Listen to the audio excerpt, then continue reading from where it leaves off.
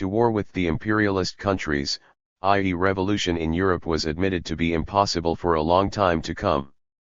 On the other hand, the Comintern's parallel turn was explicitly determined by the analyses and forecasts of the 1929 crisis and by the Comintern's estimate that revolution was inevitable and imminent in Europe, an estimate which governed its whole policy.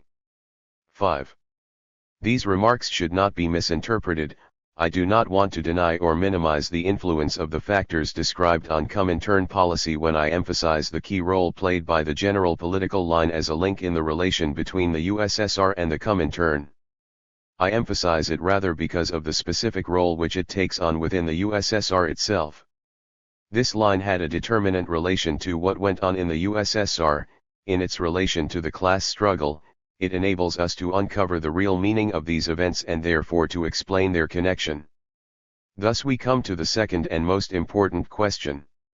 To what exactly do economism, the lack of a mass line and the progressive abandonment of proletarian internationalism correspond in the USSR itself?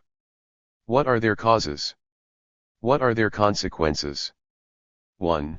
Unless we have a purely idealistic vision of history, we cannot be content to see these things as simple errors or deviations. Of course, this line led to concrete errors. It is wrong to think of error as something purely subjective. This was a wrong line, not just a simple error or deviation, which means that it actually governed the concrete errors flowing from it. 2. Nor can it be seen as a line emanating from a simple bureaucratic caste. This is not to say that that element did not, at the beginning and for a certain time, have its own specific role to play. But the kind of line which governed both the USSR's internal policy and the world communist movement cannot be related to any sort of bureaucracy. Trotsky had an inkling of this, in that he stopped at the notion of bureaucracy and never tried to elucidate the general line governing this policy. Consistent with his own views, he was satisfied with the conception of bureaucratic zigzags. 3. It is also wrong to use an entirely false conception of the second stage and to attempt to reduce the line to this stage. To clarify, Mao introduced new and crucially important elements into Marxist-Leninist theory and practice. The basis of these new elements is firstly, the present period of imperialism and its effects on the worldwide class struggle, and secondly, the historical experience of the Chinese Revolution. So it is impossible to define in full what the concept of the third stage refers to until we have, a.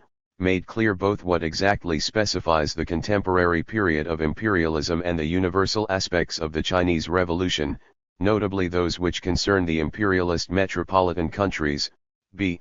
made precisely clear the meaning of stage and second stage. It is only by this means that we can hope to determine the third stage. I shall deal simply with the second point since it is of direct interest for us and because I want to refute what seems to me a completely mistaken conception of the second stage. Today the second stage is most often understood as meaning that all that happened in the USSR and the Comintern was a necessary consequence of a stage which still lacked the historical experience of the Chinese Revolution and of Mao's thought. In this conception, which is a purely evolutionist and fatalist doctrine of stages, the question of Stalin cannot be posed. According to it, the general political line in the USSR and the Comintern is from beginning to end the inevitable corollary of the second stage, which thus includes Lenin and Stalin in a single unit with the same status.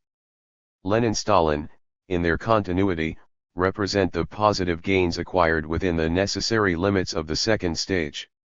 Apart from the errors of Stalin, there is no essential interruption in the USSR's general line from 1917 until Khrushchev. Stalin's errors are interpreted as purely subjective or else as simple errors of direction or aim in a necessary stage. But the explanation is false even at this elementary level, and the question of the third stage cannot be clarified until it is discarded. In the sense of being Lenin's thought and policy, Leninism itself is of course limited both by the period in which it is situated and relative to Mao's thought and policy. We have already noted these limits in this book and we shall return to them later. The same limitations hold for Stalin. But from this point of view, it is also true that considerable splits occurred in the process both in the USSR and in the Comintern, We may schematize these as the distance between Lenin and Stalin, although there was of course more than one Stalin. To say then that Lenin himself is limited because of the period in which he is situated, Stalin being similarly limited, is one thing. But it is something quite different to say that economism, the lack of a mass line and the abandonment of proletarian internationalism which progressively dominated the policy of the Bolshevik Party and the Comintern can be equated with the necessarily limited Leninism of the second stage plus Stalin's errors. What is more, it is also false. Moreover, this wholly perverts the question of the third stage. The context and meaning of the third stage are in fact quite different depending on whether it is defined according to the above conception, Stalin being subsumed under the necessarily limited Leninism of the second stage, or whether it is defined according to the principles I uphold. I can give a simple example. We can consider Mao's principle of politics in command as a specific characteristic of the third stage only if we relate it to Stalin and his unfettered economism and if we wrongly assimilate Lenin to him. But relative to Lenin, it is absolutely wrong to consider this as a specific characteristic of the third stage since he, unlike Stalin, always advocated and applied it. This question had to be posed first before tackling what is of interest to us here. The interpretation I have criticized made it impossible to undertake an analysis of what went on in the USSR in the period which interests us, for such an analysis ought to be based precisely on the historical experience of the Chinese Revolution and on the principles developed by Mao. If according to this interpretation no essential interruption occurred between Lenin and Stalin, it is because it holds that no essential change occurred in the USSR in the evolution of forces in the class struggle until Stalin died. The Soviet bourgeoisie is supposed to have emerged suddenly with the advent of Khrushchev, just as Minerva emerged fully armed from Jupiter's head. This is a much more serious misinterpretation, since it forbids any periodization of the era which interests us in the USSR on the basis of the desperate class struggle which was underway there. I cannot go into this periodization here, but I must make 2 points about it. My aim is to show that the periodization in the USSR and in the Comintern, and their relationship, cannot be grasped in their relation to the class struggle in the USSR unless we refer to the general line which gradually became dominant there. During the whole of this period, there was a desperate struggle in the USSR between the two roads, i.e. the socialist and capitalist roads. There is no alternative to these two. I say between the two roads and not between the two lines since there were not two lines in the USSR and in the Comintern, the various oppositions being in the last analysis located, to unequal degrees, on the same ground as the official line 6 by a contradictory process. The struggle between the two roads ended in the Soviet bourgeoisie being reconstituted in a new form and in its taking over state power. This process of reconstituting the Soviet bourgeoisie, and the impact of the latter on the class struggle, was in full swing under Stalin himself. The reconstitution of the Soviet bourgeoisie depended on a whole series of historical conditions in the USSR. What were the principal means of its reconstitution? How did it influence the working class and Bolshevik party policy? In the light of the Chinese experience, we now know that this reconstitution has its way prepared for it by a political line of the party of the working class. Probably the most important effects concern the state apparatuses, including the ideological apparatuses. These apparatuses are the refuges of the old bourgeoisie, which at the beginning suffers a relative loss of its economic place, and provide the bastions of its reconstitution in a new form. Bureaucratic deformation naturally played a part in this process. For one thing, it was the necessary condition for forming the nucleus of the state bourgeoisie. But this policy towards the apparatuses was itself governed by a general line which had much wider effects, i.e. by economism, the lack of a mass line, which bourgeois practices produce, and their corollary, the abandonment of proletarian internationalism. 7. So this general line was neither a simple error nor a mere accident, it was linked to the class struggle in the USSR. Essentially it resulted from the persistence of bourgeois ideology during the transition. This was able to persist because the bourgeoisie, which had taken refuge as a social force in the state apparatuses, continued to influence actions, its continued influence being itself due to a series of historical factors. The growing presence of the Soviet bourgeoisie at the very heart of the Bolshevik Party is important here. The line then appears to have been the essential breach which allowed the beginning of the process of reconstituting the Soviet bourgeoisie as a social force in a new form. But at the same time the line appears increasingly to have been one of the principal effects of this process of reconstitution and of the growing weight of the Soviet bourgeoisie in the class struggle in the USSR. Thus, although it had its particular role to play in what went on in the USSR, the line derived from the struggle there, between the bourgeoisie and the proletariat. We can now understand why this line was the essential linchpin of the relation between the USSR and the Comintern throughout the process. Related as it was to the class struggle in the USSR, this line allowed the USSR's influence on the Comintern to be made concrete. We can now also outline the possibility of dislocations and inequalities between what went on in the USSR and the process in the Comintern. In fact, the two aspects of the process in the USSR itself, i.e., the steps of the class struggle, which was the principal and dominant aspect there, and, 2, the concrete evolution of the line, developed unequally in relation to one another. This inequality either allowed or introduced dislocations between the turns in the USSR's class struggle and those of the Comintern, even though the latter were related to what went on in the USSR by being linked by the line. Either these dislocations were chronological, in that the Comintern process either followed or preceded the USSR process, or they took on the form of contradictions between what went on in the USSR and the process in Comintern. None of this means that the struggles within the Bolshevik Party, the party's policy within the USSR and the USSR's foreign policy did not bring increasing weight to bear upon Comintern policy. But the problem shifts in this case too. These factors lack all significance for a serious periodization unless they are articulated around the following questions. What were the steps in the struggle between the bourgeoisie and the proletariat in the USSR, and what was the process of modification of the class nature of the Soviet state in this respect? What were the steps in the process of making concessions to this Soviet bourgeoisie, which was not of course explicitly identifiable as such? From what moment did the Soviet bourgeoisie take on the role of a social force and form itself into an effective social class? At what moments in this contradictory process did it become the principal aspect of the contradiction? When and how did it assert its political hegemony? No history of the USSR has yet been written which takes the class struggle as its connecting thread and which uses the line described above to relate these various factors to the steps of the class struggle in the USSR.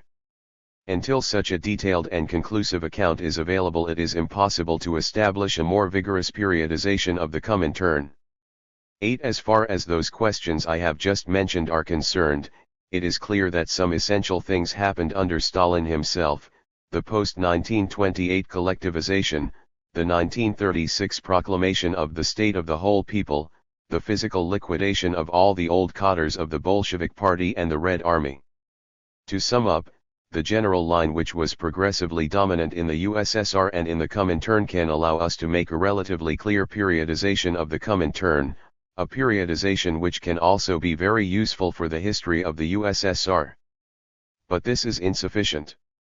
For example, we have seen how the Comintern's 6th, 1928, and 7th, 1935, Congresses cannot be interpreted on the model of a pendulum, left opportunism/right opportunism, but that there is no simple continuity between them either.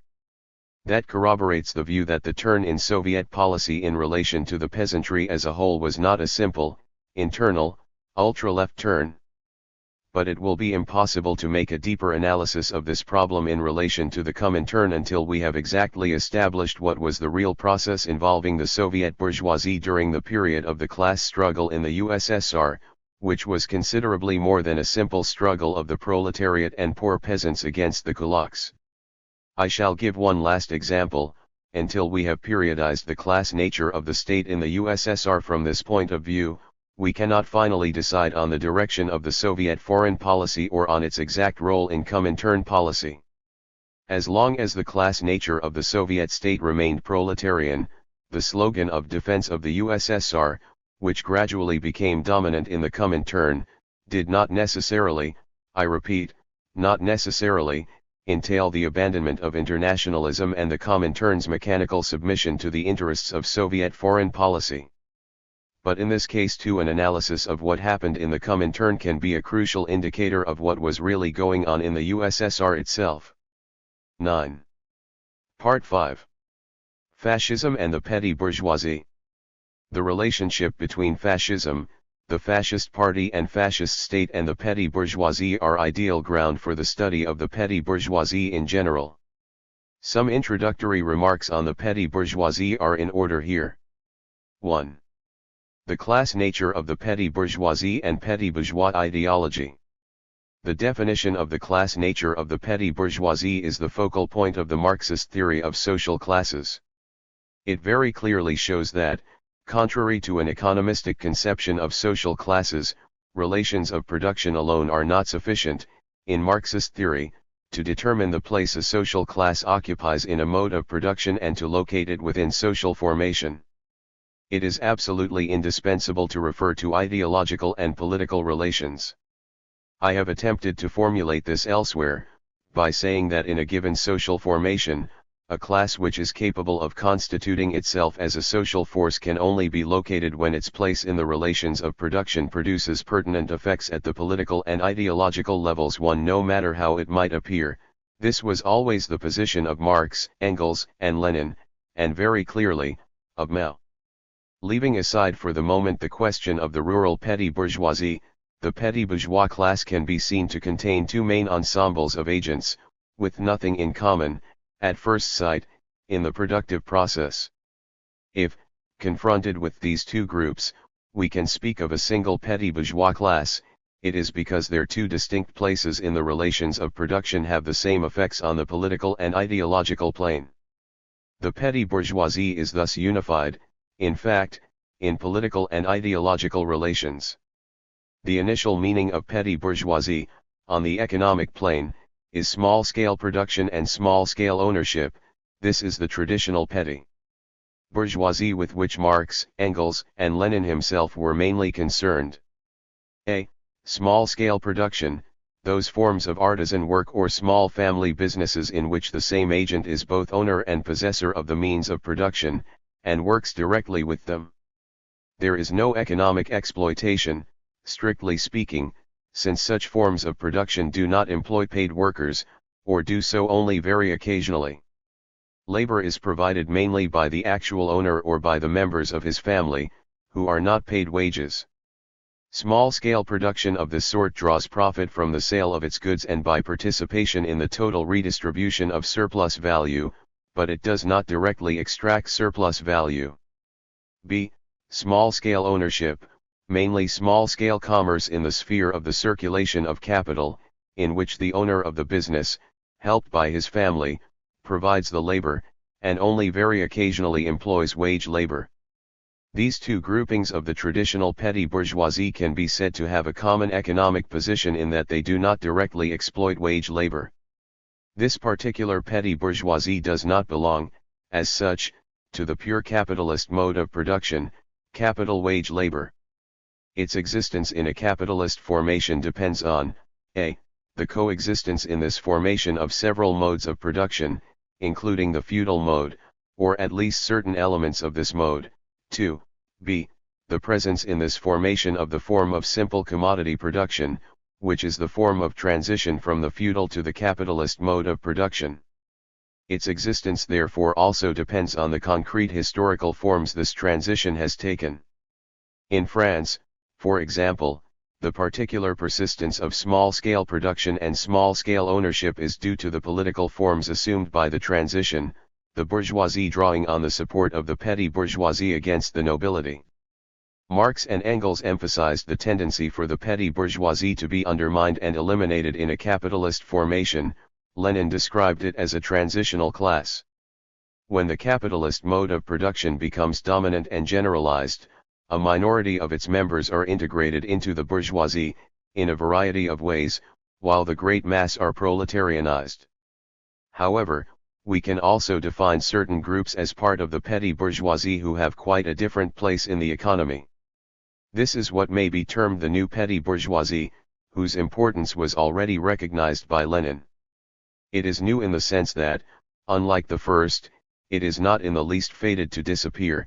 Rather, the expansion of the capitalist mode of production, CMP, and its passage to the stage of monopoly capitalism, provide the conditions for its development and growth.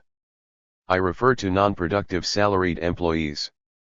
I shall leave aside the problem of the technical personnel of the firm, the bearers of science, in order to avoid the complicated discussion about whether they are non-productive workers.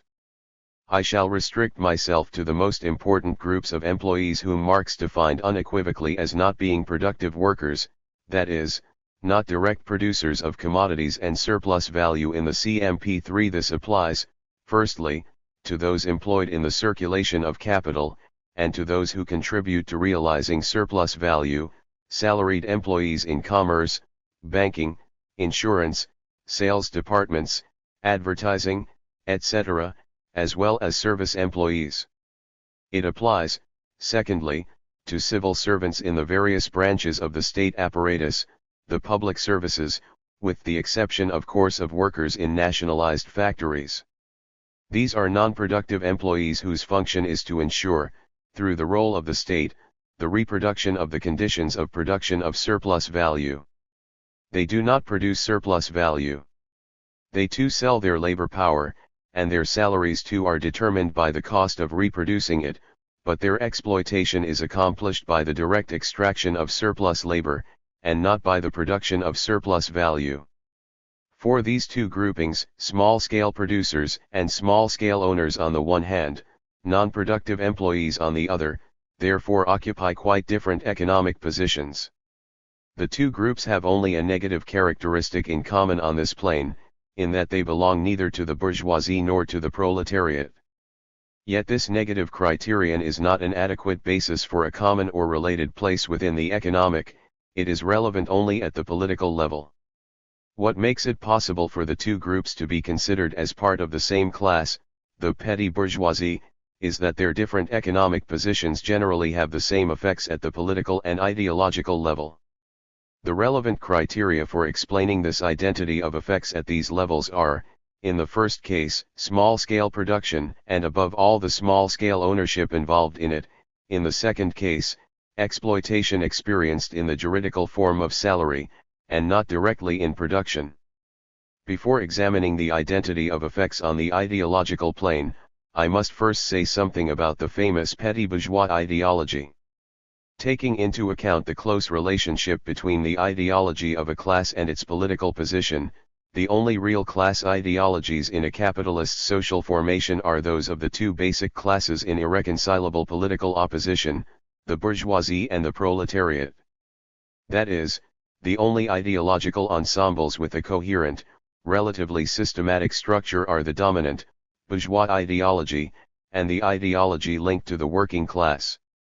It is none the less accurate to speak of an effective sub-ensemble of petty bourgeois ideology, formed by the influence of the dominant bourgeois ideology on the petty bourgeoisie's own aspirations relative to its specific class situation. In twisting and adapting bourgeois ideology to its aspirations, the petty bourgeoisie also adds to its specific ideological elements originating in its own class situation. But there is still more to it. In a capitalist formation, an ideology linked to the working class exists simultaneously. Lenin pointed out that the dominant ideology itself contains in its discourse the elements of such ideology. Because of the petty bourgeoisie's ambiguous class situation, its ideological sub-ensemble borrows from working class ideology much more than does the dominant ideology, and deflects and adapts it to the petty bourgeoisie's own aspirations. This must all be kept in mind to avoid misunderstandings when speaking of petty bourgeois ideology. Given the shifting and unstable character of this ideology, the conjunctural position of the petty bourgeoisie determines the form in which these contradictory factors combine, i.e. the role and forms of influence of bourgeois ideology, the role of the ideological elements peculiar to the petty bourgeoisie, and the forms and role of the borrowings from the ideology linked to the working class. Let us return, then, to the problem of the identity at the ideological level of the effects of the different economic positions occupied by the two major petty bourgeois groupings. I shall of necessity be very schematic. At the economic level, the small-scale producer and the small-scale owner are close both to the bourgeoisie, through ownership, and to the proletariat, the small-scale owner himself being the actual laborer. They are also opposed to both the bourgeoisie, which progressively crushes them economically, and to the proletariat, as they fear proletarianization and are fiercely attached to small property. At the ideological level, this often has the following effects: a. Status quo anti-capitalism, against big money and great fortunes, but in favor of the status quo, for this group clings to its property and fears proletarianization. This is often associated with an egalitarian aspect, against monopolies, and for a return to equality of opportunity, for fair competition on the one hand, and the parliamentary cretinism of equal suffrage on the other. The petty bourgeoisie wants change without changing the system. It also aspires to participate in the distribution of political power, without wanting a radical transformation of it. b. The myth of the latter, aspirations to social mobility, not the revolutionary transformation of society. With the fear of proletarianization below, and the attraction of the bourgeoisie above, the petty bourgeoisie aspires to join the bourgeoisie, by the individual rise of the best and most able. This aspect therefore often takes elitist forms, standing for the renewal of elites, for the replacement of a bourgeoisie not doing its job by the petty bourgeoisie, without society changing. c. The power fetishism described by Lenin. Because of its economic isolation, which also gives rise to petty bourgeois individualism, and because of its economic closeness and antagonism to both bourgeoisie and proletariat, the petty bourgeoisie believes in the neutral state above classes. It expects the state to nurture it and arrest its decline. This often leads to statolatry. The petty bourgeoisie identifies itself with the state, whose neutrality it supposes to be akin to its own, since it sees itself as a neutral class between the bourgeoisie and the working class, and therefore a pillar of the state, its state. It aspires to be the arbitrator of society, because, as Marx says, it would like the whole of society to become petty bourgeois. Similar ideological effects result from the economic situation of non-productive employees, who for their part, experience their exploitation not in production, but mainly in the juridical, and therefore largely illusory, form of the salary, a. Status quo anti-capitalism. Effective exploitation is hidden here, because it is experienced mainly in the form of the salary. This group therefore aspires to social justice, through state redistribution of income. They make declarations against big money, mainly in the form of demands about taxation.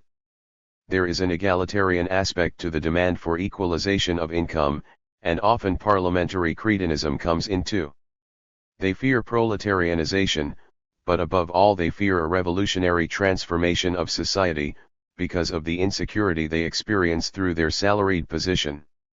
They fear an upheaval which could affect the earnings of non-productive employees, and they often fail to take into account the mechanisms of production, and the exploitative role of ownership of the means of production. One expression of this is the particular corporatist forms assumed by the trade union struggle of this group. b. The latter, upward aspirations. The ideological tendency to look to the ladder and promotion does not come from this section of the petty bourgeoisie having a transitory nature, but from the fact that it is characterized by the highest index of social mobility in capitalist society, both upwards and still more downwards. Although this group is not as such transitory, the successive generations of its members seem, because of their conditions, to belong only in passing. 5. This ideological tendency takes particular forms here, insofar as this group of employees has undergone a high level of education, producing its special qualifications as a labor force. These forms include the ideology of culture as democratic and neutral, and of the neutral educational system as the means for promoting the best to bourgeois status. c. Power fetishism. Again, isolation is what counts, also giving rise to petty bourgeois individualism, not in the form assumed in small-scale ownership, but in the form of isolation and competition among employees, who do not work in production as part of the collective laborer. Their isolation is not therefore overcome by the increasing concentration of the commercial sector. Their belief in the neutral state above classes and their statolatry here assume the form of social Caesarism and the belief in the justice of a strong state. To this must be added the ideological aspect specific to those employees belonging to the state apparatuses, the administration. The state apparatuses, as institutions, produce their own internal ideology, and these employees are particularly subject to it. The ideological aspect of the neutral state above classes especially enters into this, as an essential element of the internal ideology of the state apparatuses. Statolatry and identification with the state and its top levels intervene here more than elsewhere, through bureaucratism and hierarchical subordination. These common effects of the different economic positions of the groups making up the petty bourgeoisie are also to be noted at the political level. Here, the common negative criterion is also important, i.e. the fact that they are neither part of the bourgeoisie nor of the working class, the two basic classes whose political interests are totally irreconcilable. This means that in the field of class struggle, the different groups making up the petty bourgeoisie can have no long-term political interests of their own. This criterion, together with their isolation and their ideological similarity, generally produces the following common effects at the political level. A. It is very difficult for them to organize politically into a specific party of their own. B. They are often organized politically directly through other apparatuses of the state, which these groups see as their own political representative. The petty bourgeoisie often constitutes a supporting class for the state. Its alliance with the bourgeoisie is not direct, but mediated through support for the state forms which the petty bourgeoisie sees as opposed to the bourgeoisie's interests and in agreement with its own. C. These common ideological and political effects apply primarily in what we may call normal social circumstances. Because of their electoralist illusions, the two-component petty bourgeois groups are often in effect the peaceful pillars of the democratic republican order. But the community of effects also functions in the case of crises, as the two groups revolt in quite similar ways against the existing order. D. Both groups share a politically unstable nature. It is they who swing most often, either to the side of the bourgeoisie or to that of the working class, according to the conjuncture, since they are polarized around these two classes. Clearly then, despite their different economic positions, these groups can be defined as part of the same class, the petty bourgeoisie, because of the like effects of these different economic positions on the plane of political and ideological relations. Certain remarks are necessary here. 1. If these groups belong to the same class, the distinction between their economic positions does not thereby lose all relevance. The petty bourgeoisie is itself divided into class fractions. This can have important consequences, although the petty bourgeoisie as a whole basically has a common position in a conjuncture. The case of fascism is a particularly good example of this. It is also possible for dislocations to appear between its different fractions. These dislocations can even be deep enough for one fraction to swing one way, the other in the opposite direction. Experience shows that a common political position is generally maintained in normal conjunctures of class struggle, or in conjunctures of acute political crisis where the working class is on the defensive, as in the case of fascism. The dislocations appear above all in revolutionary conjunctures or in political crises corresponding to the working class offensive, as in Germany and Italy between 1919 and 1921. Otherwise, when the petty bourgeoisie is functioning as a social force, the two groups generally take up a common political position. 6.2. The fact that the petty bourgeoisie does not in the long term have a class position of its own does not prevent it from constituting and playing the part of an authentic social force. Fascism is a case in point, and all such cases correspond to quite specific conjunctures. In such instances, even if the petty bourgeoisie is in the long run and in the last analysis playing the game of the bourgeoisie or the working class, it nonetheless enters the political scene in a relatively autonomous manner and with a specific political weight. This is quite a serious problem, in fact, one of the reasons for the Comintern's misunderstanding of the fascist phenomenon was precisely its refusal to recognize that the petty bourgeoisie can act as an authentic social force. The Comintern quickly recognized the relationship of fascism to the petty bourgeoisie, but it saw the petty bourgeoisie as a mere contributory force trailing behind big capital. Fascist party equals hired agent of big capital. Only Gramsci and Trotsky had a really correct understanding of the relationship of fascism to the petty bourgeoisie. 7. Their position was subsequently condemned by the Comintern and lumped together with that of the Social Democrats, i.e. that the petty bourgeoisie was a third force with its own long-term class position, leading to a false conception of fascism as the dictatorship of the petty bourgeoisie. 8.3. Finally, we should note the importance of ideology in the actual class constitution of the petty bourgeoisie. Even apart from the role of ideology in unifying its different fractions, which are particularly subject to illusions because of their economic position, transitory in the one case, employee status in the other, because of the resulting isolation, ideology plays a decisive role. The petty bourgeoisie literally feeds on the ideology which cements it. Particularly in Italy, this class was one of the main economic victims of fascism, which bled it white, yet it was the only class to support it en masse to the end, and it did so for ideological reasons. This gives some indication of the magnitude of the Comintern's mistake in expecting fascism to fall quickly, because of its internal contradictions, or more precisely, because the mass of the petty bourgeoisie would themselves turn from fascism when they found it damaging to their economic interests. 2. General propositions. I shall now return to discuss the relationship between fascism and the petty bourgeoisie, according to the plan previously applied. I. Monopoly capitalism and the petty bourgeoisie, its economic situation. The rise of fascism corresponds to an economic crisis for the entire petty bourgeoisie. This is an important fact. In both Germany and Italy, the petty bourgeoisie was particularly affected by the economic crisis the countries had just been through. But insofar as the crisis had begun to be resolved before fascism actually came to power, the essential point is the step of transition to the dominance of monopoly capitalism to which fascism corresponds. The acceleration of the concentration of capital during the rise of fascism directly jeopardized the economic existence of small-scale production and small-scale ownership.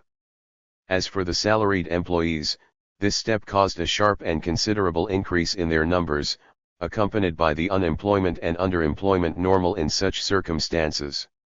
1. 2. The political crisis and the petty bourgeoisie as a social force, the fascist parties and the interests of the petty bourgeoisie.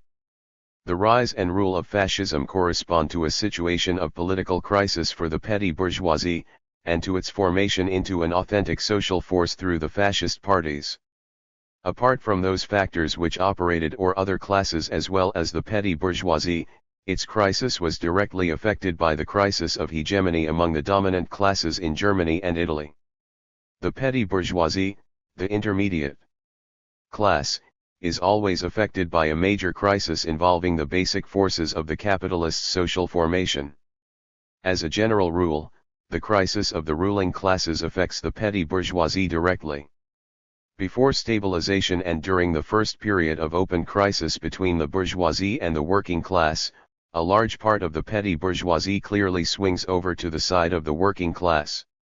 Without being able to trace a clear line of demarcation between the two fractions of the petty bourgeoisie, we can say that this is mainly the case with the salaried employees. In the face of working class defeat, and the lack of a specific communist policy of alliance with the petty bourgeoisie, this situation changes, but only by steps. After its open swing to the working class side, this part of the petty bourgeoisie seems to stick to social democracy during the stabilization step. Subsequently it becomes disillusioned with social democracy, which fails to defend its interests. Turning away from social democracy, the petty bourgeoisie as a whole finds itself faced, at the beginning of the rise of fascism, with that instability and lack of hegemony among the dominant classes and fractions which characterizes the bourgeois party's crisis of representation. These parties, while they are directly tied to the class interests of the power bloc, are at the same time the representatives of the petty bourgeoisie, because of its inability to form its own party. The bourgeois parties split away from their own classes and fractions in the power bloc. This directly affects their representational tie to the petty bourgeoisie itself, which understands that from now on such parties are no more than parliamentary cliques. The loss of these parties' real influence on the political scene, which they obtained as a result of their ties with fractions and classes other than the petty bourgeoisie, leads the petty bourgeoisie for its part to turn away from them. The way is therefore open to the fascist parties. During the rise of fascism, the petty bourgeoisie, and this time the whole of it, becomes a social force through the fascist parties. But I should pause here to deal with the question of the representational tie between the petty bourgeoisie and the fascist party, and to distinguish between two meanings of the term representation. In its first meaning, the term indicates the tie of a political party to real class interests. In its second meaning, the term mainly indicates the ideological and organizational ties of a party to a class whose real interests it may well not represent. On the relationship between the fascist parties and the petty bourgeoisie, it is necessary to be still more specific and distinguish the steps in the rise and rule of fascism. To take the second meaning first, it is in this sense that the fascist parties are the representatives of the petty bourgeoisie. They are highly structured mass parties with a mass base of members, activists, and voters essentially drawn from the petty bourgeoisie. The class origin of their intermediary and upper strata is also petty bourgeois. What therefore distinguishes them from the bourgeois parties which traditionally represent the petty bourgeoisie is their effective organizational ties with this class. At the same time, the fascist parties are typically petty bourgeois in the ideological sense. This also distinguishes them from the other bourgeois parties which traditionally represent the petty bourgeoisie. What of the real interests represented by these parties, in the first meaning of the term representation? As far as the petty bourgeoisie can be said to have had its own short-term political interests, the fascist party was their real representative during the first step of the rise of fascism. The first party programs were basically no more than a catalogue of petty bourgeois grievances, and the parties actively pursued petty bourgeois demands. But with the point of no return, the turning point was already passed. The fascist party from then on overwhelmingly represented the real interests of the bourgeoisie. If it still continued to pay some attention to the interests of the petty bourgeoisie, once fascism was in power and well into the step of stabilization, these interests were completely abandoned. The petty bourgeoisie intervened as a social force on the political scene through the fascist parties, while swinging clearly to the side of the bourgeoisie. It acted relatively autonomously from big capital within the alliance. The petty bourgeoisie no longer simply trailed behind the bourgeoisie as it had when represented by the traditional bourgeois parties. The alliance of big capital with the petty bourgeoisie in revolt covers over very strong contradictions in this conjuncture. What it hides is intense political struggle between big capital and the petty bourgeoisie, a struggle which is present throughout the whole history of fascism, and which has repercussions on the contradictions between fascism and big capital. In the beginning, this alliance was made through the fascist party, thanks to its ambiguous representational function. The fascist party presented itself as anti-capitalist, while representing more and more clearly the interests of big capital. Later, after the party was subordinated to the state apparatus, in the strict sense, the alliance was made through the state, with the help of the petty bourgeoisie's own power fetishism. This alliance of big capital and petty bourgeoisie was never openly declared. It took the form of petty bourgeois support for a form of state whose ties with the interests of big capital it did not understand. In short, the historical role of fascism was to achieve an alliance between big capital and the petty bourgeoisie, in the very conjuncture in which their contradictions were being acutely intensified. As for the political role and position of the petty bourgeoisie under fascism, I have already given its broad outlines in examining the relationship of fascism to the dominant classes. During the first step of fascism in power, the petty bourgeoisie became the ruling class. With the stabilization step, it fell back to the position of class in charge of the state apparatuses. Its role as a social force was from then on mainly expressed in characteristic effects on the state apparatuses. The particular forms these effects took can be explained neither by their simple correspondence to the interests of big capital, nor by the general ideological role of fascism, but only by the role of the petty bourgeoisie as a social force. In fact, organization into a party of its own is not the only way for a class other than the working class to become a social force. 3. The ideological crisis and fascist ideology, imperialist ideology and petty bourgeois ideology. The rise of fascism corresponds to an acute ideological crisis of the petty bourgeoisie, as part of the generalized ideological crisis of these social formations. The generalized ideological crisis of the German and Italian social formations was firstly a crisis of the dominant ideology. Because petty bourgeois ideology is in the end only the complex twisting and adaptation of bourgeois ideology to the petty bourgeoisie's own aspirations, this crisis directly provoked an ideological crisis of the petty bourgeoisie. Together with the petty bourgeois revolt, this produced the following results: a. The elements of petty bourgeois ideology specific and peculiar to the petty bourgeoisie, which were previously drowned, as it were, in the discourse of bourgeois ideology as adapted to petty bourgeois aspirations, experienced a revival and a sharp upsurge. b. The anti-capitalist aspect became uppermost, often by implicit opposition to bourgeois ideology. c. In the ideological crisis of the working class, borrowings from its ideology, scattered and out of context as they were, became more frequent and more significant. When fascism comes to power, an apparently paradoxical phenomenon results: the petty bourgeois ideological sub-ensemble, modified in this way, replaces the dominant bourgeois ideology, thereby cementing back together the social formations in question. It therefore takes on the role previously played by bourgeois ideology, both for the bourgeoisie itself, and for the working class. A warning should be given here, for the petty bourgeois ideology of fascism has often been discussed in quite wrong terms. This shift in the dominance of bourgeois ideology in favor of the petty bourgeois ideological sub-ensemble in no way means that bourgeois ideology is suffering an eclipse. Bourgeois ideology continues to be constantly present in the dominant ideology, even in its modified form. The petty bourgeois ideological sub-ensemble is still a torsion and adaptation of bourgeois ideology to the aspirations of the petty bourgeoisie which, strictly speaking, has no ideology of its own.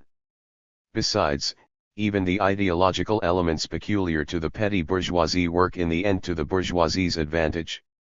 Bourgeois ideology thus perpetuates its hold, but in indirect or disguised form. This is in fact the specific characteristic of fascist ideology, the indirect domination of imperialist ideology, via the direct dominance of petty bourgeois ideology. Under fascism, the imperialist ideology of big capital is also dominant over classical liberal ideology within bourgeois ideology itself.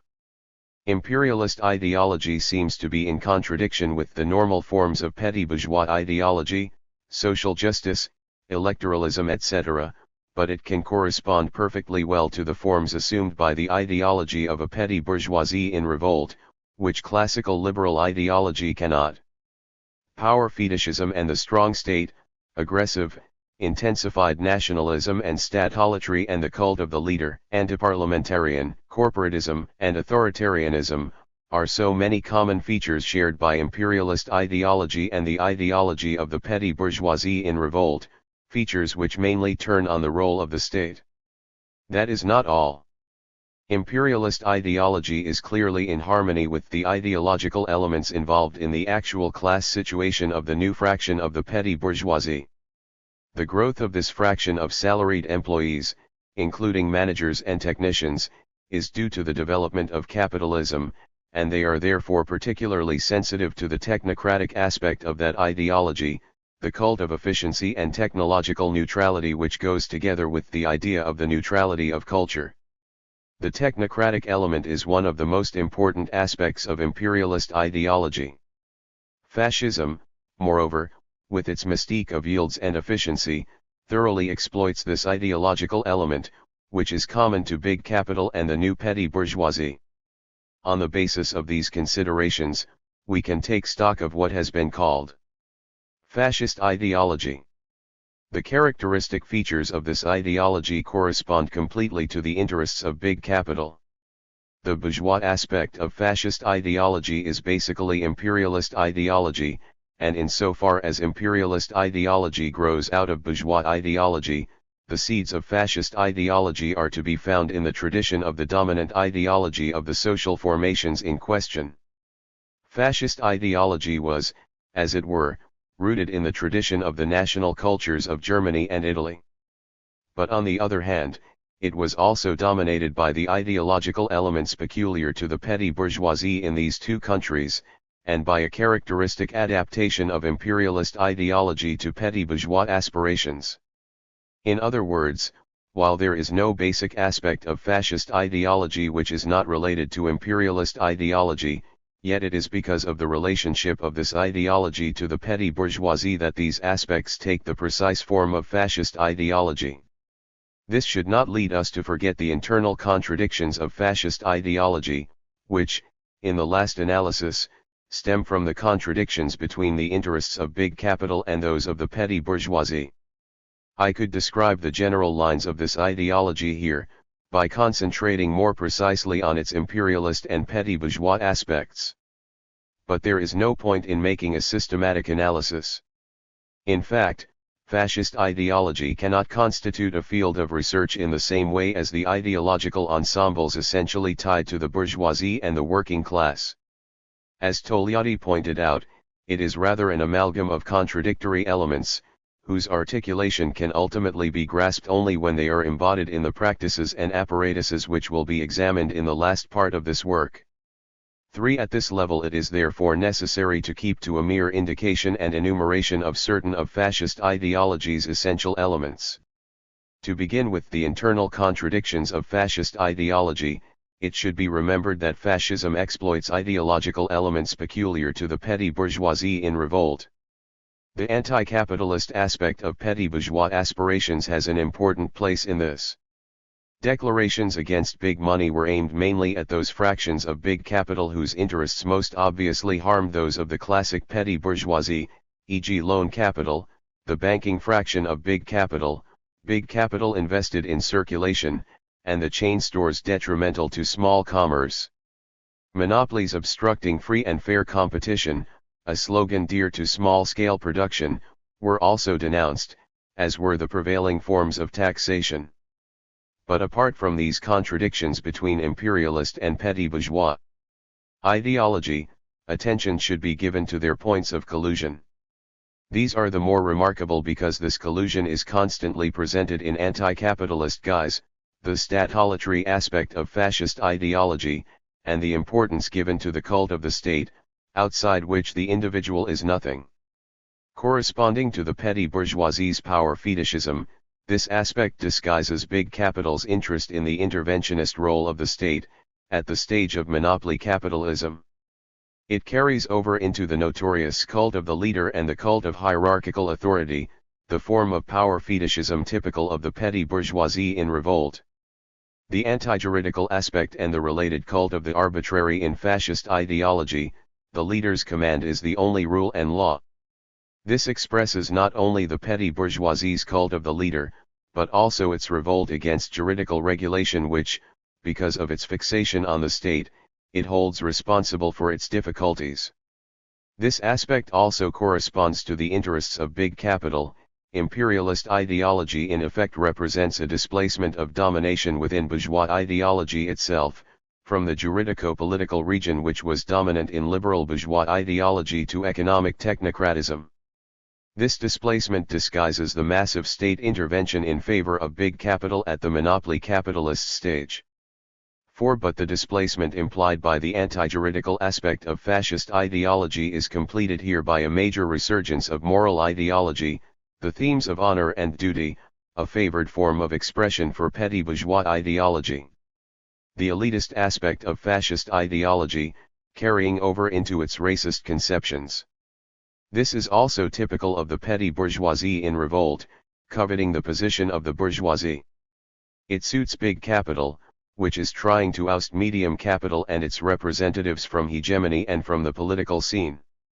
The anti-Semitic, racist aspect, I cannot of course start examining racism here. But let me simply point out that the image of the rich exploiting Jew was adapted to the mystified anti-capitalist side of petty bourgeois ideology. This aspect suits big capital, not only because it shifts the anti-capitalism of the petty bourgeois masses onto the Jews, but also because it corresponds to its colonialist and expansionist interests. The nationalist aspect, the exaggerated cult of the mystical entity of the nation, ties of the soil and of blood, through which the petty bourgeoisie tries to deny class struggle, and of which it considers itself the pillar, the natural mediator of the forces operating. Such nationalism evidently suits imperialist big capital. Militarism, the petty bourgeoisie combines nationalism with the authoritarian, hierarchical, leader cult aspect, in accordance with the interests of expansionist big capital. This is accompanied by the abstract cult of violence characteristic of the jacquerie of the rebel petty bourgeoisie, and of the end of the phase in which big capital brings in increasing repression of the masses. Anti-clericalism, the laicizing aspect of the petty bourgeois revolt against privileges, which suits big capital, given the close tie of the church to big landed property and medium capital in these countries. 5. The particular and important role of the family in this ideology, which was studied by Wilhelm Reich. The role of the family is related to the representations and aspirations of a petty bourgeoisie characterized by isolation and family organization in its economic life, and by its search for a social unit immune to class struggle. This suits big capital, although the development of monopoly capitalism leads to a de facto dissolution of traditional family ties. It disguises the class struggle and takes away its reality, contributing to the tendency to authoritarian hierarchy peculiar to imperialist ideology. The particular role given to education, in which the youth are regimented by the state, and a quite specific conception of youth and education. This corresponds to the petty bourgeois ideology of the latter and social mobility, and the conception of generations held by the new petty bourgeoisie, which sees itself as in transit. It also suits big capital, in that it allows it to intervene in the education and training of the labor force necessary to monopoly capitalism.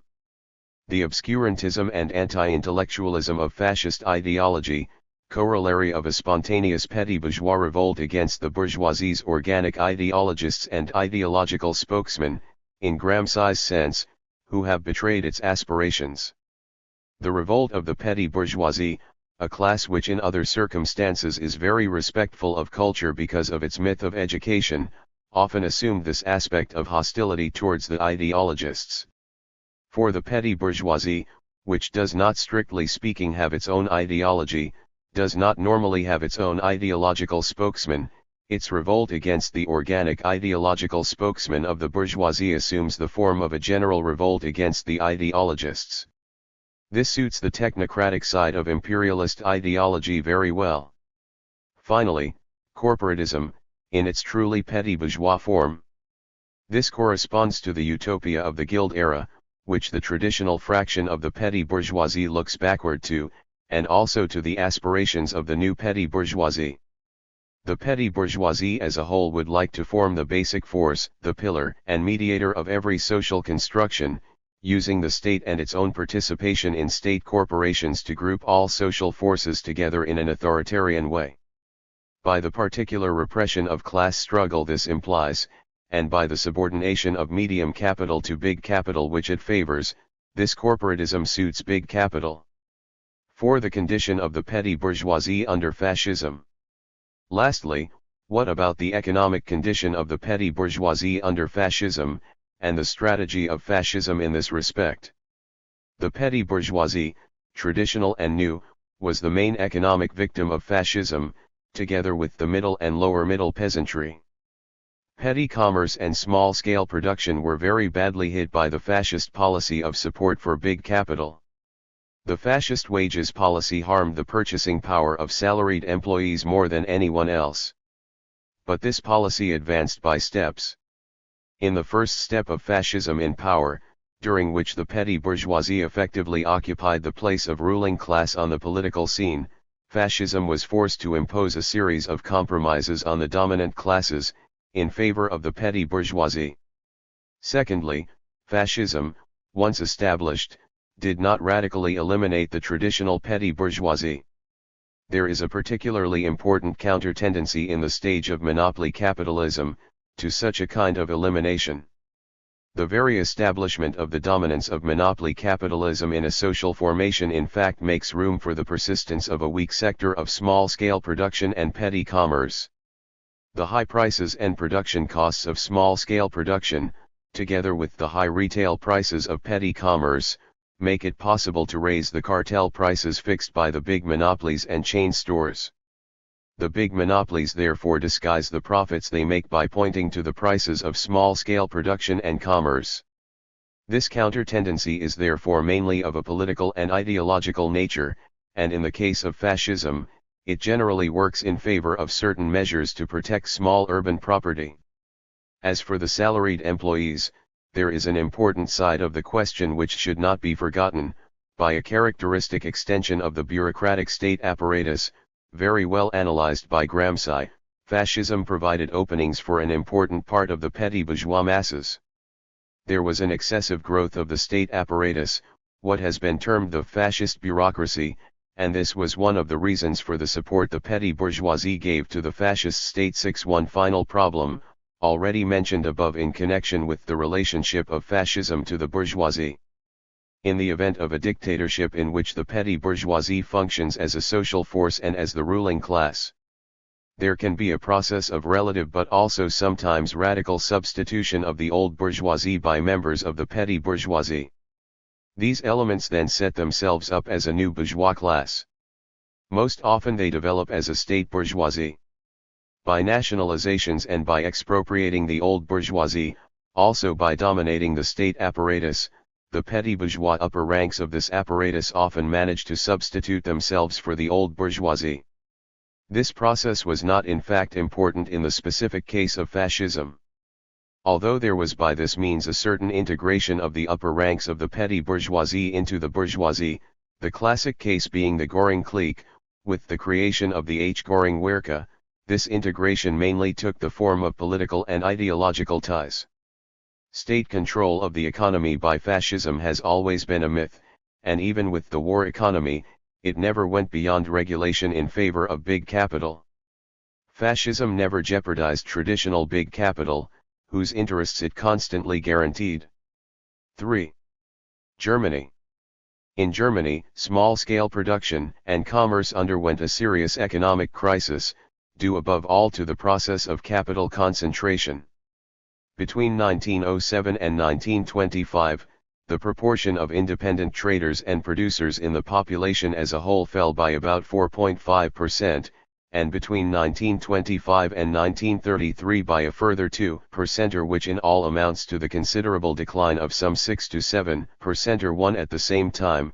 This fraction of the petty bourgeoisie, exploited by big capital, not only or even mainly by means of expropriation and proletarianization, in the strict sense, and subject to price movements, inflation, and the crisis of the 1929 depression, was one section of the population which suffered most economically. In this process of pauperization, artisans and traders lost almost half their income. 2. As for the new petty bourgeoisie of employees and officials, it increased to the point of representing 17% of the population in 1925 as against 12.6% in 1907. Between 1925 and 1933, this percentage increased again by 1.4%, while the percentage of the working class remained relatively stable. 3. This section of non-productive employees, though it suffered less than the others, lost more of its purchasing power than the working class proper. Before considering the political crisis of the German petty bourgeoisie after the war and during the rise of fascism, I should like to say a few words about its particular characteristics. The revolution from above carried out by Bismarck under the political leadership of the landed nobility, and the marked lack of a hegemonic role for the bourgeoisie, had allowed the German petty bourgeoisie, as Marx and Engels pointed out, to play an important role. In Germany, the petty bourgeois class, a relic of the 16th century and since then constantly cropping up again under various forms, is the real social basis of the existing state of things.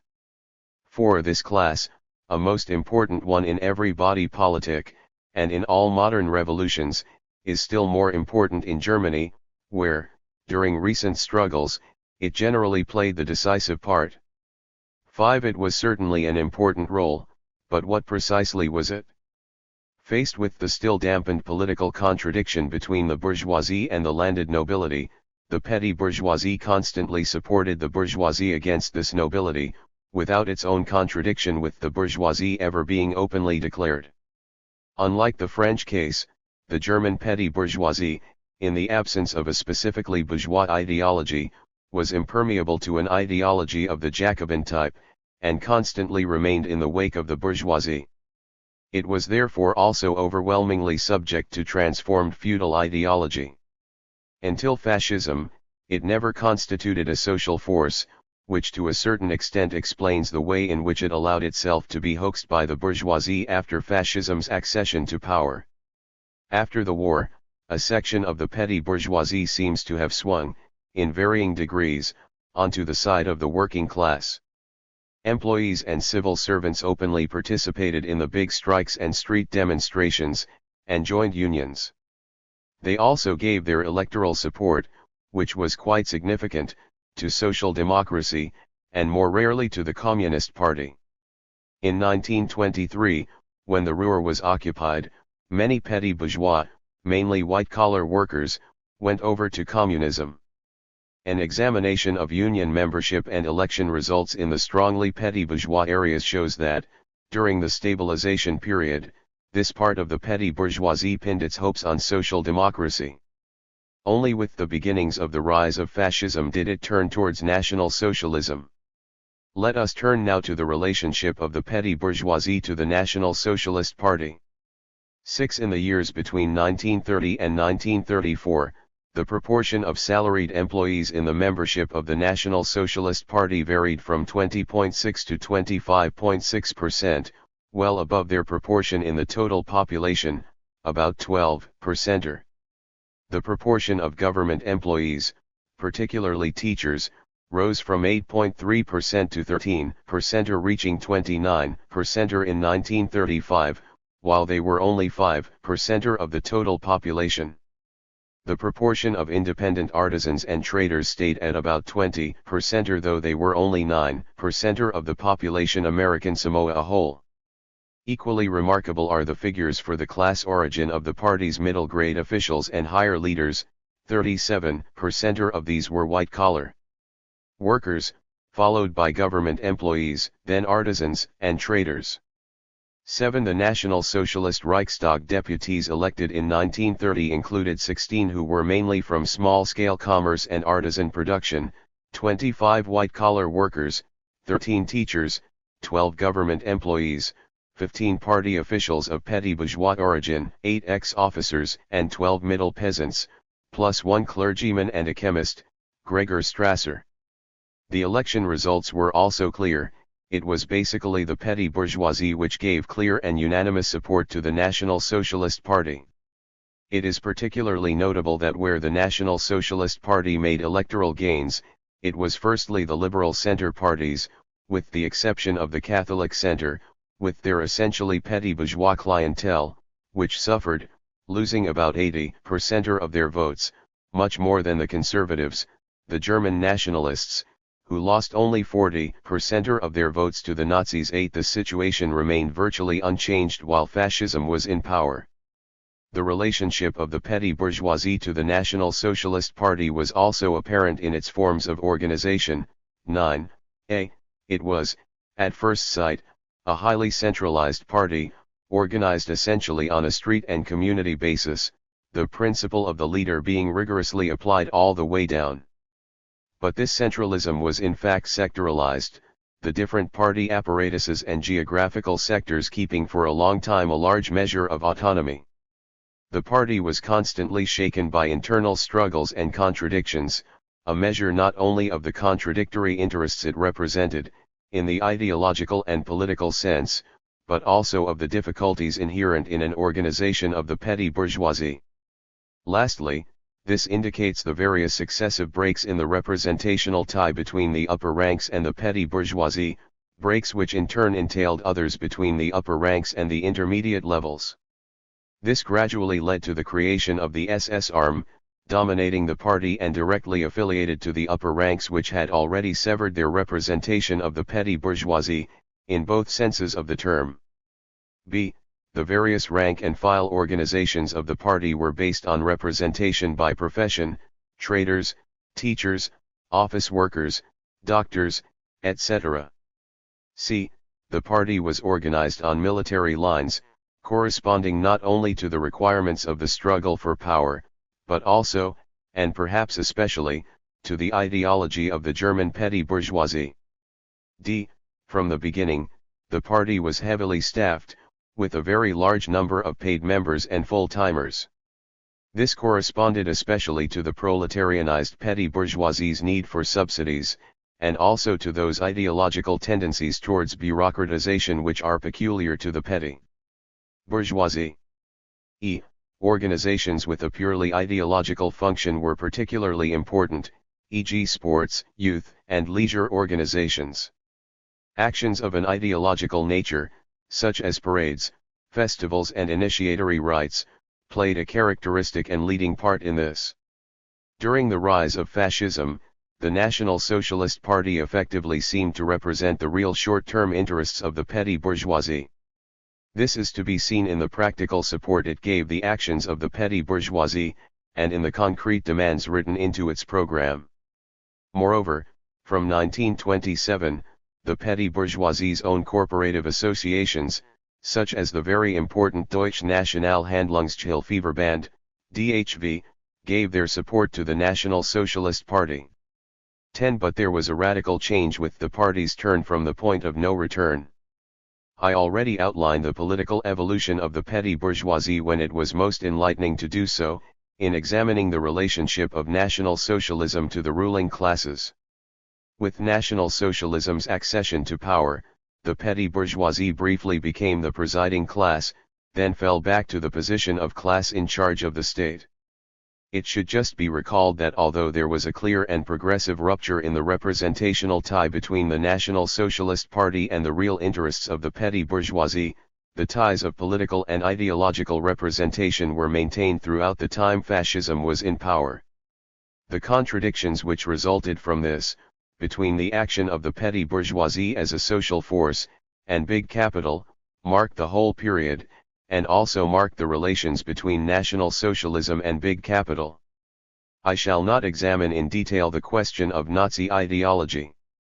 Firstly, because others have already studied the question fully, secondly, and above all, because fascist ideology, in the sense of petty bourgeois class ideology, does not exist. The elements which distinguish it have been mentioned above. What is much more interesting is the institutional forms to which they gave rise and in which they were embodied, and I shall deal with these later in examining the National Socialist state. The real interests of the urban petty bourgeoisie were totally abandoned when National Socialism came to power. But this was still accomplished by steps, and the process only became apparent with the step of stabilization.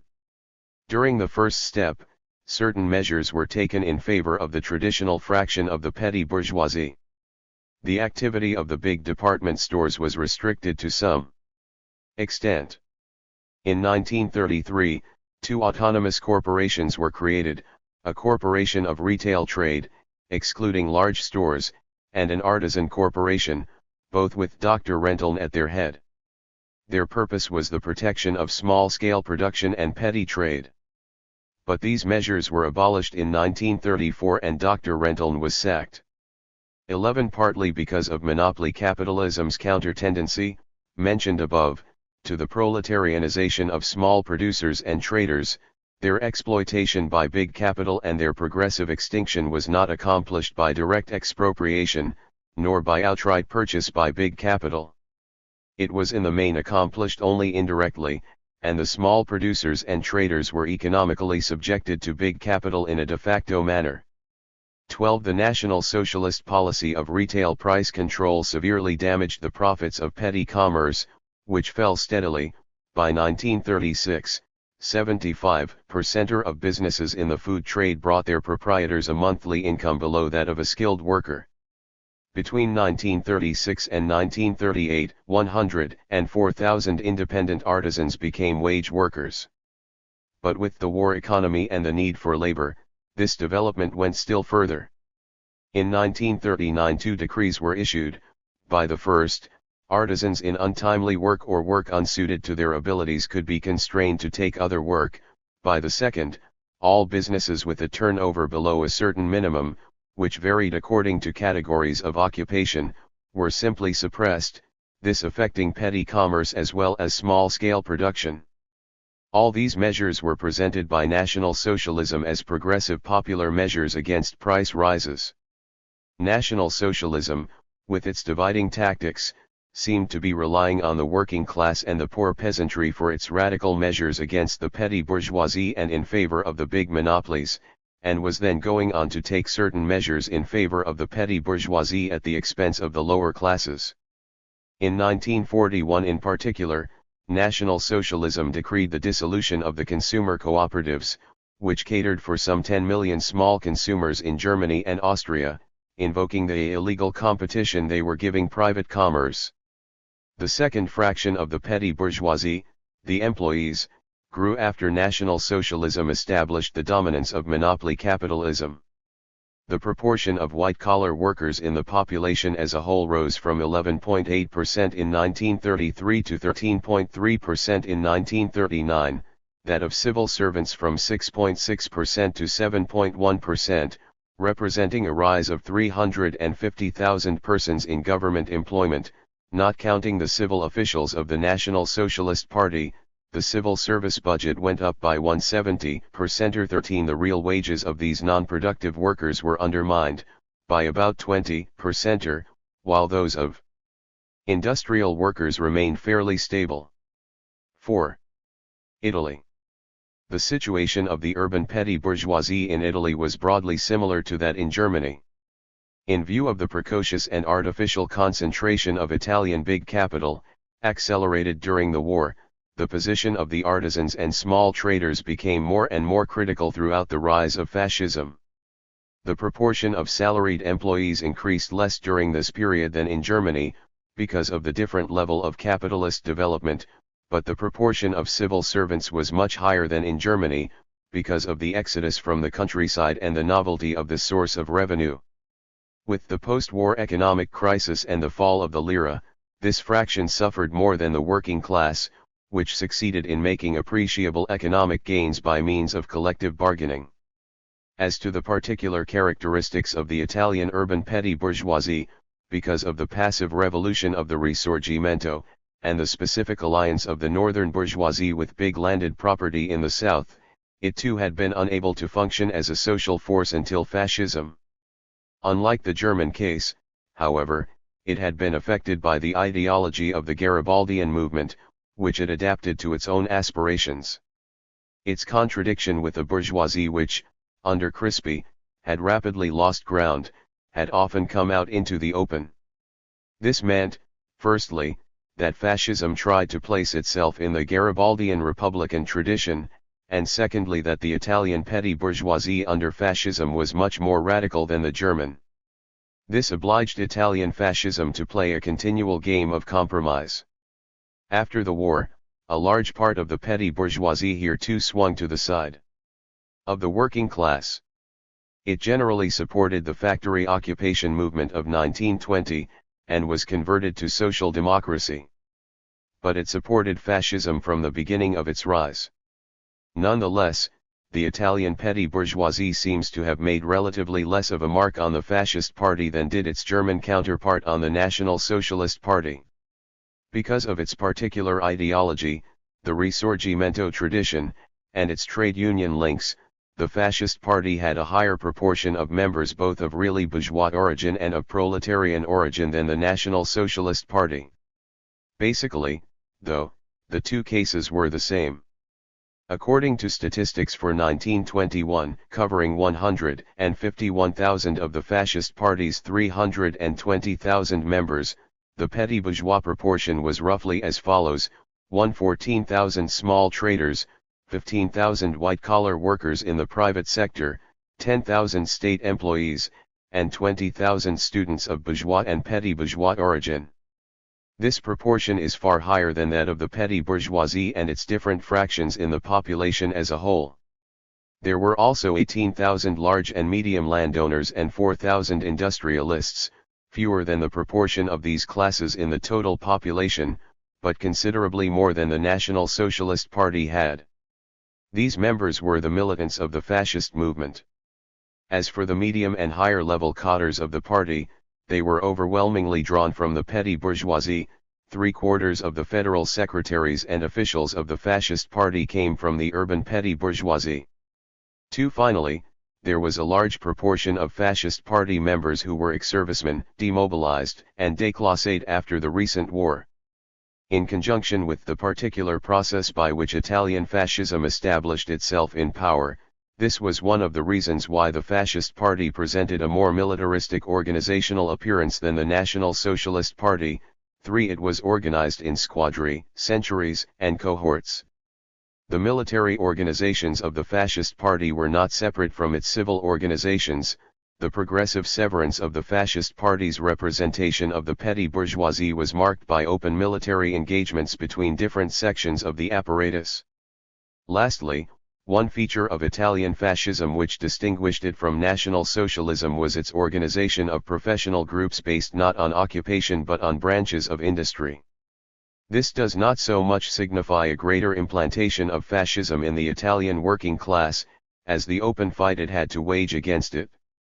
The specific development of the role of the petty bourgeoisie in Italy, first as presiding class, then class in charge of the state, has also been studied in investigating the relationship of fascism to the dominant classes. I shall not go into detail here either on the subject of fascist ideology. I would simply remark that the form it took in Italy was much more marked by the nationalist tradition of the liberal bourgeoisie. Instead of Rosenberg and other Nazi ideologists, Renault is in the front line here. But perhaps the most striking difference with National Socialism is the relative absence of the anti-Semitic and racist aspect, due for one thing to the restricted importance of colonialism for Italian big capital. The material interests of the Italian petty bourgeoisie under fascism underwent a similar development to that in Germany, though because of the different level of capitalist development, the process of concentration did not reach the same pace or level as in Germany. Italian fascism thus had more room for maneuver in relation to small-scale production and commerce. There is a particularly notable absence of authoritarian measures equivalent to expropriation, measures such as were taken by National Socialism, although the artisan sector decreased considerably in absolute numbers and as a percentage of the active population. In 1936, it accounted for 25.6% of workers in industry, which is relatively high. For at the same time, this fraction of the petty bourgeoisie suffered less from pricing policies than its German equivalent. There was also a very important increase in non-productive employees. The tertiary sector as a proportion of the whole population rose from 19.5% in 1921 to 2.37% in 1936. The earnings of this fraction of the petty bourgeoisie declined, as a percentage of the total national income, while their percentage in the whole population was always going up, a phenomenon which clearly distinguished them from the working class proper. 5. However, the number of state employees was growing much faster than in Germany, the fascist bureaucracy being more important in Italy after the accelerated depopulation of the countryside, and with the unemployment which followed the 1929 crisis. The proportion of white-collar workers in the whole population rose from 11% in 1920 to 12% in 1930 and 18% in 1938. 6. To keep things in proportion, however, these processes were on the whole quite similar in Germany and Italy. Part 6. Fascism and the countryside. I must now turn to the last problem, the relationship of fascism to the countryside. I have deliberately used the term countryside. An analysis of fascism in the countryside once again clearly demonstrates what a reactionary myth it is to describe the peasantry as a single class. The rural population is itself composed of different classes and fractions, stemming from the different modes and forms of production in the social formation. This is not all, even those who accept, as Marxists, that the peasantry is divided into classes, often tend to take the land as a common denominator and to imagine that these classes and fractions may operate, politically and ideologically, in the same way, like the sections of the petty bourgeoisie. For example, one among European examples, the case of fascism is often used to point out the reactionary nature of the rural population, which is presumed to have been unanimous in its support. This is incorrect. Both in discussing fascist policy towards typical rural areas, and in discussing the behavior of the peasantry towards fascism, which varied from direct support through passivity to open opposition, some distinction must be made between the classes and fractions. 1. Classes in the countryside. The problem of distinguishing classes and class fractions in the countryside is very complex, and so some preliminary remarks are needed. The main Marxist positions available are those of Lenin, basically in the development of capitalism in Russia, Koski, the Koski of 1900, in the agrarian question, and the much briefer remarks of Mao about classes in China. 1. To begin with, there are certain criteria which are generally referred to in distinguishing classes in agriculture, though these are inadequate. A. Formal juridical ownership. This properly belongs to the superstructure, not to the relations of production. Lenin has shown, particularly in his analyses of the Prussian road of capitalist development in agriculture, that this criterion affords no way of distinguishing large feudal ownership from large capitalist ownership. B. Size of income is not definitive either, but this is what the summary use of the criterion of area of cultivation leads to. Such a criterion is particularly inadequate for distinguishing between small owners, small tenant farmers and agricultural smallholders, as well as between large feudal and large capitalist owners. C. The relationship of an agricultural unit to the market, i.e. the proportion of the product marketed, is quite irrelevant, as it does not refer to the relations of production, and wrongly lumps together different classes and fractions of the peasantry. D. Technical criteria, commercial value of land, type of agricultural product, degree of technological rationalization, percentage of capital invested, are not determinant either. In the last analysis, all these elements are the effects of the relations of production in the countryside. 2. It is therefore necessary to look closely at the characteristic relations of production exhibited by different modes of production in the countryside, and this must be done via the double relationship governing these relations of production. A. The relationship of the non-laborer to the land, i.e. economic ownership. This can be defined as the non-laborer's real economic power and control, its forms, extent and degree. B. The relationship of real appropriation, or possession, i.e. the relation of the actual laborer to the land, in what forms, to what extent and to what degree it is possible for the direct laborer to set to work the means of production without the intervention of the non-laborer. For each mode and form of production, feudal, capitalist, simple commodity production, the combination of these two relationships is embodied in a particular kind of economic unit or farm, the specific form of agricultural enterprise. This may be defined as the unit within which the allocation of land to any type of production, the distribution of the means of production and labor and therefore the distribution of income and profits, are determined by the combination of these two relationships. 3. This is valid for all modes of production. But any given social formation contains several different coexisting modes and forms of production, both in industry and in agriculture. 3. The first consequence of this is that the actual forms of cultivation or agricultural enterprises are in some way impure, because of the concrete combination of different modes, or forms, of production, varying according to the specific historical development of each social formation. We may now attempt to establish the main forms of agricultural enterprise in capitalist social formations. Although historical development is involved here, the analysis will still be at a high level of abstraction, just as when Lenin, discussing historical development, attempted to grasp the two roads by which capitalism tended historically to establish itself in the countryside. For this analysis is an indispensable precondition, but it is not in itself sufficient to grasp all the concrete effects of the combination of modes of production in the countryside, and to establish what classes and fractions are present in the social formations concerned. 5. A. The agricultural unit based on large landed property of the feudal kind. The landowner has complete economic power in this kind of cultivation. The actual laborer holds small patches of land by feudal tenure, and provides the landowners with labor, mainly in the form of corvée. In its historically surviving forms, this type of cultivation, as Lenin shows, often takes the form of sharecropping. 6. There is no market for agricultural labor, as this is provided by the dependent tenant, tied to the soil of the land he cultivates. Extensive cultivation prevails. Production is not mainly for the market, and the criterion of profitability is not very important. The proportion of capital invested is low. B. The agricultural unit based on capitalist land ownership of the kind typical of a direct capitalization of the previous form of cultivation. Here also, the landowner has complete economic power over the land. Cultivation requires long-term capital investment, and is generally centered on intensive monoculture, cereals, potatoes etc., intended for the market.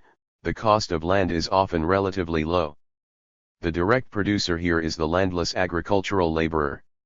He sells his labor power, and is paid sometimes in kind, but more generally in wages.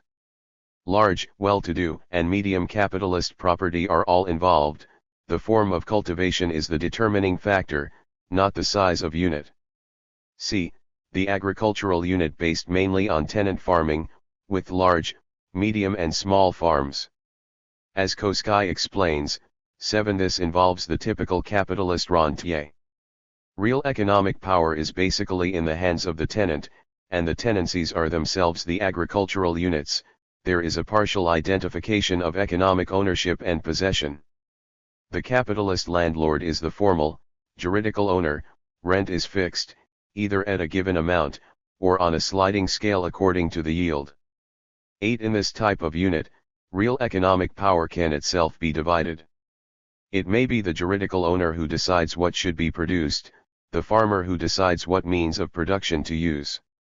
This is a specific form of transition to the establishment of capitalism in agriculture. It is not the Prussian road, as in case B, but neither is it the road of small land ownership. Although it belongs historically on the side of the latter, it is a transition form which, for juridico-political reasons, has come up against the obstacle of uncompleted distribution of land and agrarian reform. This type of cultivation is to be found not only before the historical problem of land redistribution arises, as in France before the Revolution, but also after the distribution has taken place. The expropriation of indebted smallholders, who then become tenants, is one of the ways in which capitalist ownership is built up from small ownership, in the way Lenin describes, for example, in the case of Central and Southwest Germany. This kind of unit is also found in the later historical transformation of case B, when land rent is capitalized as a very fast rate. England is the classic case. This form favors the introduction of capitalism into agriculture much more than does small holding. It aids the extension of units, as small and medium owners often rent lands other than their own. These enterprises are more inclined to increase their yields and introduce technological innovations, etc., as they have to pay for their land. High yields and intensive cultivation are often found on this kind of land. Finally, different forms of agricultural labor are used, according to the type of cultivation. Large and well-to-do capitalist owners are involved, but depending on whether tenant farming is generally conducted using wage labor, and on the degree that this is developed, large, medium and small tenants can be the effective economic owners. D. The agricultural unit based on small-scale ownership, the familiar small holding, where juridical and economic ownership and possession, coincide. Cultivation is mainly by members of the family, however loosely defined the services of agricultural laborers are subordinate, farm servants, or rare, in periods of intensive work. The smallholders are occasionally obliged to work as agricultural laborers. Such units are relatively little oriented to the market. Land rent does not play a direct role.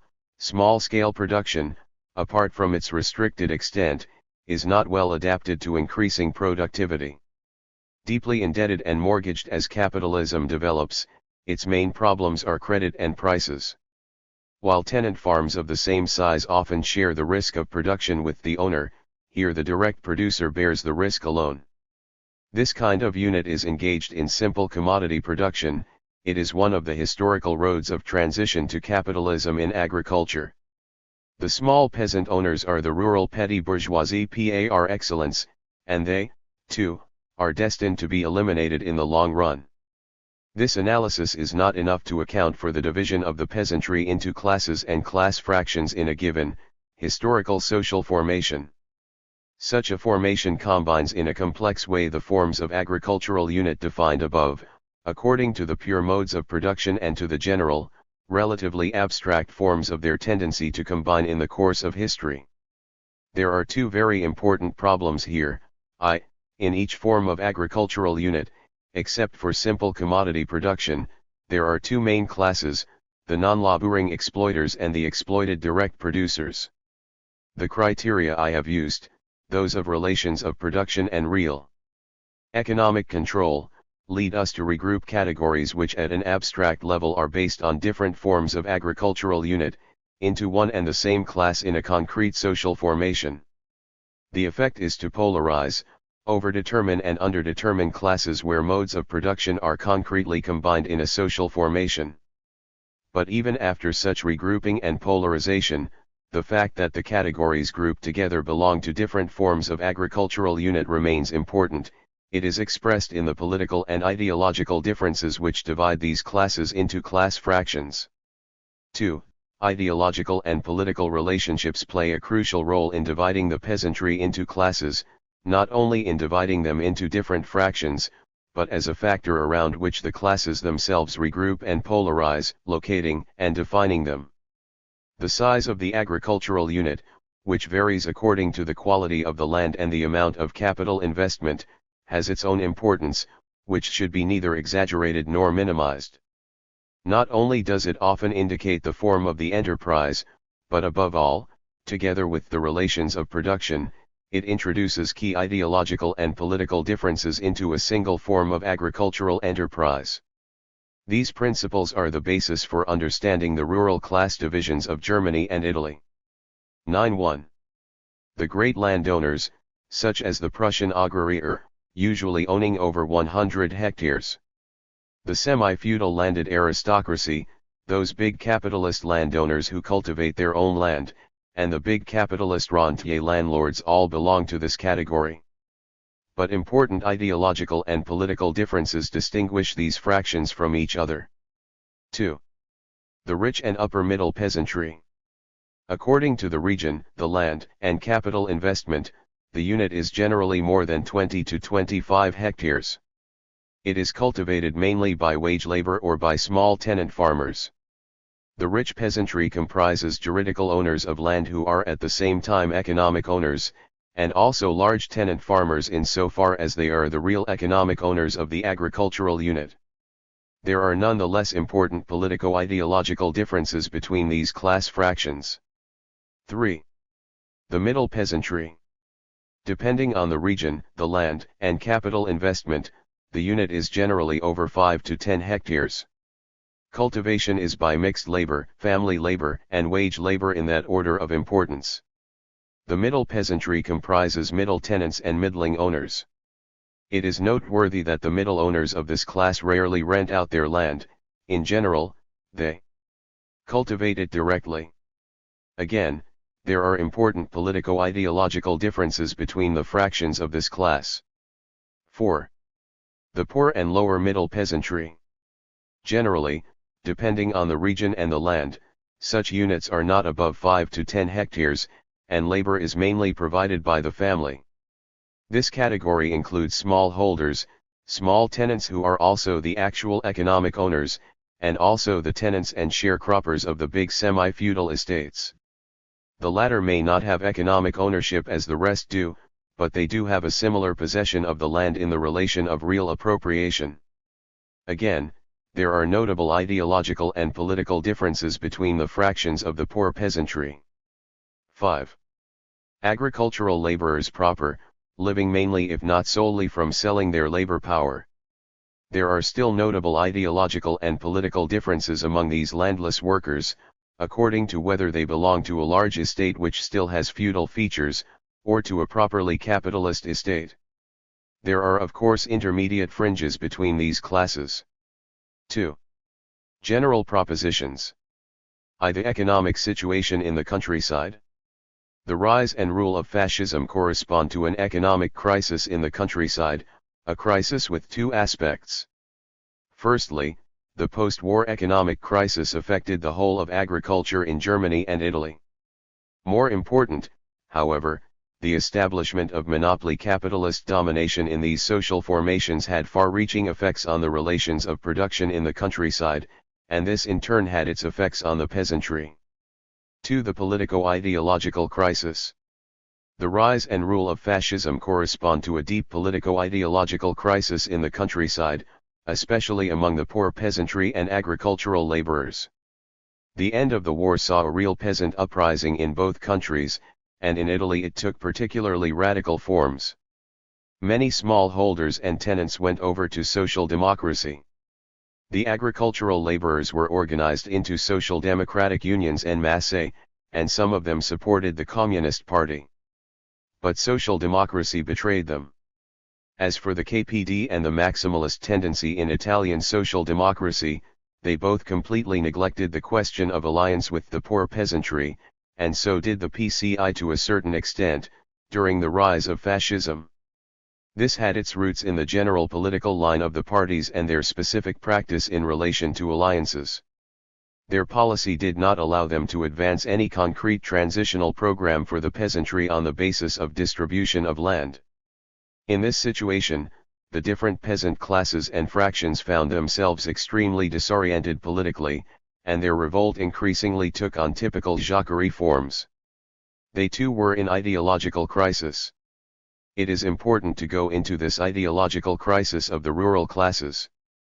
The two basic forces in a capitalist formation are the bourgeoisie and the working class, and in these formations, the rural classes and fractions have no ideology of their own, strictly speaking, except for a considerable fraction of the large landowners who are often still imbued with feudal ideology. According to their class nature, the peasant classes and fractions are drawn towards the major ideologies, or ideological subsystems, of capitalist formations, which they adapt to their own conditions. Where the capitalist mode of production is dominant, the classes and fractions finally polarize around the basic social forces.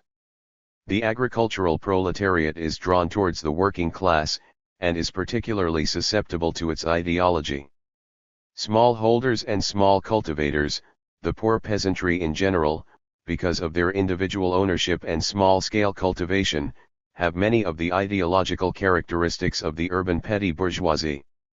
They share in small-scale production's ideological subsystem, and polarize around and oscillate between the two basic classes just as the petty bourgeoisie does. The middle peasantry are ideologically divided, they too are sometimes drawn towards the urban petty bourgeoisie and sometimes, because of the form of enterprise they are engaged in, and their contradictions with big property, they are drawn towards capitalist ideology in the form which it assumes in the countryside, that of the rich peasantry. Finally, I should stress the specific functioning of ideological effects in the heart of the countryside. Because of the forms taken by the relations of production, the lack of an ideology peculiar to the popular classes of rural society, and the contradictions which arise between industry and agriculture, the popular classes in rural society are particularly subject to the ideological influence of big property. The means of indoctrination are typically rigid and stagnant. 1. The particularly strong ideological influence of big property takes specific forms. The dominant classes and class fractions in the countryside fully exploit the myths of peasant unity, of the solidarity of the soil and community of the land, which would unite the whole of the peasantry against industry and the towns. This ideological myth can present different aspects, which often express the survival of feudal ideology. The feudal ideology of the great landed proprietors gives credibility to the myth, which seems to have been formulated as a response to the emergence of capitalism in feudal society, and which thus expresses the contradiction between the feudal nobility and the bourgeoisie. This myth therefore refers constantly to the themes, images, and symbols of feudal tradition. But feudal ideology, in order to infiltrate the popular classes in the countryside, takes the form of feudal socialism analyzed by Marx in the Communist Manifesto. The generalized ideological crisis of the German and Italian social formations had direct repercussions in the countryside. In particular, the rural petty bourgeoisie was affected by the ideology of the urban petty bourgeoisie in revolt. The rural proletariat, more subject to petty bourgeois ideological influence than the urban proletariat, were won to the rebellious form of this ideology in massive numbers.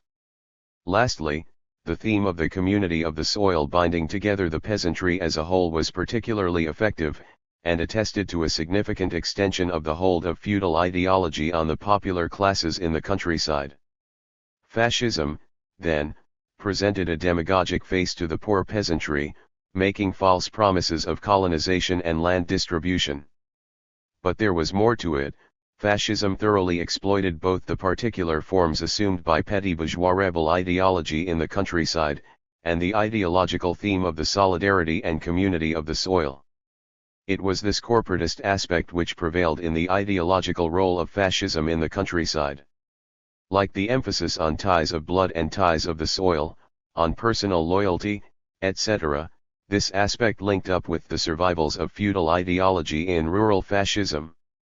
This fusion of rural petty bourgeois rebel ideology with the relics of feudal ideology is what gives rural fascism its originality. It is to be distinguished from urban fascism, in which monopoly capitalist forms of ideology are much more pronounced. 3. The fascist parties, fascism, and the peasant classes, town and countryside. In discussing the relationship of fascism to the countryside, the point must be made very strongly that fascism is basically an urban phenomenon. This contradicts the view of almost all the ideologists of totalitarianism, who have a vague conception of the connection between fascism and traditional values and see fascism as an essentially peasant phenomenon. 2. Fascism is basically an urban phenomenon in that the class origins and militant wing of fascism are rooted essentially in the towns. It is not necessary to go over the relationship of fascism to the big landowners again. As for its relationship to other sections of the peasantry, even where fascism got active support going beyond mere voting, the impact of the peasantry within both the fascist and National Socialist parties was entirely secondary. This is a remarkable fact, if fascism is contrasted with the reactionary but essentially peasant mass political movements which arose at the same period in the East European countries, Hungary, Romania, etc., or even Spain. The explanation is that fascism really represents the interests of monopoly capitalism at a step at which its interests are in very strong contradiction with those of the agricultural sector as a whole. On the basis of this secondary contradiction, fascism manages to disguise the principal contradiction in the countryside, between the big landowners and the popular classes, in a quite specific way. Fascism originally appears much more as a reaction of the whole agricultural sector against the capitalization of agriculture, than as the direct expression of the reaction of the poor peasantry, i.e. the rural petty bourgeoisie, against the big landowners. Under fascism, this petty bourgeois revolt is directed almost exclusively against credit, banking capital, and the profiteering Jew, against falling prices on the urban market, and against the industrial proletariat.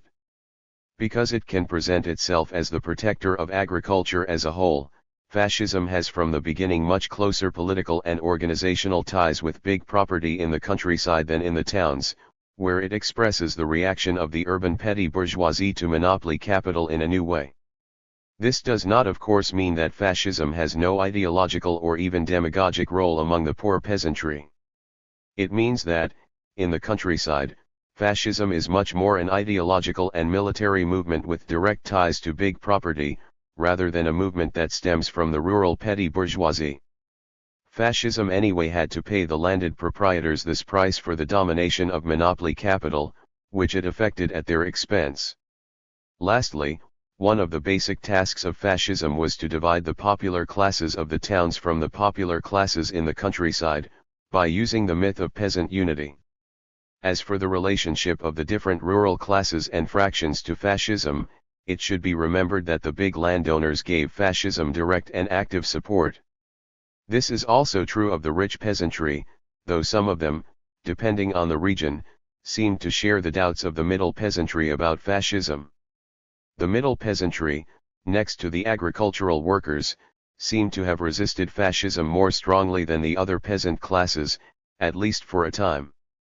Although it cannot be said that the middle peasantry and some of the rich peasantry resisted fascism in the way that middle industrial capital did, there are still some similarities in their political attitudes. Further, it was middle tenants rather than middle landowners who swung towards fascism. The poor peasantry, small producers, and rural petty bourgeoisie, were particularly deeply divided over fascism. They were distinguished from the middle peasants by a more open and majority support for fascism, but their case is much more complicated than that of the urban petty bourgeoisie. The rural petty bourgeoisie in the majority swung over to fascism, but did not work actively in the fascist movement. Even their votes were deeply divided. Where there had been agrarian reform, creating the familiar parcels of peasant land, the small holders were much more resistant to fascism than the small tenants or the tenants of feudal estates, the latter being overwhelmingly dominated by feudal ideology. They were also more divided than the urban petty bourgeoisie. This was not, as a whole series of third force ideologists would like to have it, because of the innately democratic powers of small holding. This idea, which led Tosca to maintain that one of the reasons for the success of fascism in Italy was the absence of agrarian reform and a significant class of peasant smallholders, proprietary contadini, is quite incorrect. In fact, like the urban petty bourgeoisie, the smallholders are at once drawn towards democratic radicalism, and, as Marx pointed out, especially likely, in given circumstances, to give massive support to Bonapartist forms of state. Their division over fascism relates to its specific ideological and political features. Fascism is originally an urban phenomenon, and in the countryside it is directly tied to big property, which has feudal ideological features clashing with the ideological traits of the smallholders. Lastly, the relationship of agricultural workers to fascism depends both on the nature of the agricultural unit to which they belong, and on the political forms of past struggles. It also depends on the importance of ideological factors. They are in the main hostile to fascism, and brought into it mainly through direct pressure from the great landowners. Agricultural workers in truly capitalist enterprises do however seem to put up more resistance to fascism than those engaged in semi-feudal cultivation, who experience the whole weight of feudal ideology. For monopoly capitalism and the countryside, the condition of the peasant classes under fascism. What then was the economic policy of fascism towards the various classes and fractions in the countryside once it had come to power? In economic terms, the agricultural workers were the main victims of fascism, followed by the rural petty bourgeoisie and their urban counterparts. The final introduction of capitalism into agriculture, in the form of monopoly capitalism, works in the interests of the big landowners and rich peasants alone. Two important phenomena should however be noted: 1. The economic exploitation of the small holdings, and the exploitation of the land by monopoly capital and the big landowners, is not in the main carried out by direct expropriation of the small holders, although some measures of the kind are taken. Because of the nature of the step, and for political reasons, this exploitation is mainly indirect, so much so that Bettelheim, referring to the survival of small holding property in the countryside, goes so far as to say that the conservative aspect of Nazi policy was, the stronger as the interests of the small holders ran counter to the economic needs of the Reich. The Nazi regime accepted all the inconveniences involved, only because it wanted to preserve one of the factors of peasant conservatism. 3. Besides these political reasons for preserving small holdings and small cultivation, the reasons Koski gives in the agrarian question should also be recalled. These include economic counterweights to the tendency for the small agricultural unit to disappear in the course of capitalist development. This counter-tendency is stronger than that in the relations between big capital and small industrial producers, but it is nevertheless similar. The currents running counter to the concentration of capital in industry also make themselves felt in agriculture, with striking similarity. But in agriculture there are still more tendencies which do not come into operation in industry. For the big landowners can quite happily accommodate the survival of a sector of small-scale cultivation. Firstly, the high cost of small-scale production allows them to keep up the level of agricultural prices. Secondly, while capitalism tends to depopulate the countryside, the small holding ties the peasantry to the soil, providing the landowners with a labor force. Thirdly, because of the nature of the land, the small holding property bordering on a large estate is not always that which is needed for the rounding off and extension of the large estate, etc. 2. Although fascist promises of colonization and distribution of land were a dead letter for the poor peasantry, certain measures were taken in this direction, with some tangible results. Through the buying up of land, and the conquest and clearing of new land, a new fraction of middle and rich landowners was created, fascists as far as one can see, to whom this land was distributed. This measure killed two birds with one stone. It achieved both the penetration of capitalism into agriculture, bypassing the obstacle of the small holding, and the creation of a solid social base for fascism in the countryside. 3. Germany. In Germany, according to the 1925 census, 23% of the total population lived off the land. Forms of property and cultivation were largely divided by the Elbe. To the west, there had been land distribution, partly influenced by the Napoleonic Code and industrialization, but also due to forms of bourgeois democratic revolution in these regions. It led to a very small-scale farming, mainly in small holdings, in the Rhineland, Baden, and Württemberg. In Bavaria and Saxony big and medium tenant farms were dominant. The east was still the region of the great landed estates, which covered 64.4% of the land in Mecklenburg, 57% in Pomerania, and up to 70% in the Stralsund district. The great estates had already made a decisive turn towards capitalist exploitation, one despite the fact that certain features of feudalism still persisted. The great manors often retained their small tenants, especially in Schleswig-Holstein, and agricultural workers were often bound to particular farms by customary law. 2. In all, 38% of the land was held by big estates, 40% by farms of between 5 and 100 hectares, this percentage being almost equally divided between large and middle farms, and the rest by small holdings. The number of agricultural laborers had reached about 2,600,000. 3. After the First World War, the agricultural situation continued to grow worse. With the widening of the scissors between agricultural and industrial prices, agricultural prices fell by 40%, and after the 1929 crisis, gross income in agriculture fell by 28.5%.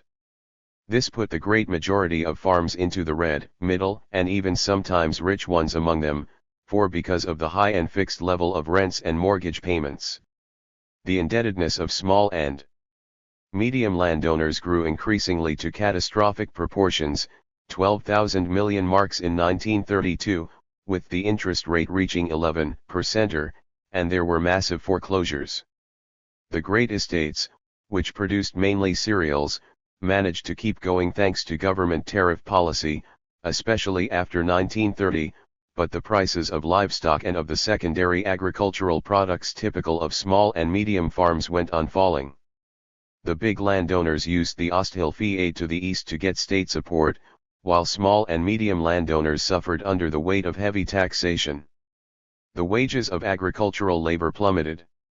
With the end of the war, the small peasantry and some of the middle peasantry in the West swung to the side of social democracy, and sometimes, but more rarely, to the KPD. They took an active part in the peasants' councils. Agricultural laborers joined the social democratic unions in great numbers. Their main demand was for the partition and distribution of the great estates, Vorsiedlung, colonization.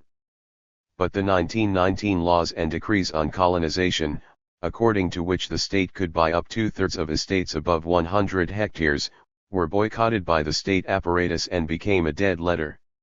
Social democracy rapidly abandoned all attempts to carry out the plan, even though the SPD was in fact in power in Prussia, the home of the great estates, until it was thrown out by von Papen in 1932. The KPD, for its part, neglected the peasant question until 1930. In this situation, the poor peasantry experienced a deep political and ideological crisis throughout the rise of fascism. After 1928, Jacquerie forms of struggle appeared in Schleswig-Holstein and spread throughout the north and east. They varied from wildcat tax strikes, through direct attacks on the revenue collectors and guards, to bombings. At the same time, the theme of the solidarity of the land uniting the whole peasantry was being put forward by the big estate owners and rich peasants. They brought the popular classes into an association for peasant defense under their leadership, the Grün Front. The prevailing slogan was for the green democracy of the countryside against the gilded democracy of the towns. Besides making demagogic promises to the rural lower classes, National Socialism thoroughly exploited the ideological and political tendencies which appeared in this crisis situation. It used the anarcho-putschist Jacquerie tendencies for its own ends, often supporting such forms of peasant revolt. The agrarian sections of National Socialism, led by Dar, had a distinct Jacquerie character, often leading them to collaborate with the SA and to oppose the party's political apparatus. 6. National Socialism made still more blatant use of the myth of peasant unity against industry and commerce, under the feudal ideology of loyalty and the personal ties of blood and soil of the toilers of the land. Hitler himself put it best: many of our present ills are the result of the unhealthy relationship between the population of town and country. The need to keep a healthy peasant estate as the basis of the whole nation cannot be stressed too highly. Industry and commerce will therefore withdraw from their unhealthy position of leadership, and be integrated into the general framework of an economy with national needs. In a secret memo to Hitler, Dar gave National Socialist policy in the countryside the primary objective of using peasant unease and strike actions against the Republican government of the town. 7. The preamble to the May 12, 1933 law on the Erbhof, entailed estates, reads, "The inexorable tie between blood and soil is the indispensable prerequisite of the healthy life of a people." The agricultural legislation of past centuries in Germany safeguarded this tie which exists in the natural feeling for life of the people. 8. This feudal ideology was ever present in the forms assumed by National Socialist corporatism in the countryside. In 1934, Dar gave one of his books the title "The New Nobility of Blood and Soil." Yet National Socialism was basically an urban movement. The agrarian sections of the party were only created in 1930. 14% of its members in that year were from the peasantry, and this figure fell to 107% in 1934. 9. Although this does not include agricultural laborers, it is clear that the proportion of peasant members of the National Socialist Party was lower than that of peasants in the population as a whole, about 23%. The only comparable disparity is in working class membership. Most of these agrarian members were large landowners and small farmers. Moreover, there were hardly any members of peasant origin in the upper ranks of the party. Hitler certainly had strong rural support, but this was mainly at the electoral level, while ideological factors, together with forms of cultivation, were the main influence in the allocation of the peasant vote. 10. It was mainly in the northeast, primarily in Schleswig-Holstein and East Prussia, that National Socialism had massive electoral victories from 1930 on. In this region of great estates, not only did the landowners support National Socialism, but so did the small tenants on monoreal lands, subject as they were to feudal ideology. This was very clear in Schleswig, where this type of cultivation prevailed. However, in regions where there were still traces of feudalism and few agricultural capitalists, in the strong sense, medium-sized farmers were more resistant to Nazism, and voted for the German nationalists, though because of the influence of feudal ideology, they resisted less strongly than their counterparts in the West. The agricultural laborers, also under many pressures, including semi-feudal ideological and political relationships, were less resistant than the agricultural laborers of the West. In the West, the situation was more complicated. The middle peasantry, which had an important place there, and also some of the rich peasantry, opposed Nazism for a long time, and voted for the Catholic Center Party. This was clearly the case in Bavaria, where middle-sized farms were dominant. Such opposition, which had some resemblances to the opposition of medium capital, also stemmed from the attempt under Brüning and Schleicher to make an alliance between medium capital and the middle peasantry against big capital. The majority of the Western small farmers supported National Socialism, though important divisions began to appear. The rural part of the Rhineland, for example, where small holding was predominant, resisted Nazism, so did the small holders of Lower Saxony. Among small farmers it was mainly tenants who first went over to Nazism. This happened around Nuremberg. It is worth noting that the small farmers who resisted Nazism often voted socialist, unlike the middle farmers, who might have resisted longer, but as a whole voted for the Catholic Center Party. Lastly, the agricultural workers of the West, who worked on typically capitalist farms and had a tradition of strong unionization, stayed overwhelmingly hostile to Nazism, particularly in Bavaria. The agrarian policy of National Socialism, after it came to power, was distinguished by its basic support for the big landowners and wealthy peasants. This support was expressed in the unique protection of cereal prices from all tax, in direct state support, the Osthilfe, in the increase of rents, the drastic reduction of agricultural wages, etc. The rural petty bourgeoisie and agricultural proletariat were the main victims of these measures. At the beginning, however, National Socialism made some compromises with the poor peasantry. In 1933, it declared a year's moratorium on debts and mortgages, which was later prolonged for a further year. In 1933 also, a constitutional law was passed concerning Erbhof, or entailed estates. Its aim was to create a stable fraction of rich and middle farmers, for the farms were to be between a minimum of 10 hectares and a maximum of 125 hectares. They were declared inalienable, i.e. they could not be foreclosed on, and they could not be left to more than one heir, which prevented partition. In 1939, 60% of German farms were Erbhof, 11 and their proprietors for the most part provided all the necessary political guarantees. 12 National Socialist declarations about partitioning the great estates were largely a dead letter. The land bought up and distributed was the least productive, and the area affected fell from 60,000 hectares in 1933 to 35,000 in 1937. The great majority of land colonized was public land, and newly cleared or conquered areas. These too were divided into large and medium farms. 70% were over 10 hectares in 1933, and were apparently all made over to National Socialists. The state sometimes directly expropriated smallholders and small tenants to make hereditary farms of their lands. But the direct expropriation of the rural petty bourgeoisie was limited. Most of it took place indirectly, as the smallholders continued to get deeply into debt, while farms of under 10 hectares were not recognized as hereditary and the moratorium on mortgages was eventually lifted. The exploitation of smallholders also took place through the indirect measures mentioned above.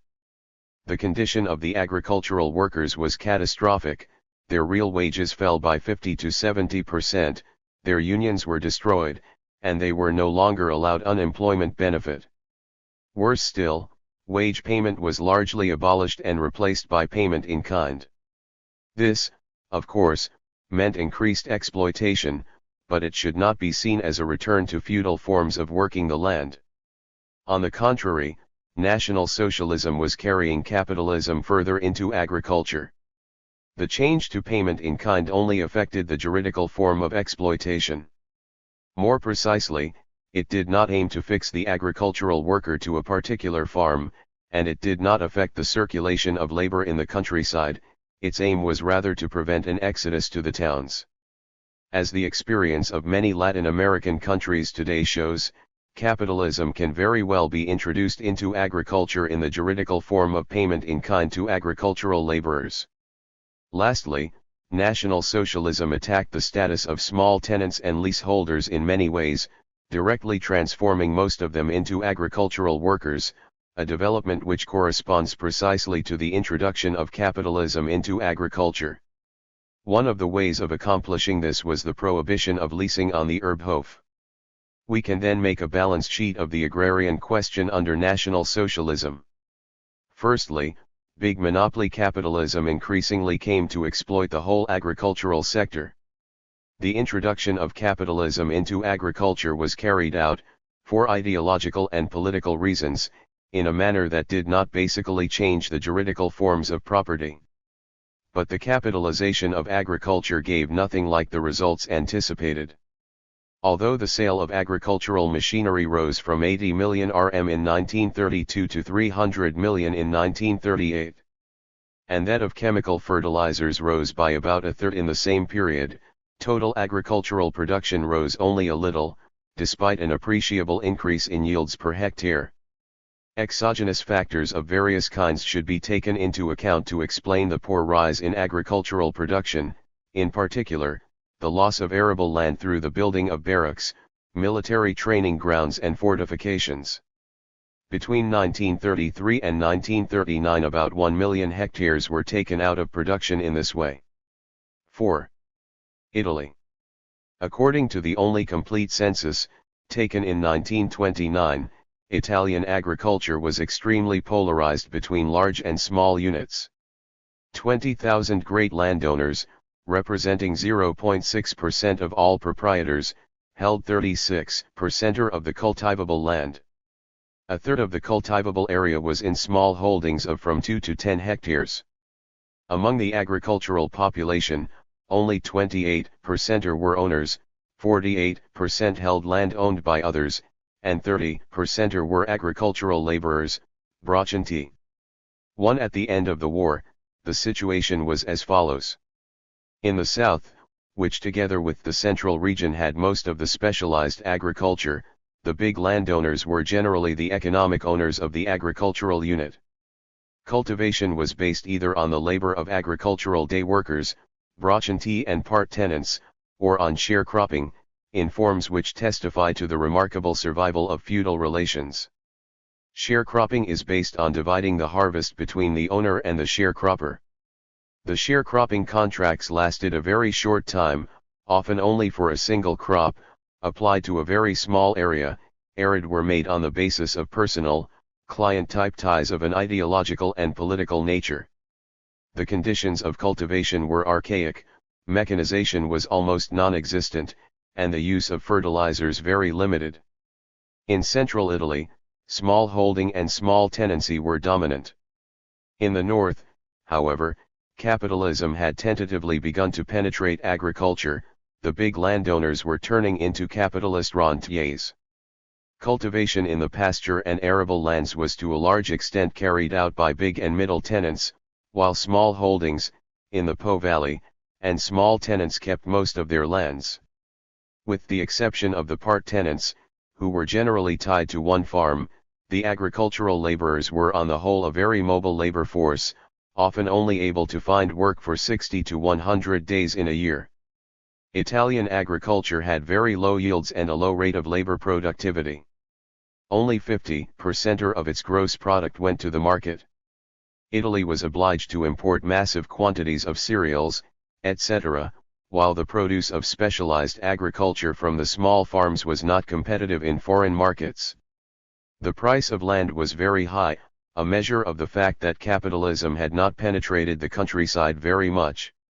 Social contradictions in the countryside were very acute, between the big landowners on the one hand, and the poor peasantry and agricultural workers on the other, between the capitalist landowners and the middle and rich tenants, and between the semi-feudal landowners of the south and the big landed capitalists of the north. Into this situation, during and after the war, there came a deep agricultural crisis, aggravated by the general economic crisis of post-war Italy. Between 1915 and 1917, while industrial prices tripled, agricultural prices only doubled. Around 1917, agricultural stagnation was so bad that rationing was brought in, and whole regions were left without bread. But the economic crisis had only secondary effects on peasant agitation, and its effects were basically to aggravate the contradictions already mentioned. With the end of the war there was in fact a real peasant movement, stronger and far more widespread than in Germany. In July 1919, a general movement of land occupation started under the slogan "Share out the land." It spread from Latium to the whole of the peninsula, and was especially strong in the south and the islands. The poor peasants organized cooperatives, the agricultural proletariat unionized in massive numbers, the sharecroppers and tenants refused to leave their lands when the leases ran out. It was a largely spontaneous movement, but came under the increasing control of the Socialists and the Popular Party, the Catholic White Leagues. The Popular Party channeled it into demands on the government for colonization reform, while the maximalist socialists looked on this petty bourgeois movement for land distribution with the greatest mistrust, explicitly stating themselves to be more orthodox than Lenin on this question, and putting forward the idea of immediate collectivization. So the peasant movement nowhere joined up with the workers' movement, and this division was to persist right through the rise of fascism. In such a situation, the peasant rising was a failure. It declined in 1920 and disappeared in 1921 under the landowners' offensive. Hardly 200,000 hectares changed hands. By whatever means. The Wysocki Decree of 1919, issued by the Nitti government, authorized the local administration to give temporary or permanent validity to land occupations, but this was slowly abolished, and the gains of the unions were undermined.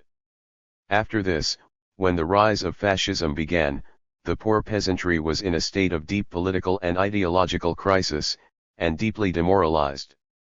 Agricultural workers now looked on their union membership as no more than a way to find work. The small holders and small tenants turned away from social democracy.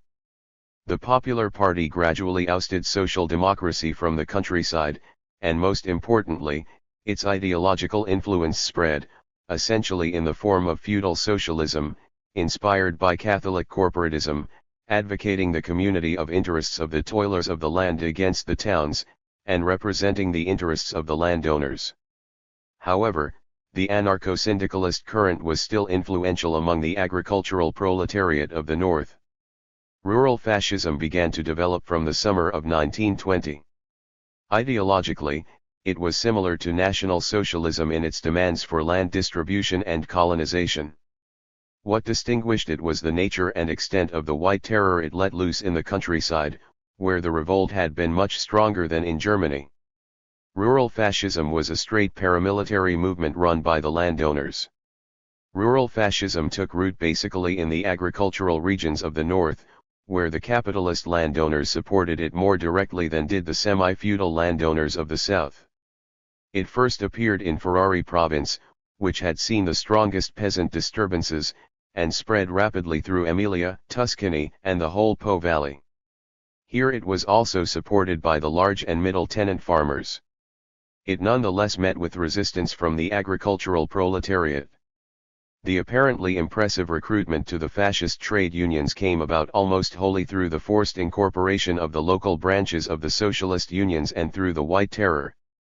The poor peasantry of the north, smallholders and tenants, was divided over fascism, with the small tenants, who had been disillusioned by social democratic collectivist declarations, taking a more favorable attitude. The division over fascism was deepest among the rural petty bourgeoisie of central Italy, where they were dominant, and where fascism gained even less of an implantation than in the north. Except for the landowners, the south as a whole was fairly resistant to fascism. It was the only region where the opposition to fascism made gains in the 1924 elections. This is particularly striking by comparison with Eastern Germany under National Socialism. The basic reason for this attitude in the south was the overwhelming proportion of poor peasants and agricultural proletarians, who had been strongly radicalized by the peasant uprising. The actual policies of fascism towards the rural classes included the massive introduction of capitalism into agriculture, the effects of which were pointed out in the analysis of the relation of fascism to the landowners and monopoly capital. For political reasons, this was effected by support for the great estates. The great estates were systematically aided at the expense of the small holders, and under fascism they took a decisive turn towards capitalism. The state in fact undertook between 70 and 95% of integral improvement of agricultural yields through technical development and mechanization. The expense to the state was great, and the profits went almost wholly to the great landowners. State subsidies to the big estates were financed by a treasury which bled the small farmers white, while the landowners obtained many tax exemptions. Customs protection was mainly for cereals, the product of the big estates, while the produce of the small holdings lost out completely to international competition. Fascist policy towards the small holders and small tenants was not quite the same as National Socialist policy. Given the strength of the peasants' demands, fascism was careful not to take over radical measures in favor of middle and rich farms and against the small holders, a marked contrast to the Nazi Erbhof policy. Certainly, in the course of making its improvements, and especially in the draining of the Pontine Marsh, fascism distributed some 60,000 hectares to its most fanatical devotees, divided among 3,000 rich and middle farms. But the phenomenon was of limited proportions. Although the promises to colonize unproductive land were largely a dead letter, even after the Serpieri Law of 1934, which decreed the partition of the latifundia, such measures nonetheless seem to have aided the small peasant at the expense of the middle landowner. In a situation where holdings tended to polarize between large and small, such measures led to the extension of small holding at the expense of middle farming. The units of cultivation increased by 500,000 between 1929 and 1940, while the area cultivated increased by only 1 million hectares, which is evidence enough of the extension of the small agricultural unit. The capitalization of agriculture was carried out by the indirect exploitation of the small agricultural unit by the great, and by the increasing polarization between these two forms of cultivation, to the overwhelming profit of the landowners. 3. At the same time, however, and perhaps as a necessary concomitant, fascism took a series of measures to develop capitalist relations of production in agriculture. These were essentially aimed at transforming small cultivators with residual feudal characteristics into agricultural laborers. The sharecroppers of the southern latifundia were radically affected by fascism, together with the tenants. The sharecropping contracts grew less favorable, insurance was deducted from their share, and no wage was guaranteed them. Their condition became even worse than that of the agricultural laborers. The result, as the fascist economist Pertuzza wrote, was that unfortunately, where the land is under sharecropping, the rents reach such astronomical levels that despite the peasant's attachment to the land, he is obliged to become a day laborer. Lastly, fascist policy towards the agricultural workers was similar to that of National Socialism. The wages of agricultural workers fell by about 50%, and they lost the right to unemployment benefit and union membership. By the system of co-participation, wage payment was often replaced by payment in kind. But again, as in Germany, this modification of the juridical form of payment, aimed basically at stopping the exodus to the towns, must not be understood as a reinforcement of feudal relations in agriculture. 2 additional remarks should be made here. 1. The pace at which capitalism was introduced into agriculture also depended on the relationship of fascism to the feudal landowners. Fascism transformed them into landed capitalists unevenly and on the basis of compromises. This policy was far from producing the desired results. State subsidies to agriculture often amounted to transferring public money to landowners who resisted the capitalization of agriculture. The works of integral improvement should have initially affected 8 million hectares. The fascist regime declared that 5 million hectares had been improved, but the actual figure was 1.5 million. 2. Fascist policy was also compounded by a whole series of inequalities in the agricultural sector. For example, technical progress in small and intensive agriculture far from equaled that in cereals. But these inequalities and backward features were basically due to the very introduction of capitalism into agriculture, under the dominance of monopoly capitalism, as Lenin always stressed. For they were not due, as has often been held, to fascism basically favoring the feudal structures of Italian agriculture. 5. This is a technicist economist view, which in fact thinks that capitalist development in agriculture must go hand in hand with harmonious and spectacular technical and economic progress in all sectors of agricultural production. Part 7. The Fascist State. Having analyzed the field of class struggle during the rise of fascism and fascist rule, I shall now examine the institutional forms taken by the fascist state. Again, before making a concrete analysis, I shall put forward certain propositions regarding the question of the state in Marxist theory. These can in fact be very well illustrated by the example of the fascist state, the crisis form of state. 1. The state apparatus and the ideological apparatuses. I. Gramsci. The basic problem here is that of the ideological apparatuses and their relation to the state apparatus in the strict sense. The Marxist theory of the state has in fact been centered explicitly on the repressive state apparatus, whose branches are the army, police, administration, law courts, government, etc. The Marxist classics certainly discussed institutions like the church, the schools, etc., but only by analogy with the state apparatus in the strict sense. The only notable exception is Gramsci. It must be stressed that Gramsci developed the theory that the ideological apparatuses belong to the state system on the basis of his political experience as a proletarian leader. He firstly made a series of general analyses, stressing that the state had not only a coercive role but also an ideological role, that of hegemony. Gramsci repeatedly pointed out in great detail that the state should not be seen only in the traditional way as an apparatus of brute force, but also as the organizer of hegemony. The state in the total sense included organizations normally referred to as private, namely the church, schools, unions, parties, and news media. I have had to reconsider the whole idea of the state, which is generally understood to be a dictatorship and not the hegemony of a social group over the whole society of the nation, hegemony exercised through private bodies such as the church, the unions, parties, schools, etc.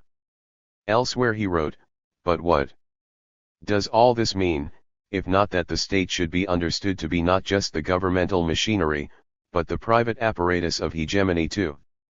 If every state thus tends to create and preserve a certain type of civilization and a certain type of citizen, to do away with some customs and attitudes and develop others, the law, the schools, and other institutions must be used in achieving such objectives. 1. Gramsci goes on to prove his theory with a whole series of very detailed analyses, in particular of the church, unions, parties, and schools. I am not able to say much more about Gramsci here. But little as I know Gramsci's work, there can be no doubt that it was he who formulated the theory of ideological apparatuses as state apparatuses.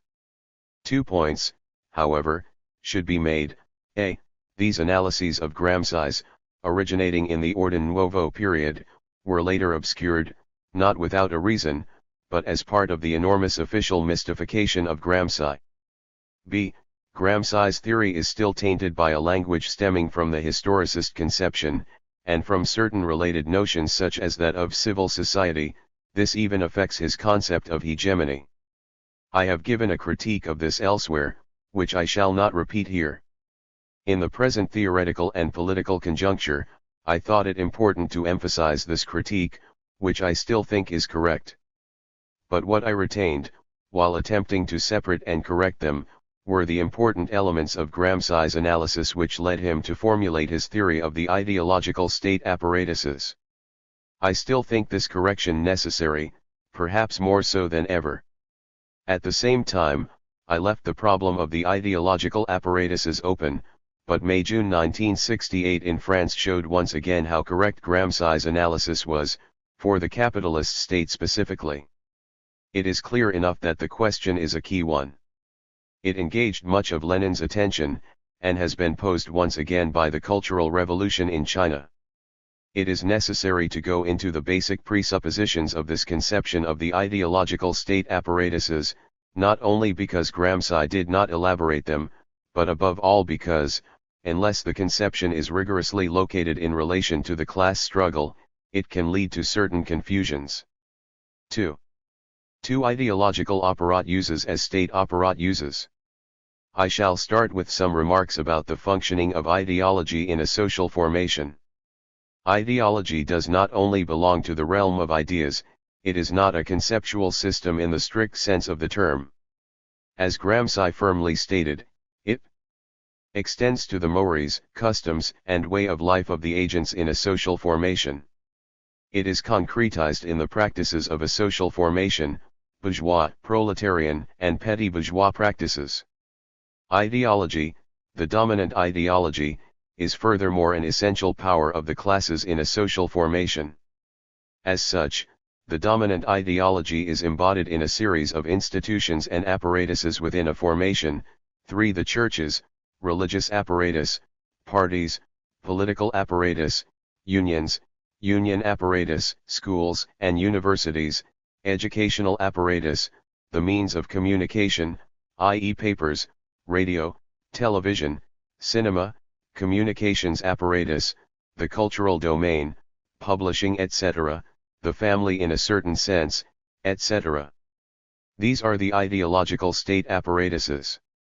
4. Such apparatuses are relatively distinct from the repressive state apparatus, i.e. from that apparatus which fulfills its role under the principal aspect of organized physical repression, which the state legally monopolizes, though ideology plays a part here too. This is the state apparatus in the strict sense.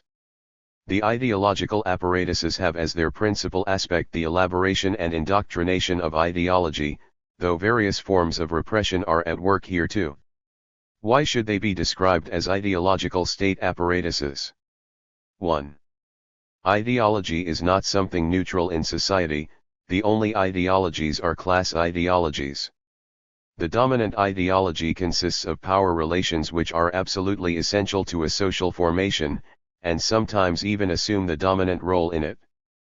But this is not enough to make the ideological apparatuses state apparatuses. Political domination cannot in fact be maintained through the use of physical repression alone, but demands the direct and decisive intervention of ideology. It is in this sense that the dominant ideology, in the form of its ideological apparatuses, is directly involved in the state apparatus, which concentrates, guarantees and gives expression to political power. 2. This brings us to the Marxist definition of the state. In the Marxist classics, the state, as a class state, is not defined solely by its control of repressive physical force, but mainly by its social and political role. The class state is the central instance with the role of preserving the unity and cohesion of a social formation, of preserving the conditions of production and therefore the reproduction of the social conditions of production. In a system of class struggle, it guarantees political class domination. This is precisely the role of the ideological apparatuses. In particular, the dominant ideology is the cement of the social formation. 3. The state apparatus in the strict sense is the condition for the existence and functioning of the ideological apparatuses in a social formation. Although the repressive apparatus does not generally intervene directly in their functioning, it is still continually there behind them. 3 branches of the repressive state apparatus, Characteristics of the ideological state apparat uses. Some additional remarks are required here. 1. I have just said that the state apparatuses fulfill their role either under the principal aspect of repression or under the principal aspect of ideology. But I should specify that this does not mean that the only functions of the state are repressive and ideological. Depending on the modes of production and their stages, and depending on the phases and periods of a social formation, the state can even have what could be called a direct economic function. This function is direct in that the state is not limited to reproducing the social conditions of production, but intervenes decisively in the reproduction of the production cycle itself, notably in certain cases of the interventionist form of capitalist state, where the state, as Lenin showed, intervenes even in the detailed workings of the economy, i.e. in the very cycle of capital reproduction, just as the fascist state does. This economic function of the state can be carried out both by the repressive apparatus, government and administration, and by the ideological apparatuses, the trade unions. The important point, however, is that the economic function of the state is always articulated to its overall political role. In other words, this economic function, which may be dominant over the other functions, is in fact carried out under the principal aspect of either repression or ideology. 5.2. As a corollary, the concept of apparatus cannot be restricted to the state apparatuses alone. In other words, the concepts of apparatus and state do not cover exactly the same ground. The firm, for example, is not merely a unit of production. It also plays a part in reproducing the social conditions of production, and ideology and relations of political domination are involved in it. As an effect of the relations of production, the firm gives concrete form to the relationship between social relations of production and political and ideological social relations. Revolutionary practice experienced this with the workers' councils and Soviets. Gramsci in particular was very aware of this. However, the economic apparatus cannot be described as an economic state apparatus, although the state intervenes to guarantee order. On the one hand, the Marxist definition of the state is that its apparatuses are basically designed to preserve the cohesion and unity of a formation divided into classes. This definition emphasizes political class domination and does not therefore apply directly to the economic apparatus. On the other hand, as production units in a system of class exploitation, the main role of the economic apparatus in relation to the masses is to exploit them. The authority or despotism of the exploiting class is directly determined by exploitation, while the state apparatuses do not exploit in the full sense of directly extracting surplus value. This at least is not their main role. 6. There are some important consequences for the problem of the socialist revolution. The Marxist classics explicitly indicated that a socialist revolution means not only a change in state power, but must also smash the repressive state apparatus.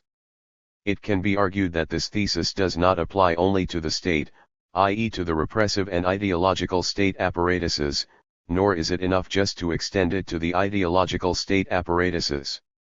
This thesis in fact involves the whole apparatus, including the economic apparatus.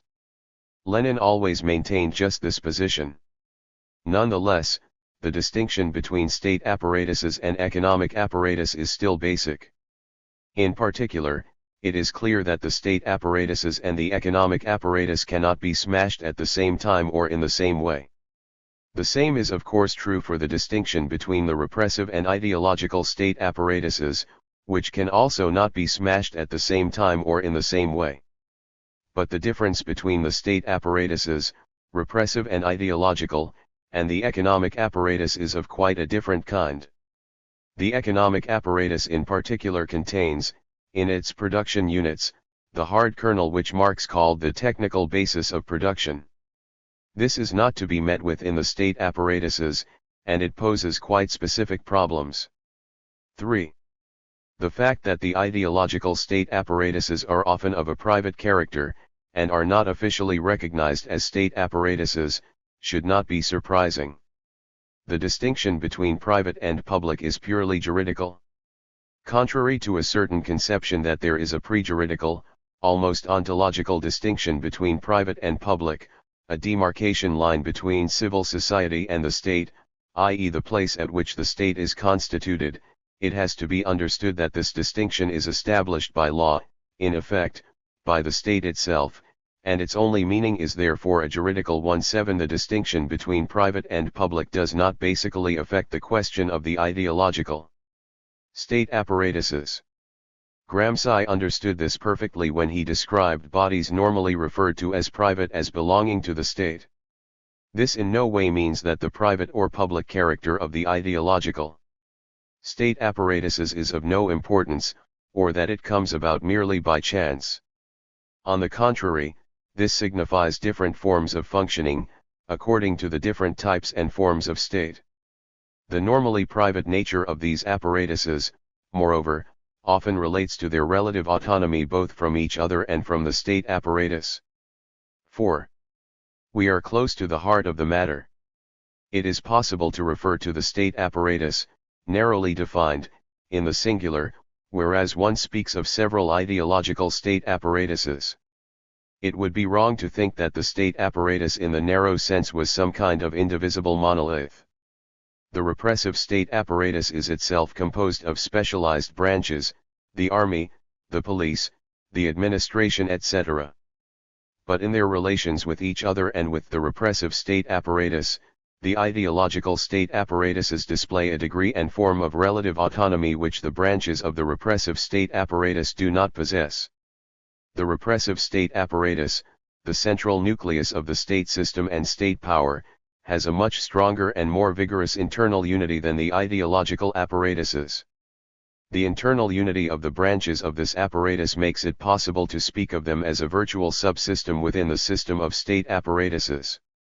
One of the main consequences is that the destruction of the state cannot be identical for the state apparatus and for the ideological state apparatuses. The ideological apparatuses cannot be smashed at the same time or in the same way as the state apparatus, or as each other. Why do the ideological state apparatuses have this relative autonomy, expressed in their own multiplicity? A. The relative distinctness of class ideologies from the state apparatuses is not jeopardized by the institutionalization of the dominant ideology in state apparatuses. These apparatuses do not create ideology, and their main function is to develop and instill it. This relative distinctness of ideology stems from the fact that the apparatuses themselves are no more than the effects of the class struggle. I cannot go into this here, but its implications were understood by the Marxist classics. They saw the remarkable ability of the dominant ideology to outlive the transformation of the apparatuses, including the ideological apparatuses, and of state power. 8b. It is based on fundamental features of the class struggle, firstly in the realm of ideology. The dominant ideology is not the only ideology in a social formation. There are several contradictory ideologies or ideological subsystems, related to the various classes in struggle.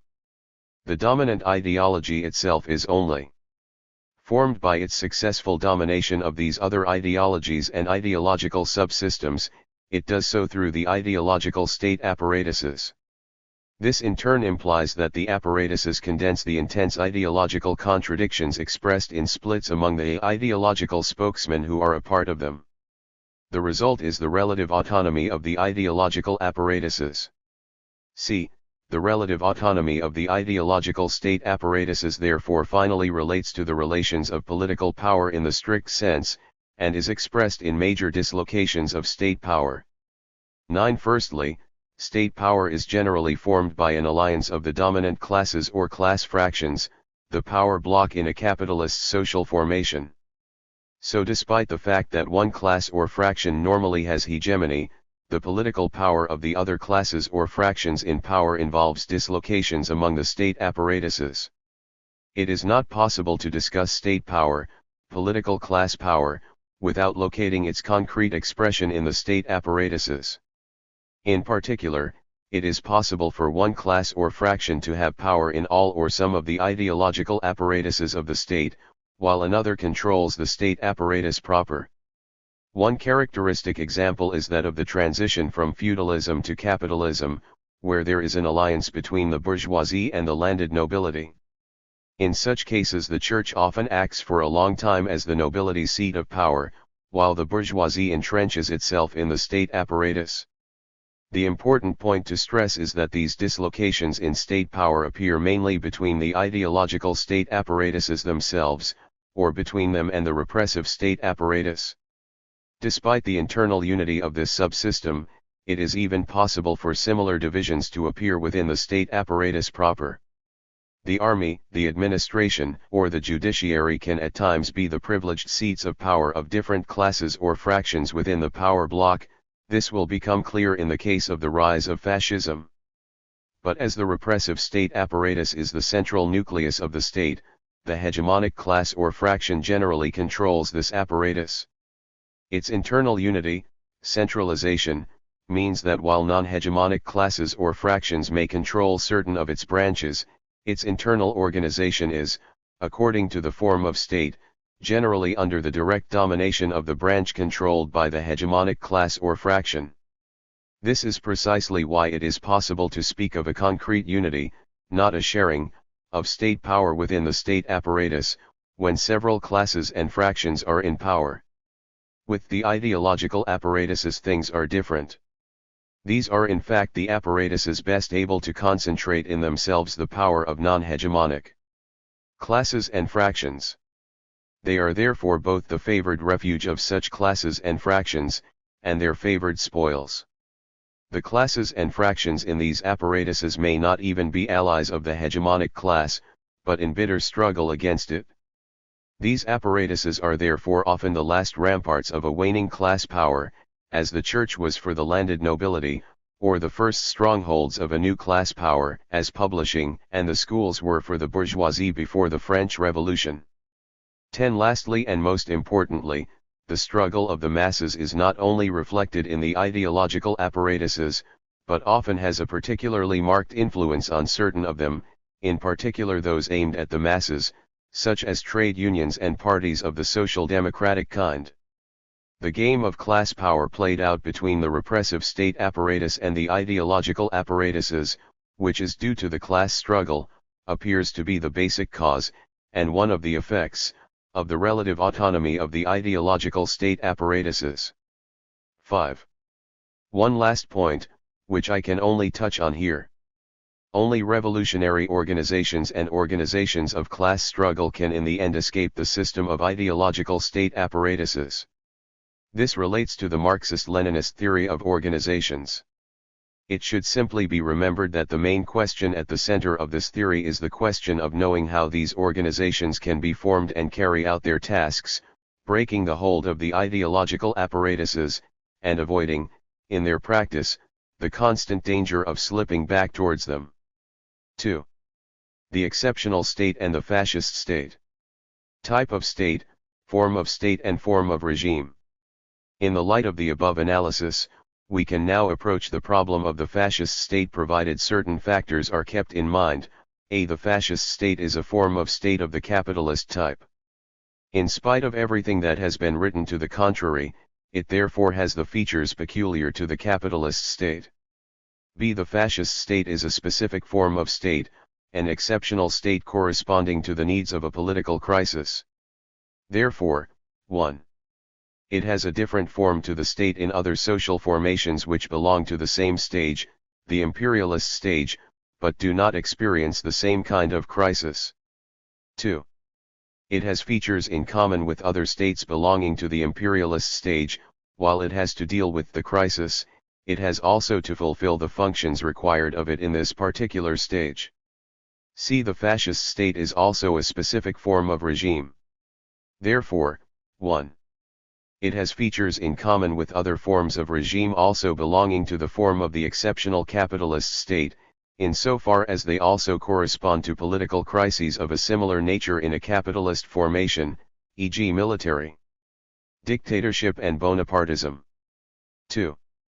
It is different from these forms of regimes, insofar as it corresponds to a specific political crisis and specific class relations.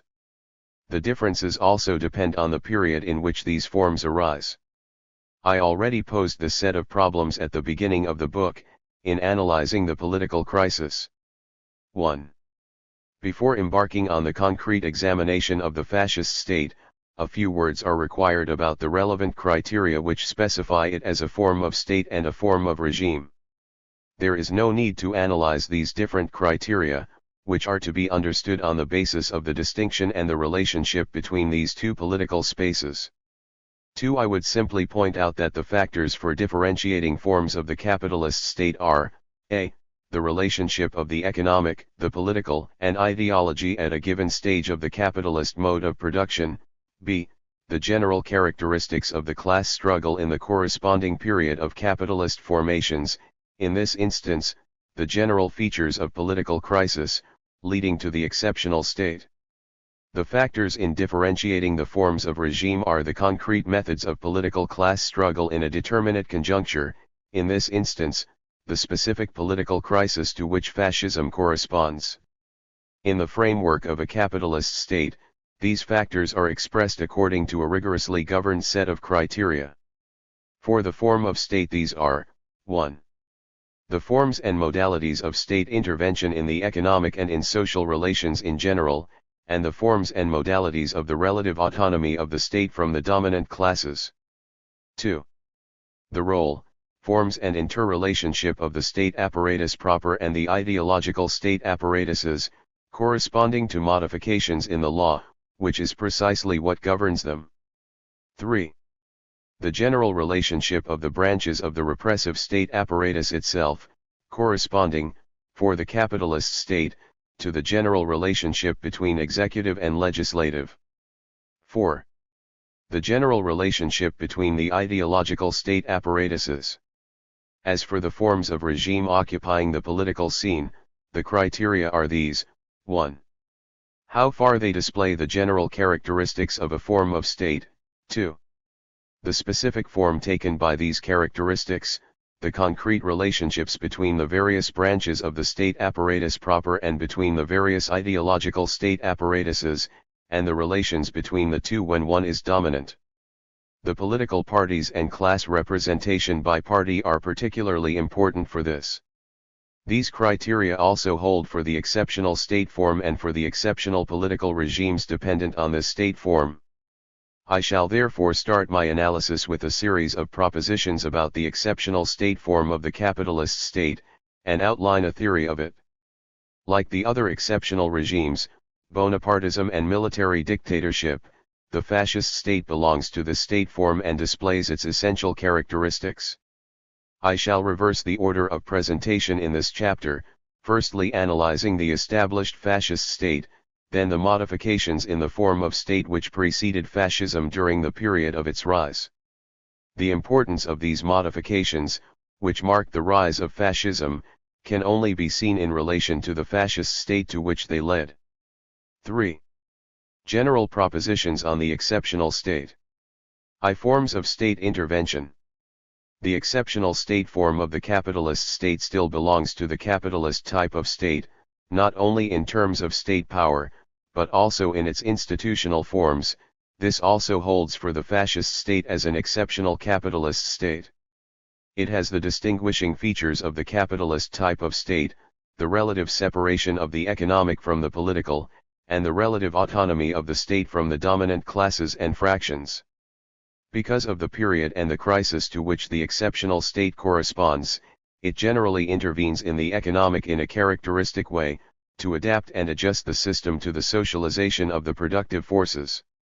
The fascist state's intervention in the economic is very important. 1. From this point of view, it has points in common with the interventionist form of state, monopoly capitalism, of social formations not experiencing political crisis. What distinguishes it as an exceptional state is not so much the extent to which it intervenes, as the forms it uses. The relative autonomy of the exceptional state from the dominant classes and fractions is particularly important and significant, as a result of the political crisis and the relation of forces to which it corresponds. The exceptional state needs this relative autonomy to reorganize hegemony and the power bloc, and in the context of the political crisis, supporting classes also appear quite often as social forces. The reasons for the relative autonomy of the fascist state, and the way it works, have already been stated. In the other forms of exceptional regime, this autonomy can be due to a normal or catastrophic balance of forces, which is characteristic of particular kinds of political crisis, e.g. Bonapartism. 2. Modification in the relations between the repressive apparatus and the ideological apparat uses. The exceptional state, corresponding to a reorganization of the whole state apparatus, the state system, involves radical changes in the ideological state apparatuses and in their relationship to the repressive state apparatus. The fascist state is a very good example of this. This is a vitally important aspect, and it is no accident that the writers who talk about totalitarianism make it their central theme too. They say that a totalitarian state such as fascism is essentially, innately different from the state of institutional pluralism. In the latter, there are institutions and organizations which are autonomous from the state on the one hand, and from the individual members of civil society on the other. These intermediate bodies between state and individual are the guarantee of liberty, which is of course to be measured in terms of the autonomy of the individual from the state.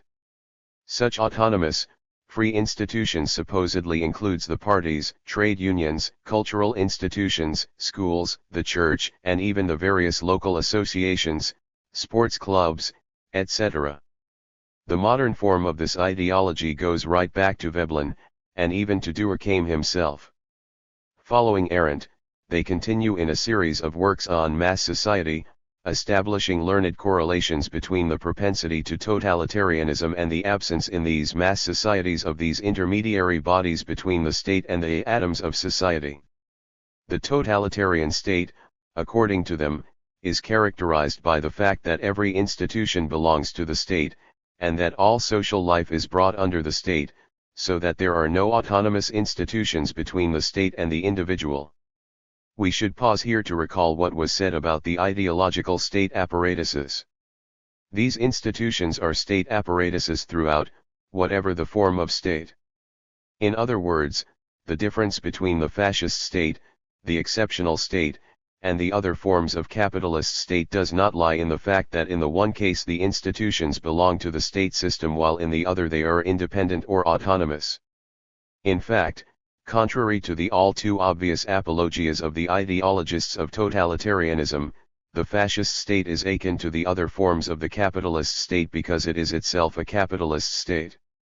Furthermore, to recall an earlier remark, the exceptional capitalist state, and in particular the fascist state, because it is a crisis form of the capitalist state and, therefore quite specific, also reveals certain aspects of the actual functioning of the capitalist state as such, sometimes, admittedly, by contrast. This in no way means that there are no key differences characteristic of the exceptional state form. They are generally expressed at the juridical level, that of the relation between public and private, by the formal attribution of a public status to the ideological apparatuses of the exceptional state. What does this in fact mean? The differentiation between public and private status is coextensive with the relative autonomy of the ideological apparatuses within the state system. Changes in this respect in an exceptional state, especially in the fascist state, indicate the various degrees of limitation or even suppression of the relative autonomy of the ideological apparatuses, a relative autonomy they enjoy in other forms of state. This means that the whole relationship between the repressive state apparatus and the ideological state apparatuses is changed. This limitation, typical of the exceptional state, stems primarily from the relations of class power and from the reorganization of hegemony which takes place in political crisis. The relative autonomy of the ideological apparatuses in the other forms of capitalist state is due to the following factors, among others: a. Classes or class fractions of the power block other than the hegemonic class or fraction hold power in them; b. The masses have particular ways of expressing themselves through the apparatuses, parties, unions, etc. In an exceptional state, the state's decisive role in reorganizing hegemony implies a decisive limitation on the distribution of power within the apparatuses, b. strict control of the whole of the state system by one branch or one apparatus in the hands of the class or class fraction which is struggling to establish its hegemony. 3b. But this characteristic limitation of the relative autonomy of the ideological apparatuses in the exceptional state is also due to the ideological crisis which accompanies the political crisis, and therefore to the specific intervention of ideology, which concentrates and increases repression against the popular classes. 1. The first element to be stressed is that the increased role of physical repression is necessarily accompanied by a particular intervention of ideology to legitimize this repression. I would go further: the other forms of capitalist state have a constitutional juridical arsenal to allow for the use of a broad measure of physical repression in critical situations in the class struggle, and the democracies are very good at this. But such state forms often do not allow the use of ideological intervention to justify such repression, because of the relative autonomy of the ideological state apparatuses. It therefore becomes necessary to resort to the exceptional form, not so much because the established juridical rules forbid repression, but because the accompanying ideological intervention is not possible within these other forms of state. 2. This factor alone, however, does not explain this characteristic limitation of the autonomy of the ideological apparatuses in the exceptional state. It must not be forgotten that this ideological intervention becomes necessary when the dominant ideology is in crisis. The exceptional state has then to play a part itself in the actual organization of the dominant ideology. The combination of these two factors explains the limitation in question. In other forms of state, it is in fact through the spokesman of the organic ideology of the dominant classes, and through their ability to represent them, that the dominant ideology is worked out within the ideological apparatuses, and instilled by means of these apparatuses. However, in all forms of state, the state apparatuses themselves secrete their own internal ideology.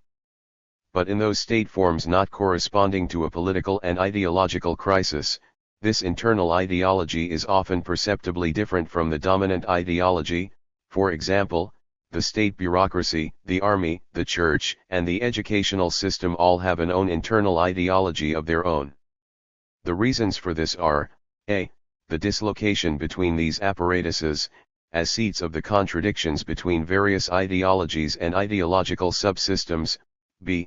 The contradictions within these apparatuses between i. The social categories of the spokesman of the organic ideology, organizing hegemony in a direct relationship of representation, organic in the Gramscian sense, to the hegemonic class or fraction, and 2. Those subjected to other ideologies. This dislocation between the dominant ideology and the internal ideology of the apparatuses therefore expresses the ideological contradictions which, together with the dislocations in state power, give the ideological state apparatuses their relative autonomy. As for the exceptional state form, the ideological and political crisis leads to the hegemonic class or fraction losing its direct links with both its political and its ideological representatives. This is where the internal ideology of the state apparatuses meets up with the dominant ideology in the formation. The ideological spokesmen of the hegemonic class or fraction identify with the internal ideology of the apparatuses, excluding those of other ideologies. At the same time, the state apparatuses as a whole are subjected to this internal ideology, coinciding as it does with the dominant ideology, which itself is that of the dominant branch or state apparatus. The militarization of society and of the apparatuses comes about when the army is dominant, bureaucratization when the administration is dominant, and clericalization when the church is the apparatus concerned. This particular function of the exceptional state is thus the necessary means for reorganizing ideological hegemony. But this in turn involves, to a greater or lesser extent, the limitation of the relative autonomy of the ideological state apparatuses from the repressive state apparatus and, 2. The limitation of the relative autonomy of the ideological apparatus among themselves. Even in this case, the fascist state has features in common with the other interventionist form of state, not corresponding to a political crisis.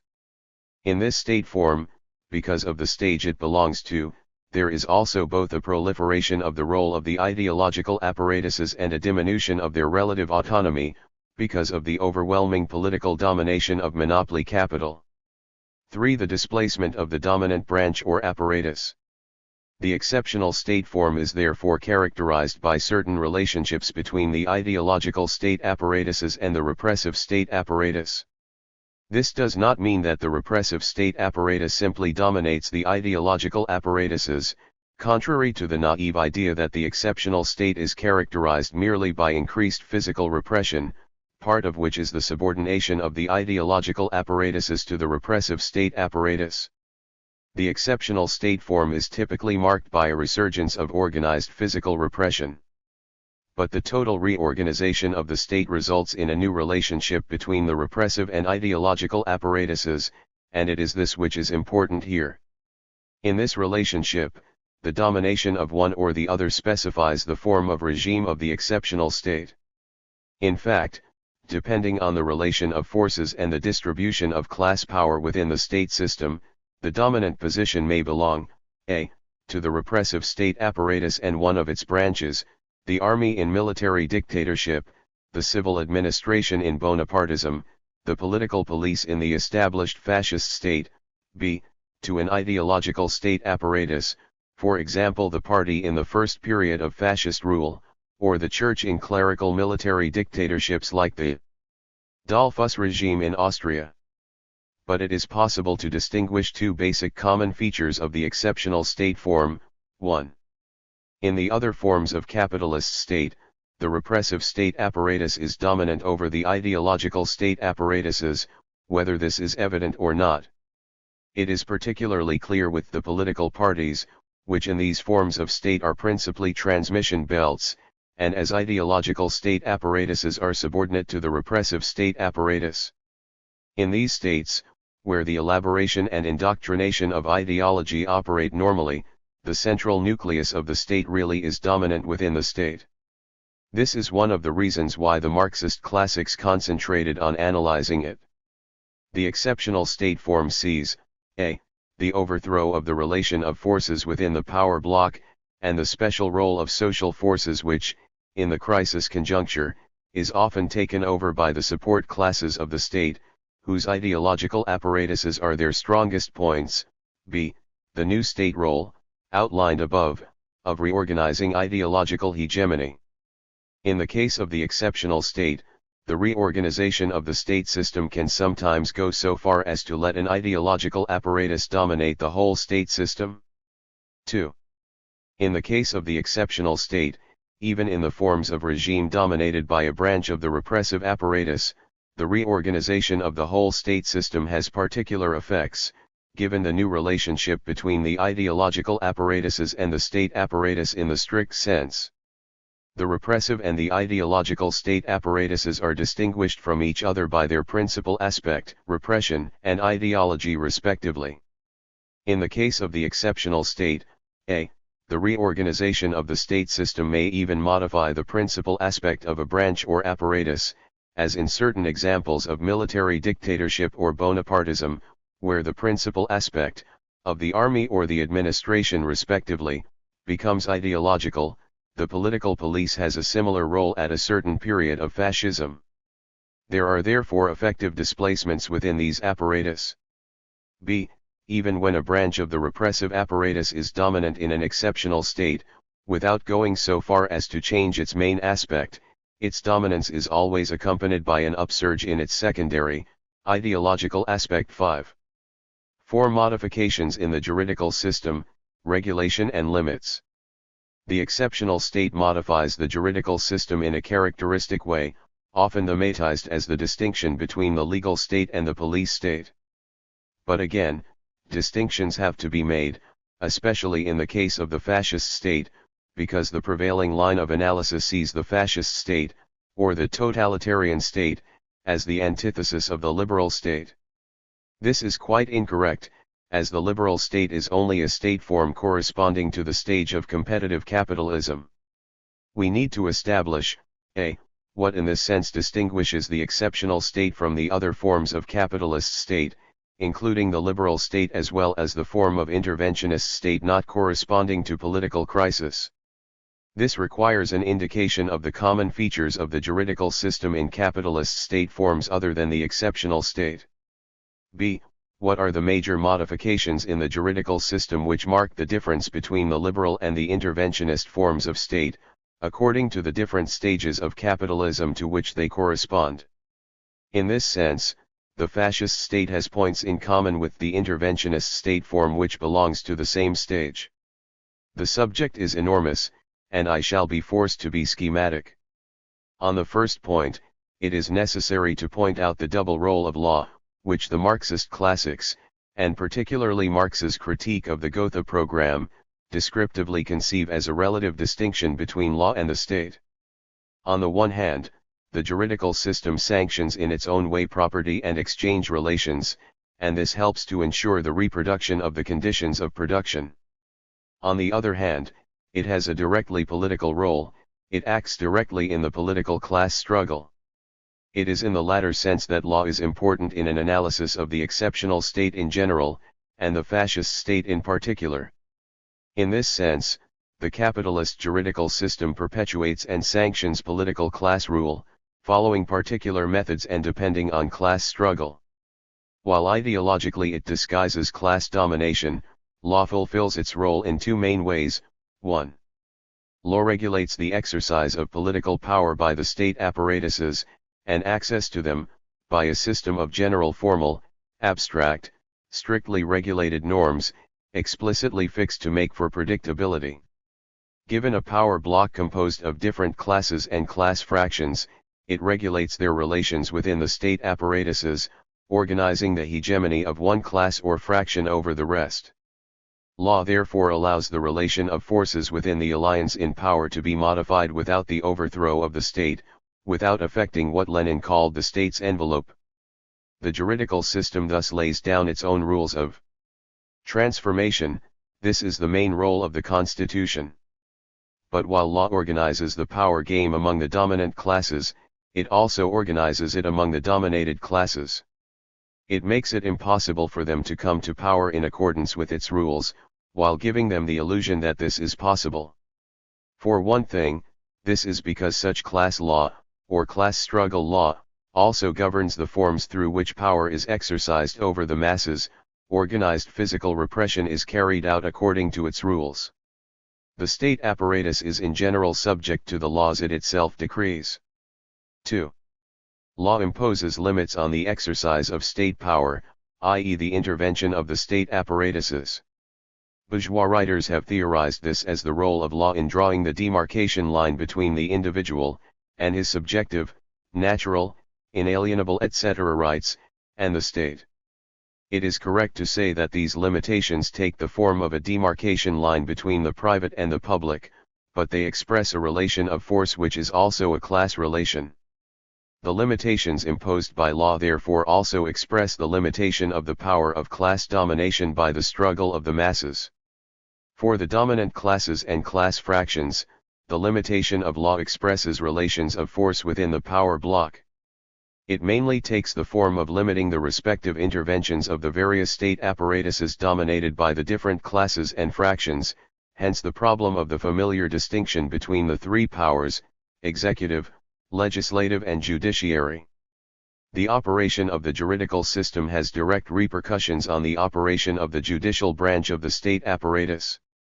Not because this branch is independent of the other branches of the state apparatus, but because its main way of exercising class domination is through applying the law, it is bound to respect the law's rules and limits and to make them respected. In the exceptional state form, the forms in which the law operates politically are more or less different. 1. Law, to put it briefly, no longer regulates, arbitrariness reigns. What is typical of the exceptional state is not so much that it violates its rules, as that it does not even lay down rules for functioning. It has no system, for one thing, i.e. it lacks a system for predicting its own transformations. This is particularly evident with the fascist state and the will of the leader. If there is no regulation, it is because it is only possible to give juridical regulation to a relation of forces which has a certain degree of stability elsewhere, where the real game is played. The political crisis to which the exceptional state corresponds sometimes has the characteristic of an equal balance of the basic forces, which is in itself an unstable and precarious situation.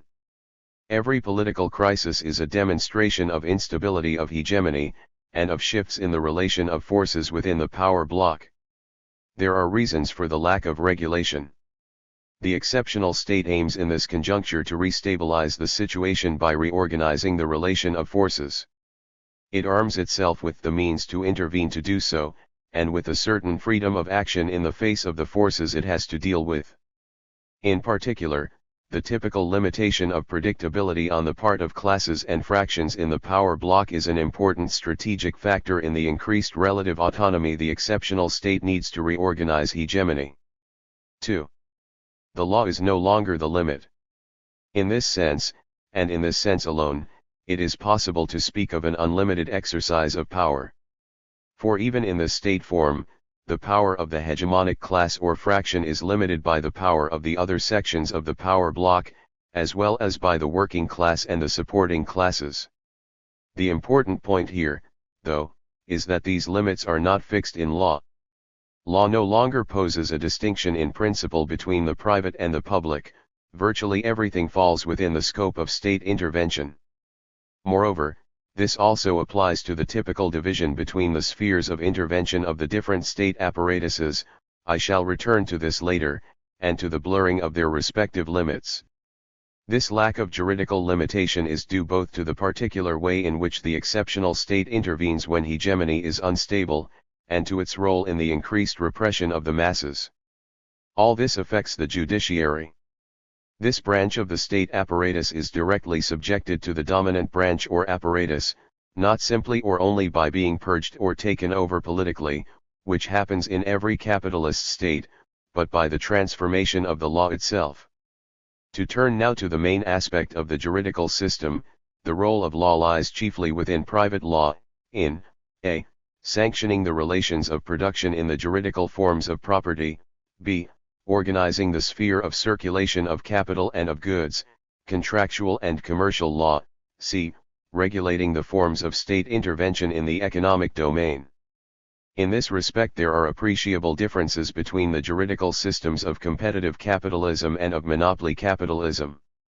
These differences between the private law of the liberal state and the private law of the fascist state stem basically from the differences in the stages of capitalist formations. They are not due to the fact that the fascist state belongs to the exceptional state form. In this respect, law in the fascist state has the same basic characteristics as in the interventionist state form. The differences are secondary, and relate mainly to labor law. This is particularly striking in the case of National Socialism, which as both Newman and Marcuse showed at the time, basically kept the law of the Weimar Republic, which was the first juridical system in an imperialist country to make the turn to the stage of monopoly capitalism. It could even be said that the exceptional state in general basically leaves intact that aspect of law which regulates the economic basis of the capitalist system, essentially only making some simple modifications required by the stage in which it is situated. To take another illustrious example, Louis Bonaparte did no more than preserve and develop the civil code.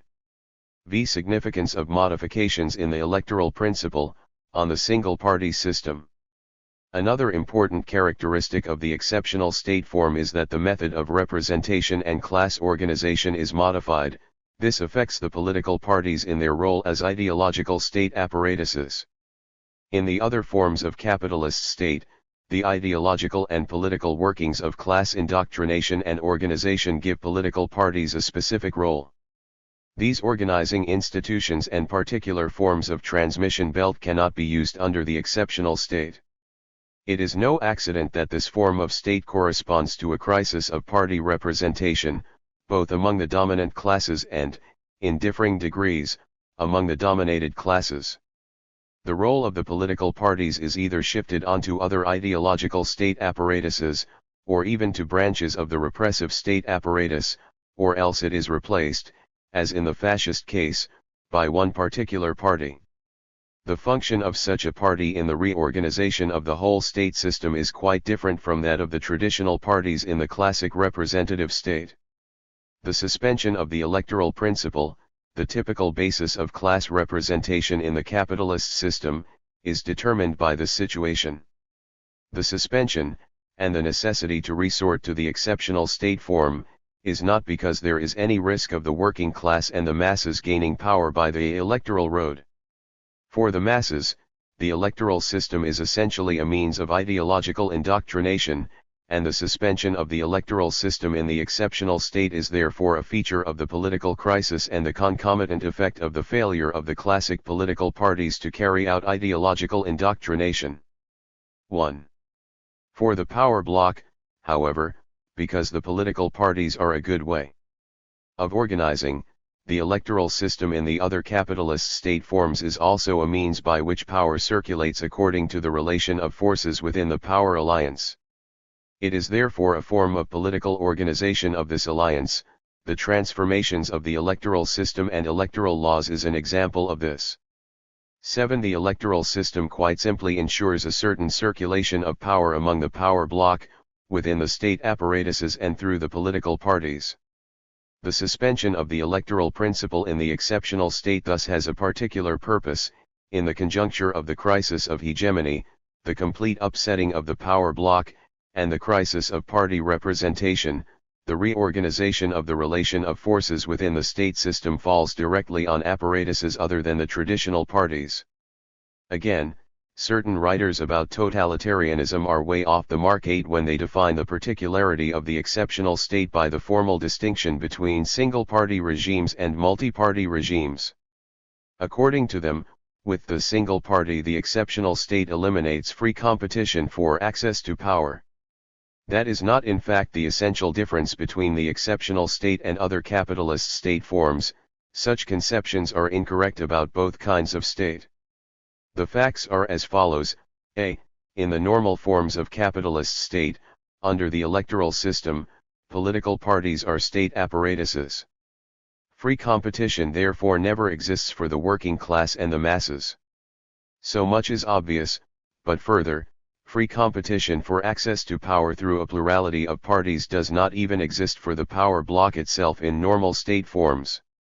The power bloc organizes its power in the state system through all the state apparatuses, the administration, judiciary, army, the ideological apparatuses, and the political parties are only a part of these.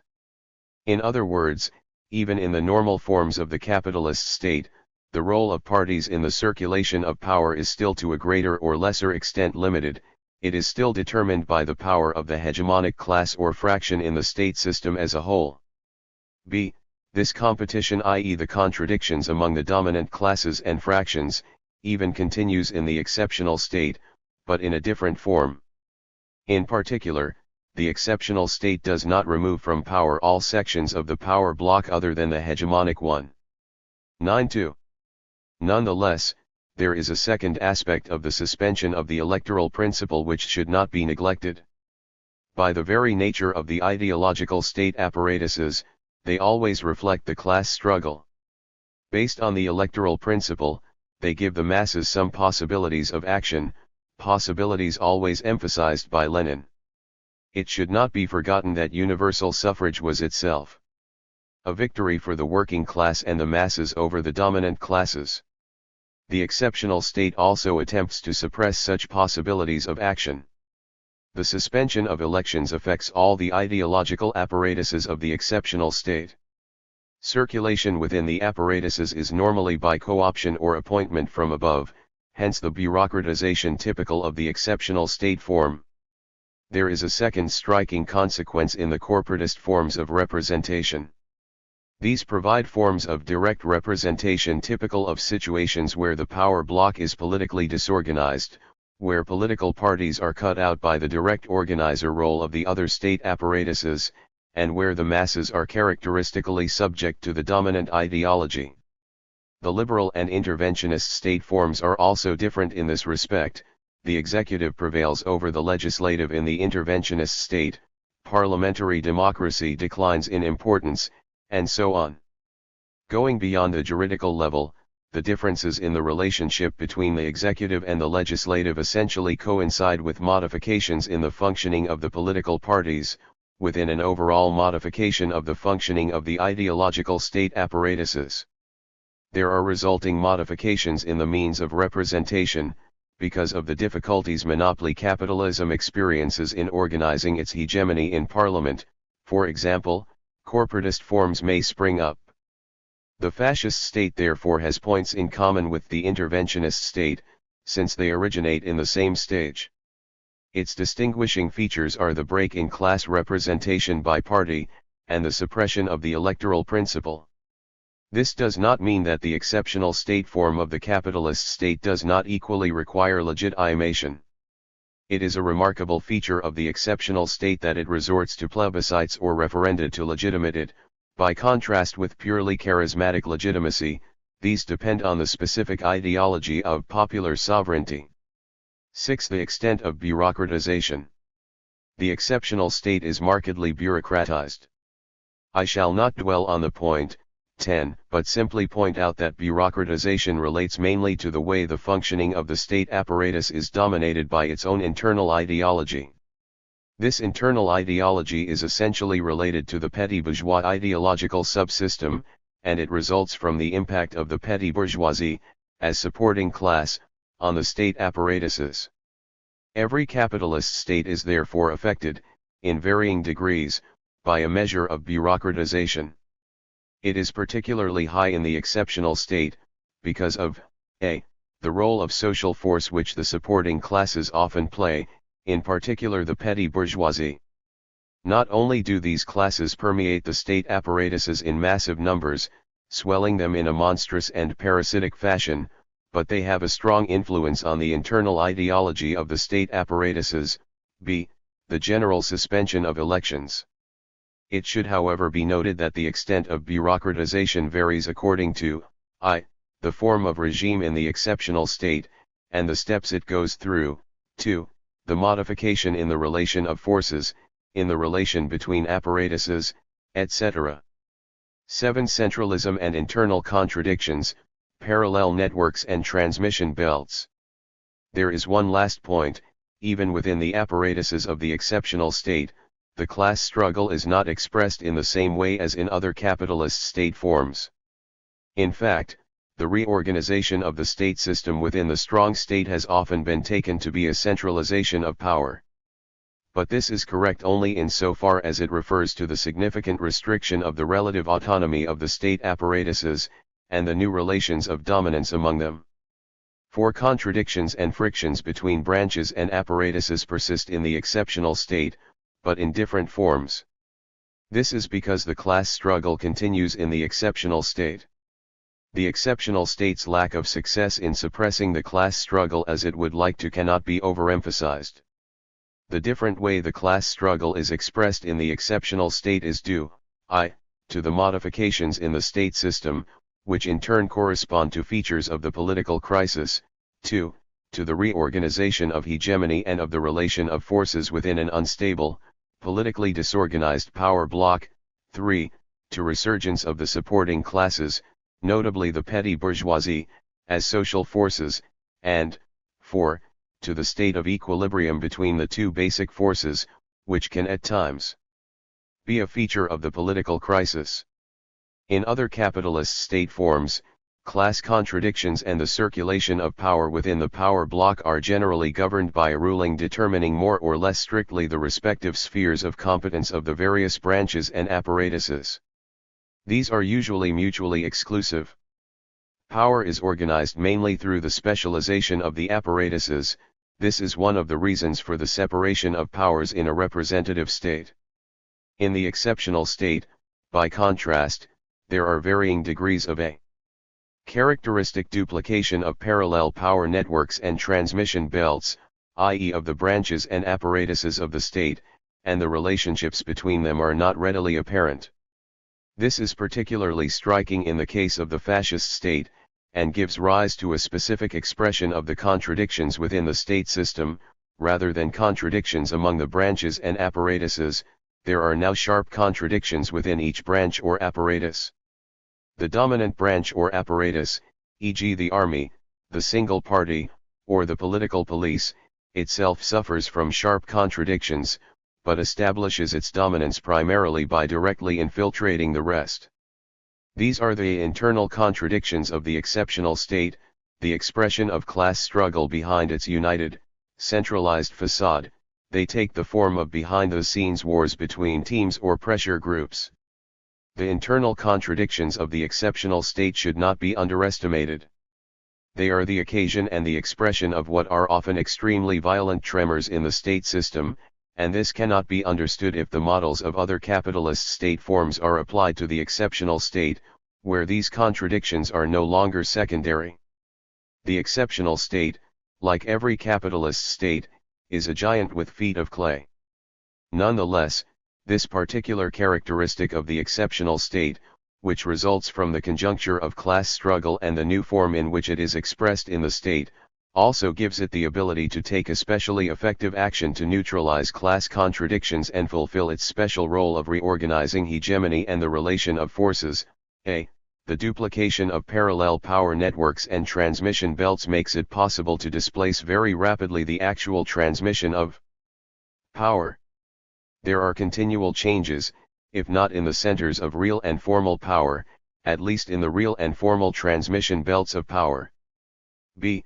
The special position of the apparatuses permits their effective control under the dominance of one of them, while the crystallization of relations between them could endanger the hegemony of the class or fraction which the strong state secures. C. If power is organized in this way, it also allows the exceptional state to play the specific interventionist role required by the crisis conjuncture, to juggle the various classes and fractions through parallel, superimposed channels, and thereby to reorganize class hegemony. D. Lastly, this hidden duplication fulfills the ideological role previously performed by the electoral system, in disguising from the masses as well as from the other sections of the power block, which class or class fraction has actual hegemony. As for the working class and the masses, this type of power organization enables the exceptional state to conduct a war of maneuver against the class enemy. Because of the restriction of the relative autonomy of the ideological state apparatuses, which is also due to the possibilities for action this relative autonomy previously offered, the class enemy can no longer be directly located as an isolated, relatively autonomous source. It threatens to infect the state apparatus at many points, as in the case of the single party and single trade union under fascism. It should also be added that the supporting classes play a special role here, as social forces within the state apparatuses and branches. The duplication and overlapping of the state apparatuses is a response to these new risks, which are particularly strong in the exceptional state. In particular, it is a counterweight to the bureaucracy which always threatens to engulf this form of state. For example, it is characteristic of this duplication and overlapping to produce a proliferation of the authoritarian relationships to which every member of the state apparatuses is subjected, thereby undermining the strictly vertical hierarchical relationships within each apparatus, which are characteristic of bureaucratization. The prime example is the principle of the leader in the fascist state, according to which every member of the state apparatus is directly under the leader, and depending on circumstances, under his supposed representative, not his normal superior in the hierarchy. This gives room for a great deal of mobility in action. 4. General propositions on the fascist state as a form of exceptional regime. The established system. I shall now turn to the specific features of the fascist state as a form of regime different from other exceptional regimes such as Bonapartism and military dictatorship. The first of these is of course the degree to which it possesses the characteristics mentioned above, p. 313, which varies with the different exceptional regimes.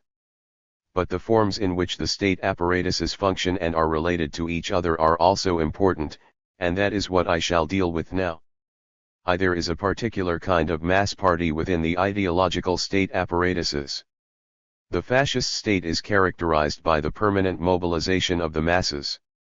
According to the steps there are particular relationships between the fascist party and the repressive state apparatus. Firstly, fascism is originally and essentially exogenous to this apparatus.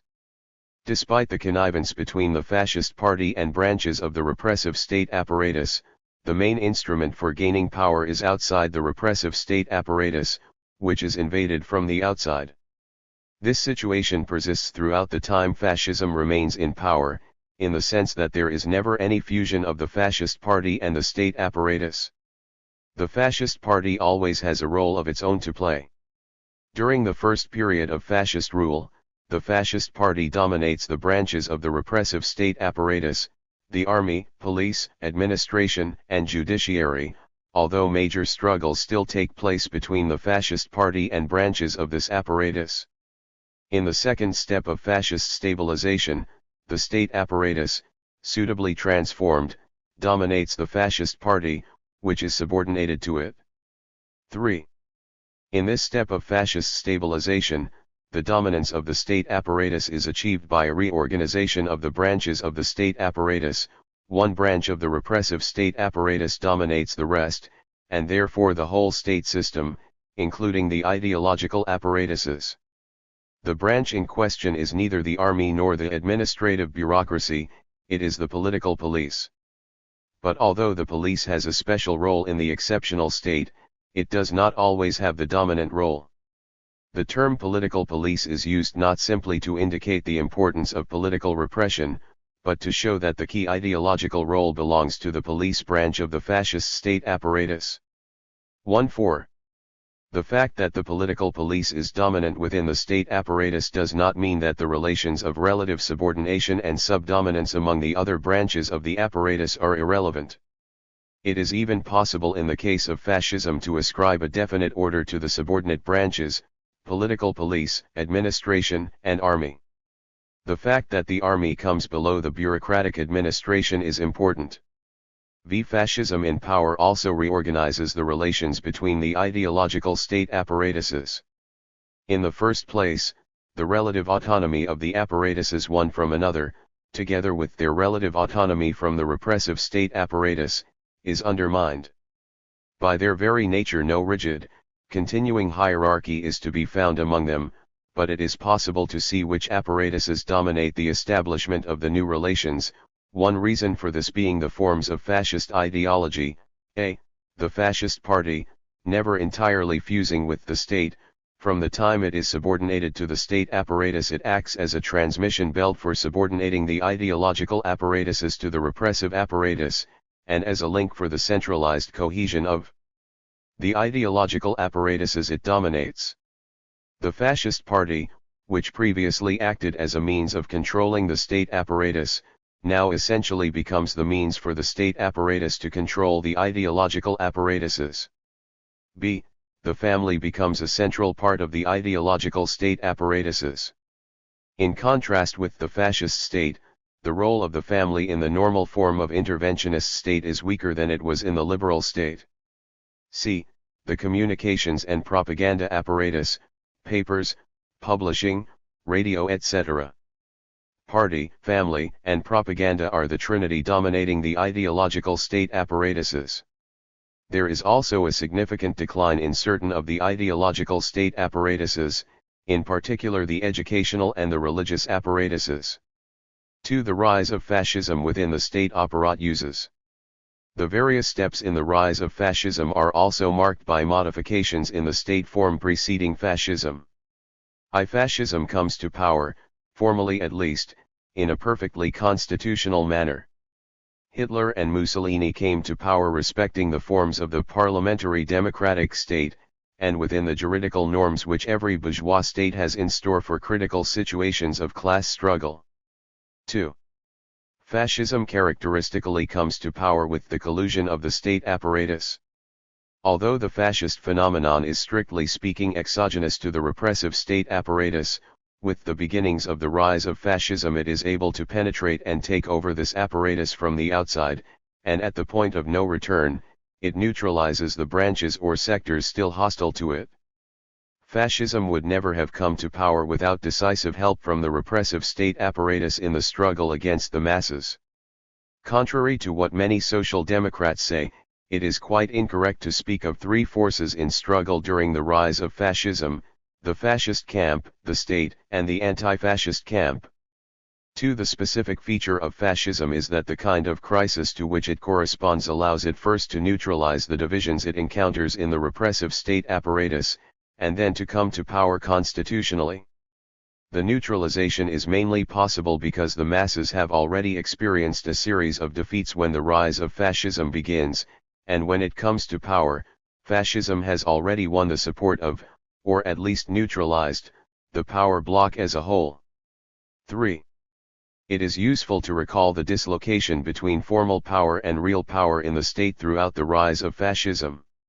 Its characteristics are the parliamentary crisis resulting from the crisis of party representation, the instability of the government, resulting from the instability and lack of hegemony, the duplication of the political parties by parallel power networks, varying from pressure groups to private militia, the resurgence of the role of the executive and the repressive state apparatus, and the increasingly important role of the police, the deterioration of the juridical system, order, and the direct infiltration of the judiciary by fascism.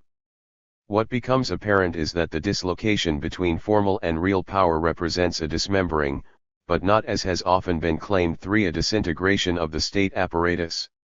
It is a dismembering in the sense that the relations between branches and apparatuses no longer work in the same way as in the state form preceding fascism.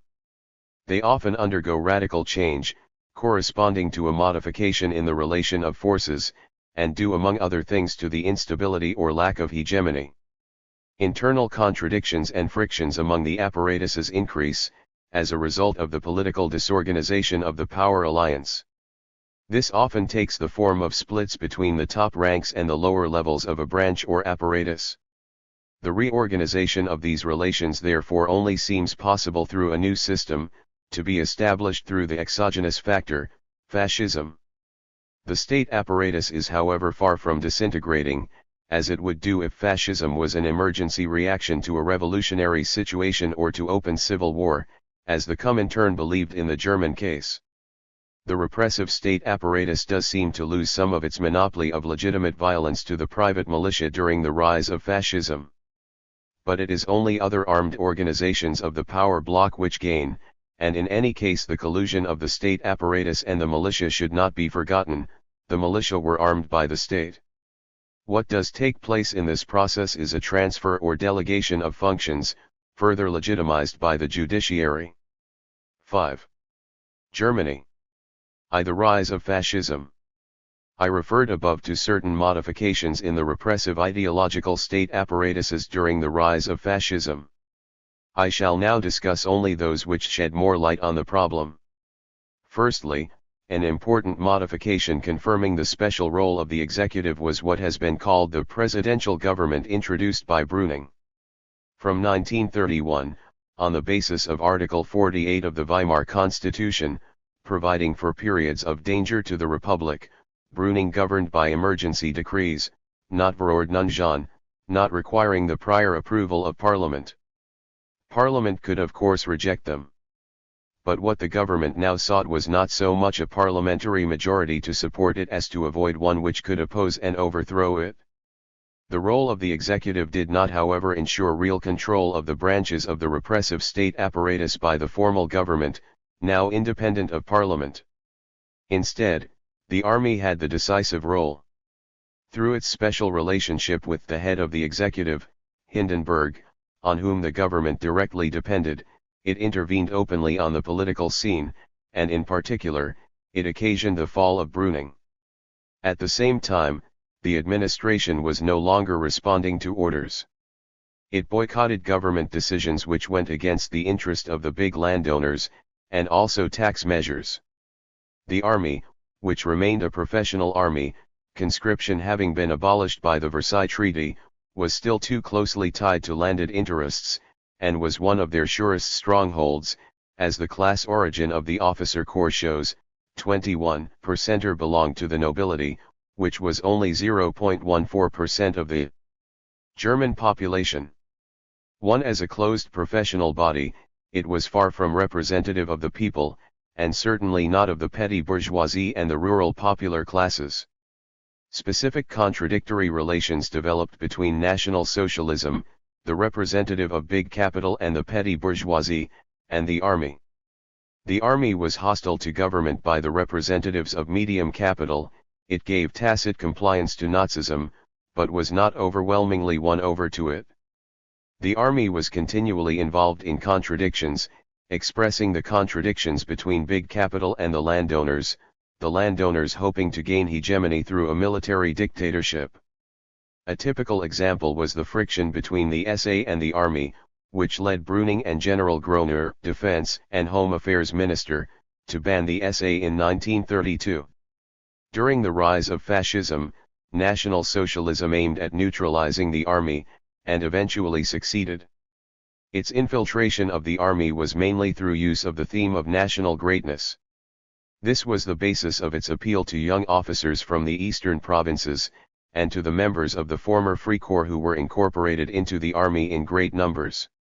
National Socialism never used its populist side to infiltrate the army, and this had important consequences later.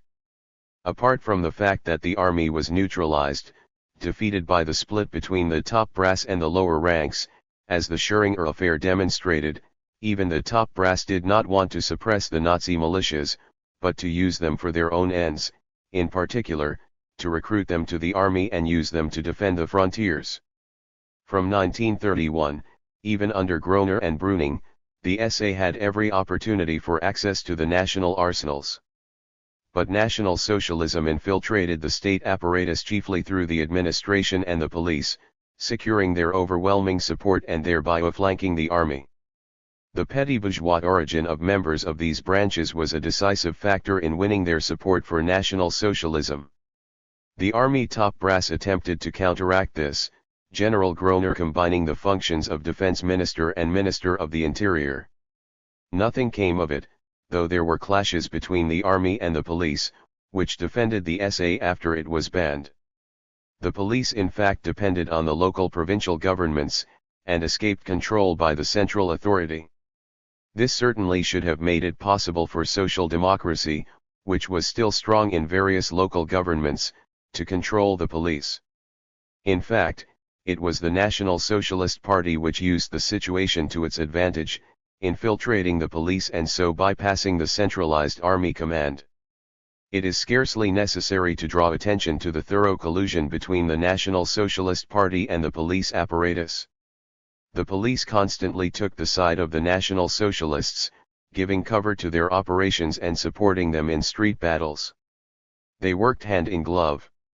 The judiciary branch simply set the seal on the situation, a few light sentences on National Socialists, simply for the record, were nothing by the side of the massive convictions of anti-fascist militants.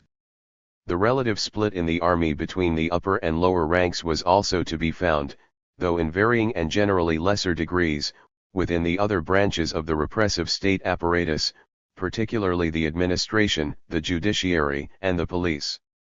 This is a general feature of forms of exceptional regime brought into power from below by the decisive support of the mass of the petty bourgeoisie. Fascism, however, combines the features of a movement from below and a penetration from outside the repressive state apparatus. The divisions between the upper and lower ranks are therefore less extreme than in the case of movements installed from below by means of the apparatus and its branches, as with some military dictatorships of colonels. National Socialism clearly infiltrated even the commanding heights of the administration, the police, and in particular the judiciary, the upper ranks of the latter belonging to the Prussian tradition and enjoying a privileged status both in the Weimar Constitution and because of their class position, were difficult for republican governments to purge and were won over to National Socialism in large numbers. They also suffered least from purging after National Socialism came to power. The administration was somewhere between the judiciary and the army. Part of its upper ranks, linked to Weimar politicians, medium capital, and the big landowners, remained hostile to Nazism. Lastly, the dismembering of the state apparatus was also expressed in contradictions between the central authority of the Reich and the provincial authorities. With the start of the rise of fascism, around 1927, the problem of reforming and centralizing the Reich became crucial. In the context of political crisis and failing hegemony, the provincial apparatuses operated more and more as autonomous centers of state power for different classes and class fractions. They served as a refuge for medium capital and the landowners against the offensive of big capital, but they could also be bases for National Socialism, as in Bavaria and Thuringia, against the central power under army domination. But National Socialism did not gradually progress from the periphery to the center, as often happens with emergency counter-revolutionary White Guardism. It mounted its siege at the center and the periphery at one and the same time.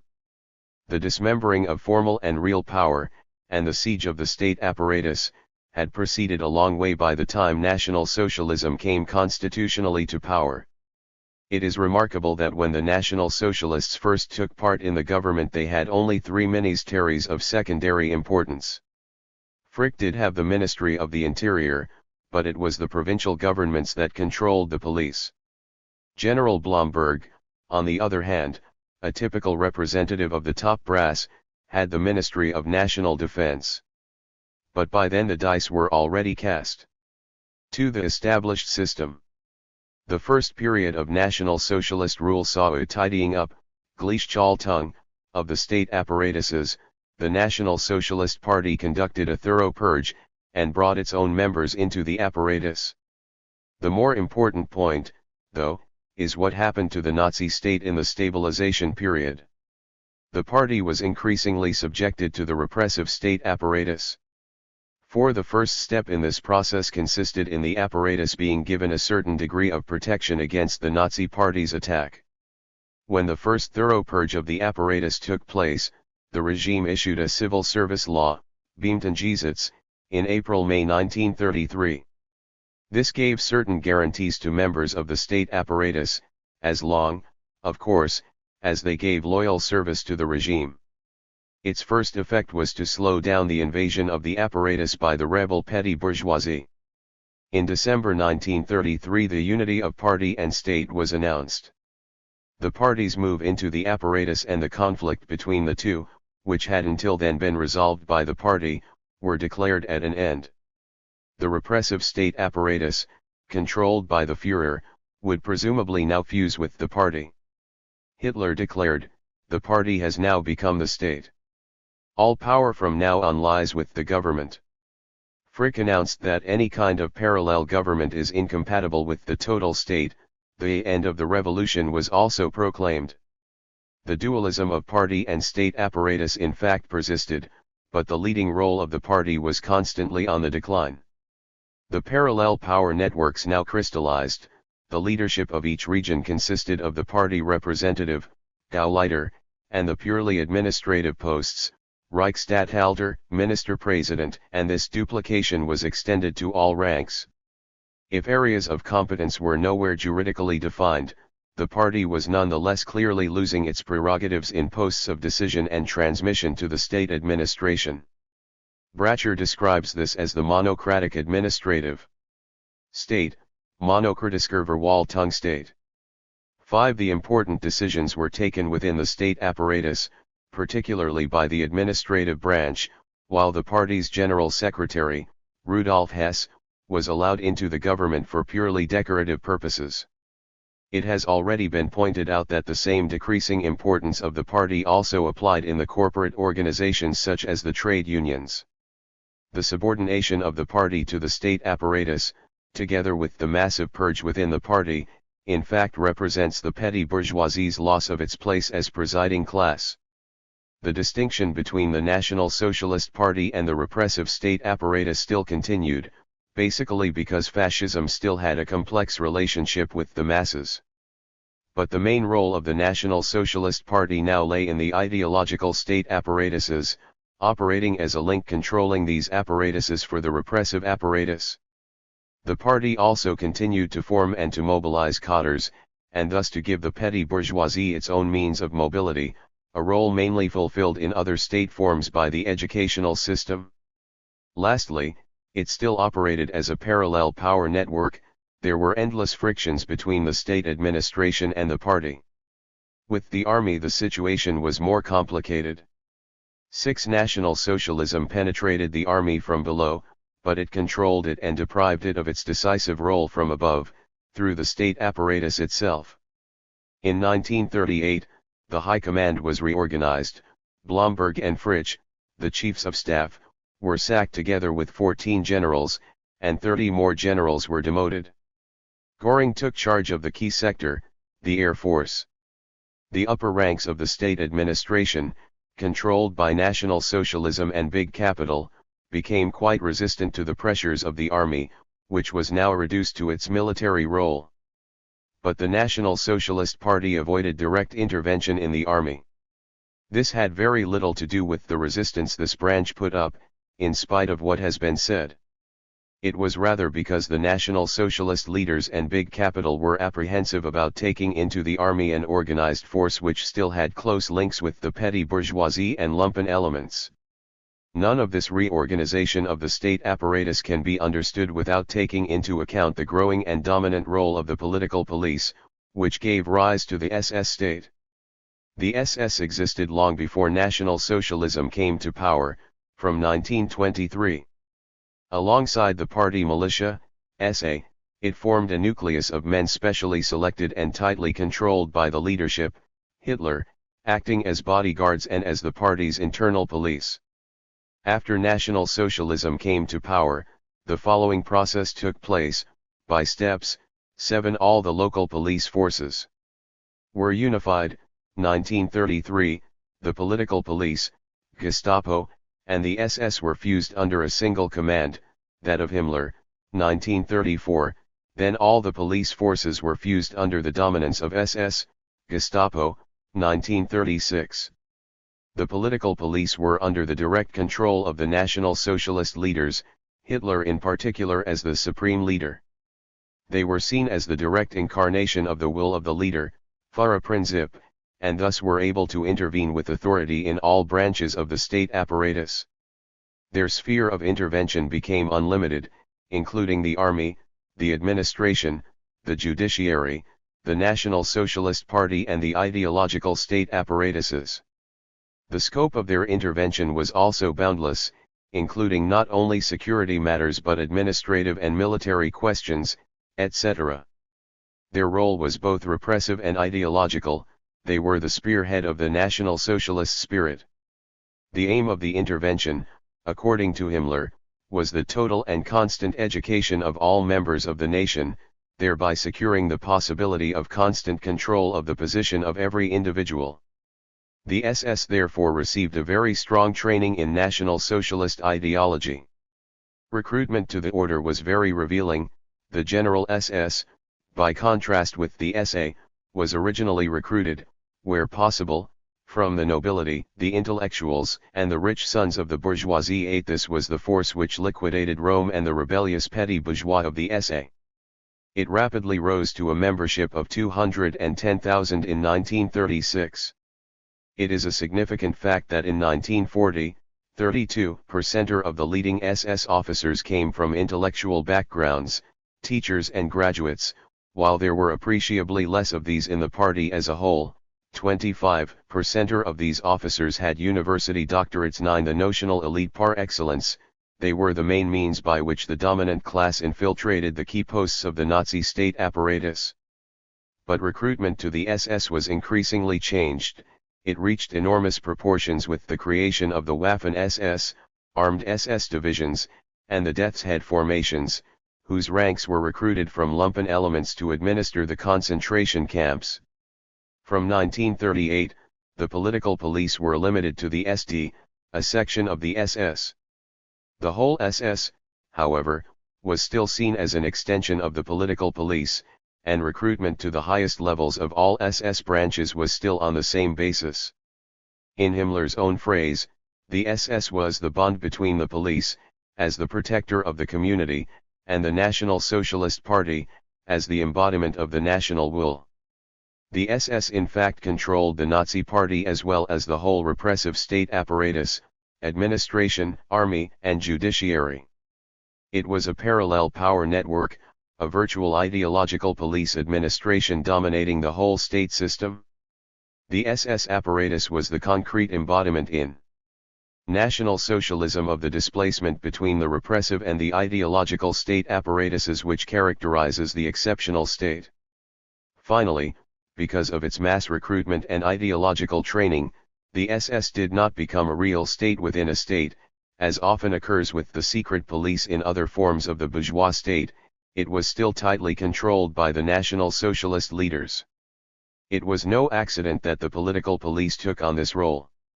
It was a result of the special relationships National Socialism had with the petty bourgeoisie and with big capital, of the existence of a complex type of party, and of the split between its leadership and the petty bourgeoisie it represented.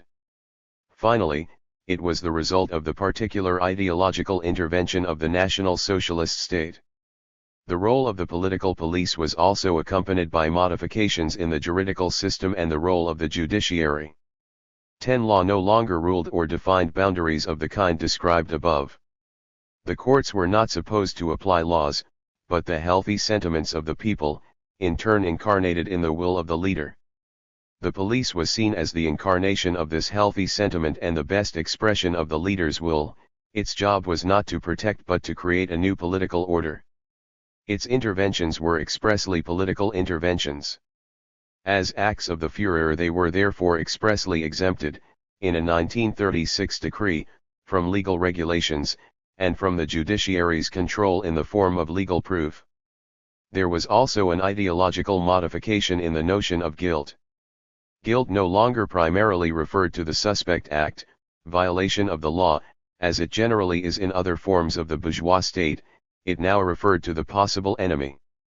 The guilty man was the one whose objective situation, determined by arbitrary criteria, could lead him to intend to injure the health of the regime.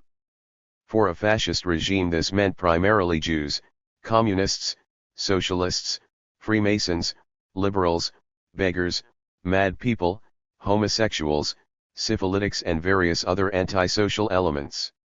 What is more, all individuals were subject to unlimited police intervention.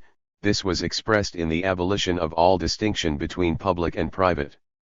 All these ideological modifications accompanying the repressive role of the political police are also at the root of the institution of concentration camps, a subject I shall not dwell on, as everything has been said that can be said. The law no longer regulated the relations between the various branches and state apparatuses. National Socialism systematically refused to regulate these relationships juridically as spheres of competence. 11. This gives an impression of indescribable administrative confusion, in which frictions and contradictions arose between branches and apparatuses of the state system. Their relationships revolved around the Führerprinzip. The will of the supreme leader was taken to be universal and total, boundless and exclusive. 12. Relative to any regulation. The members of the various hierarchies of the branches and apparatuses were supposed to be directly dependent on the supreme leader, and whoever might be supposed to incarnate his will in given circumstances. This effectively broke down the strict principle of bureaucratic hierarchy. 13. In that it broke the vertical isolation of the branches and apparatuses, it worked to achieve the control of the apparatuses by the dominant branch, through the parallel power networks. At the same time, hierarchical authority in the state apparatuses was reinforced. A member of the state apparatus was supposed to give unconditional obedience to his direct superior in the hierarchy, unless there was intervention by a possibly lower-ranking member who was nonetheless an SS man, a party member, etc. Bureaucratization was therefore at the same time reinforced in all branches and apparatuses, and the system of secondment to posts from above contributed to this. Bureaucratization even affected the National Socialist Party and the political police, for example the quite insane administrative logistics of the concentration camps run by the SS. In this superposition of apparatuses, held together by the dominance of the political police, there was only one domain which remained more or less apart. This was however quite a significant one. The economic domain was reserved mainly, if not exclusively, for the state administration. Everything affecting the relations of production and property relations increasingly fell to the administration alone. Juridical regulation in this field was preserved, at least in essentials. Frankel 14 has even gone so far as to distinguish in National Socialism a normative state, regulated by law, and a prerogative state, not so regulated. Nazism maintained juridical regulation in matters of the protection of the capitalist order and private property, with full authority in all economic affairs. Although the frictions between branches and apparatuses of the Nazi state stemmed essentially from class contradictions, and from their new form of expression within the state, contradictions of the corporative type, between social categories among the members of these branches and apparatuses, still had a role to play. There were of course clashes of interest between party members competing for position and influence and the members of the state administration, army, and political police. But these were secondary contradictions, which exist in every state. The internal contradictions of the Nazi state cannot be understood by the usual method 15 of referring only to the corporate frictions between different social categories. This is even more the case in the exceptional state, and in the fascist regime in particular, for the repression of open class struggle in fact diverts class struggle into the state apparatus and its branches. This is disguised as contradictions between social categories, between the cliques and personalities of the regime itself. In fact, though they are secondary, these contradictions should not be underestimated. 16 They can in fact shed light on the class struggle. In the Nazi state, for example, this can be seen with the contradictions between different cliques, Fritsch Blomberg /Schack /Hitler Göring Himmler /Ley /Dar, etc. As far as the ideological state apparatuses are concerned, the first point to note is the suppression of their relative autonomy, both from one another and from the repressive apparatus. This was accomplished by juridical changes on the public-private dimension. These apparatuses were by no means entirely taken over by the state. Publishing, newspapers, cinema, schools etc. largely retained their private nature, at least in bringing their owners profits. But the members of these apparatuses were obliged to belong to public bodies, the Reich Councils for the Arts, Music, Theater, Literature, Press, Radio, and Cinema. The decisions of these bodies had the force of law, and the leadership principle was applied to the benefit of Nazi Party members. It was therefore mainly through the party that the ideological apparatuses were subjected to the repressive apparatus, though the direct intervention of the latter, under Goebbels, was constantly in evidence. These bodies had to ensure that the ideological state apparatuses would carry out the indoctrination of National Socialist ideology, for example the Teaching Corporation, the National Socialist Teachers League, was held responsible for the ideological and political coordination of all teachers with respect to National Socialist doctrine. Some of the ideological state apparatuses had an essential place, and this produced changes in the dominant role among them. A. The communications apparatus, radio, newspapers, films, etc., had a dominant place because of the importance of propaganda. 17 In a broadly based regime, where the intervention of ideology was decisive. Propaganda from above of this kind did not cut out the role of the party itself, but, at least at the start, functioned alongside it.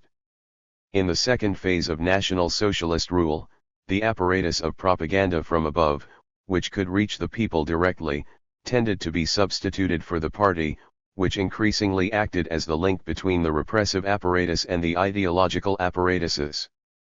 B. The family had a dominant place, as Wilhelm Reich showed. 18 This was because of the position of the family in the ideology of the petty bourgeoisie. National Socialism attached great importance to the strengthening of family ties, which was a constant theme of Nazi propaganda. For Hitler, our first task is to help the development of family ties.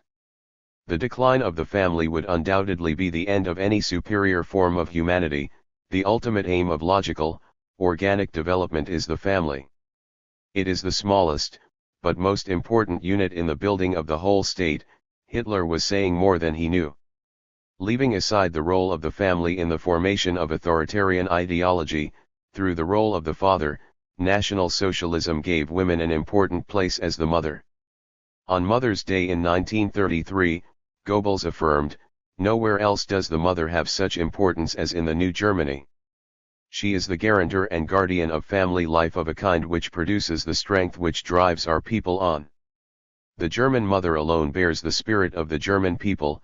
For National Socialism, woman's main role was as mother of the family, the guarantor of the National Socialist spirit in the family. Countless National Socialist organizations and associations were devoted to women.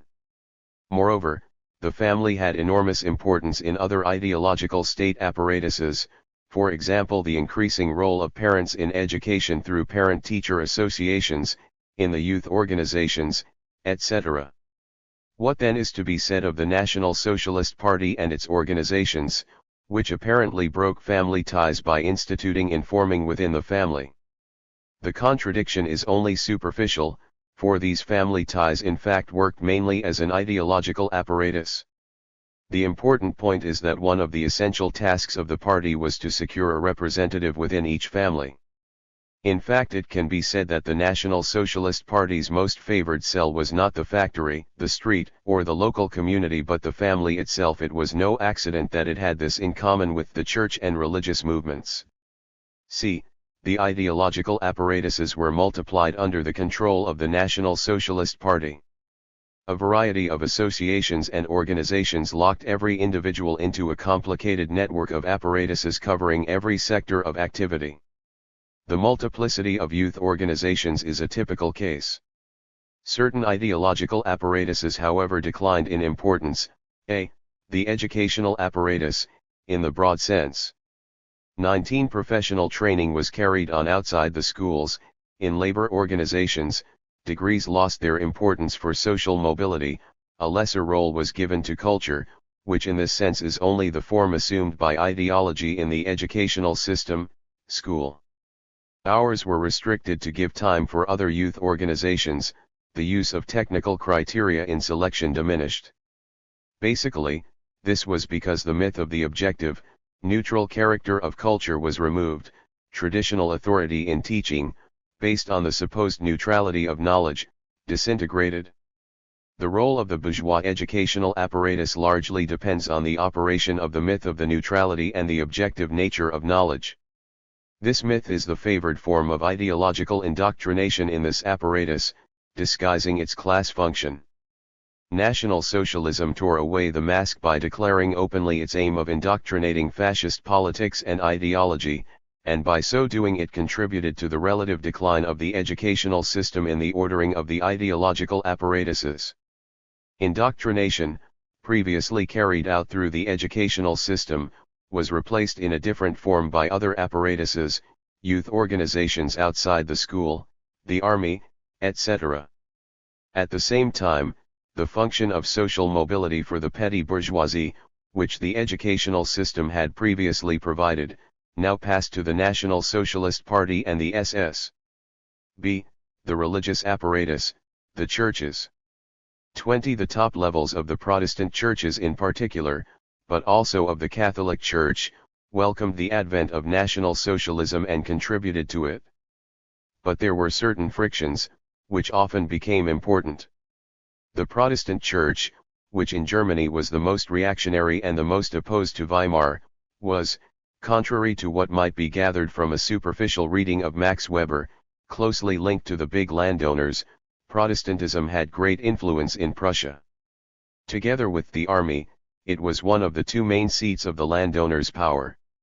It welcomed fascism much more than the Catholic Church, which, through the Centre Party, was more closely related to medium capital.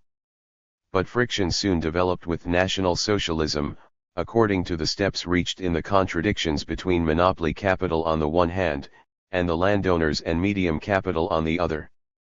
National Socialism, supported by the reaction of the rebel petty bourgeoisie, engaged in a struggle against the church to break its relative autonomy as an ideological apparatus in relation to monopoly capital. The SA carried out broad anti-clerical campaigns. Bormann declared in 1941, National Socialism and Christianity are mutually exclusive. Just as the pernicious influence of astrologers, wise men, and other quacks has been suppressed by the state, the possibilities of church influence must constantly be eliminated. Of course, the religious feeling of the masses was always exploited by the deification of Hitler. The SA slogan was Hitler yesterday, today, and for eternity. But National Socialism did not deprive itself of the influence of the churches. It simply broke their relative autonomy. The Gleichschaltung was extended to the Protestant Church and to the Catholic, the latter being consecrated in the Concordat of 1938. The churches were placed under the strict control of the repressive apparatus, their prerogatives in the field of education were limited, and the Christian youth organizations were abolished to make way for National Socialist organizations. At the same time, the real policing role of the churches was strengthened, ministers took an oath of loyalty to Hitler, and a start was made towards informing through the confessional. In short, though Christianity was not undermined, the Church, as well as losing its relative autonomy, completely lost its importance within the ideological state apparatuses. Lastly, under the National Socialist regime, the party's own internal ideology conquered the ideological state apparatuses as a whole, with the dominant ideology emanating directly from the party. However, as the political police became the dominant apparatus, its own specific ideology tended to spread to the rest of the apparatuses and to society as a whole. It is striking how the policy and murder fever which gripped the apparatuses and German society, corresponded to the irresistible rise of the SS apparatus. 6. Italy. The rise of fascism. This chapter will again emphasize the differences between National Socialism and Italian fascism. The rise in fascism, firstly, was of a dual nature in Italy. It was both more militarized and more parliamentary than in Germany. The collusion of the repressive state apparatus with fascism was much clearer, and it will be remembered that the representatives of medium capital were much more conciliatory towards fascism. In 1921, Giolitti issued decrees to dissolve the socialist municipal authorities, which were under attack from the fascists, for reasons of public order. This was an extreme measure which only von Papen had taken in Germany, against the Prussian government. The police, Carabinieri, almost everywhere accompanied the fascist squadre on punitive expeditions. The government itself, through the Minister of Justice, Farah, ordered the judiciary not to use dossiers on the criminal acts of the fascists. Developments in the army were also indicative here. The Italian army was won to fascism in greater numbers, during its rise, than was the German army by National Socialism. In 1920 a circular from Bonomi, the war minister, authorized 50,000 demobilized officers to join the Fasci, and they became their military organizers.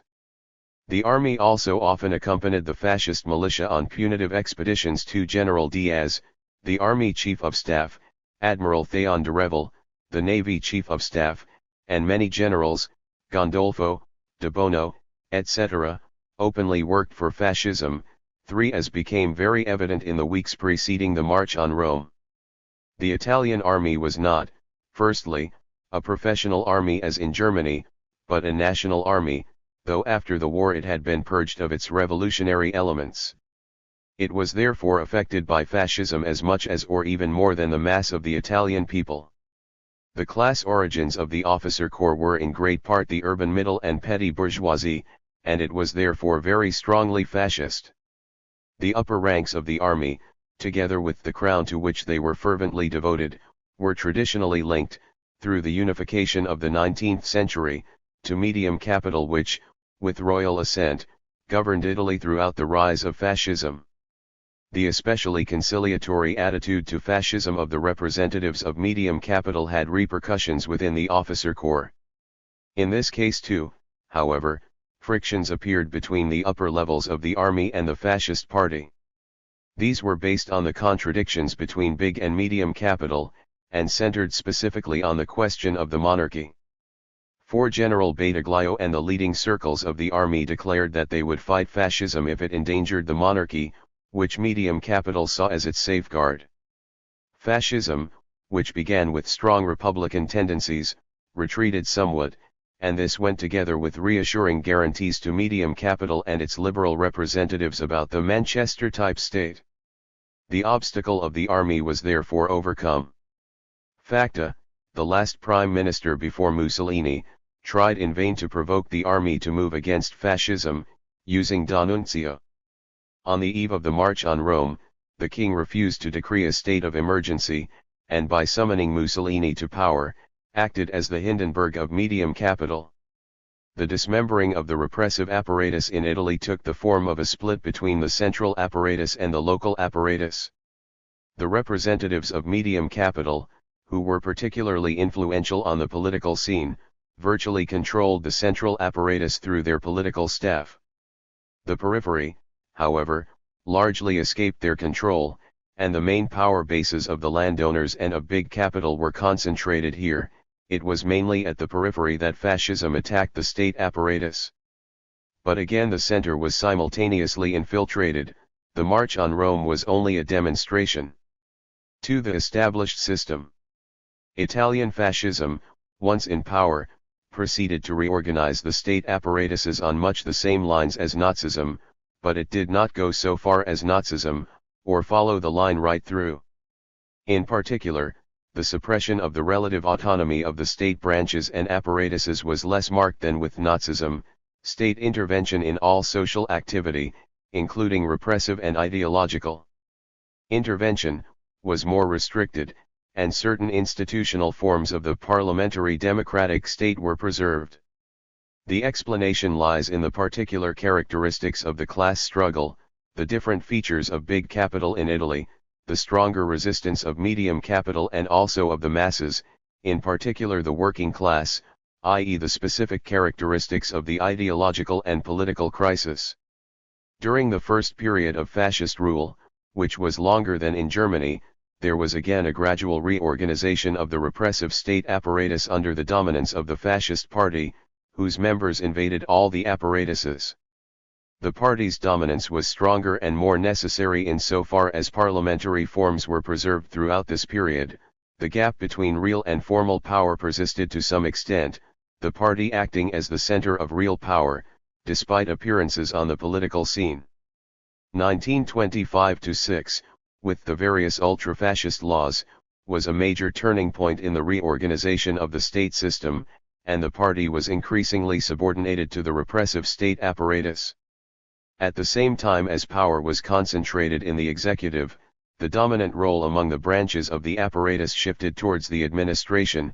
For example, the powers of the prefecture were extended, the prefects becoming the highest state authority in the provinces, which occasioned much discontent in the fascist party and among the regional secretaries of the Fascia 5 in 1927. A new circular about the administration and the prefects submitted the party hierarchy to the state. Hierarchy. The party itself was considered an instrument of the will of the state, and the circular stated that squadrism is now an anachronism. With the formation of the Fascist Grand Council, the supreme body for decision-making, supplementing the Council of Ministers, the subordination of the Fascist Party to the state apparatus was finalized. The process was completed with the proclamation, in 1928, of the unity of party and state, which had the same meaning as in Germany. The petty bourgeoisie lost its presiding place. The political police again took the dominant role, controlling the whole apparatus, including the fascist party. The secret political police department was formed by bringing together all the repressive services into the OCRA, under Bocchini. 6. It was directly dependent on the fascist leaders, its numbers increased considerably, and its powers grew at the expense of the traditional police, the Carabinieri.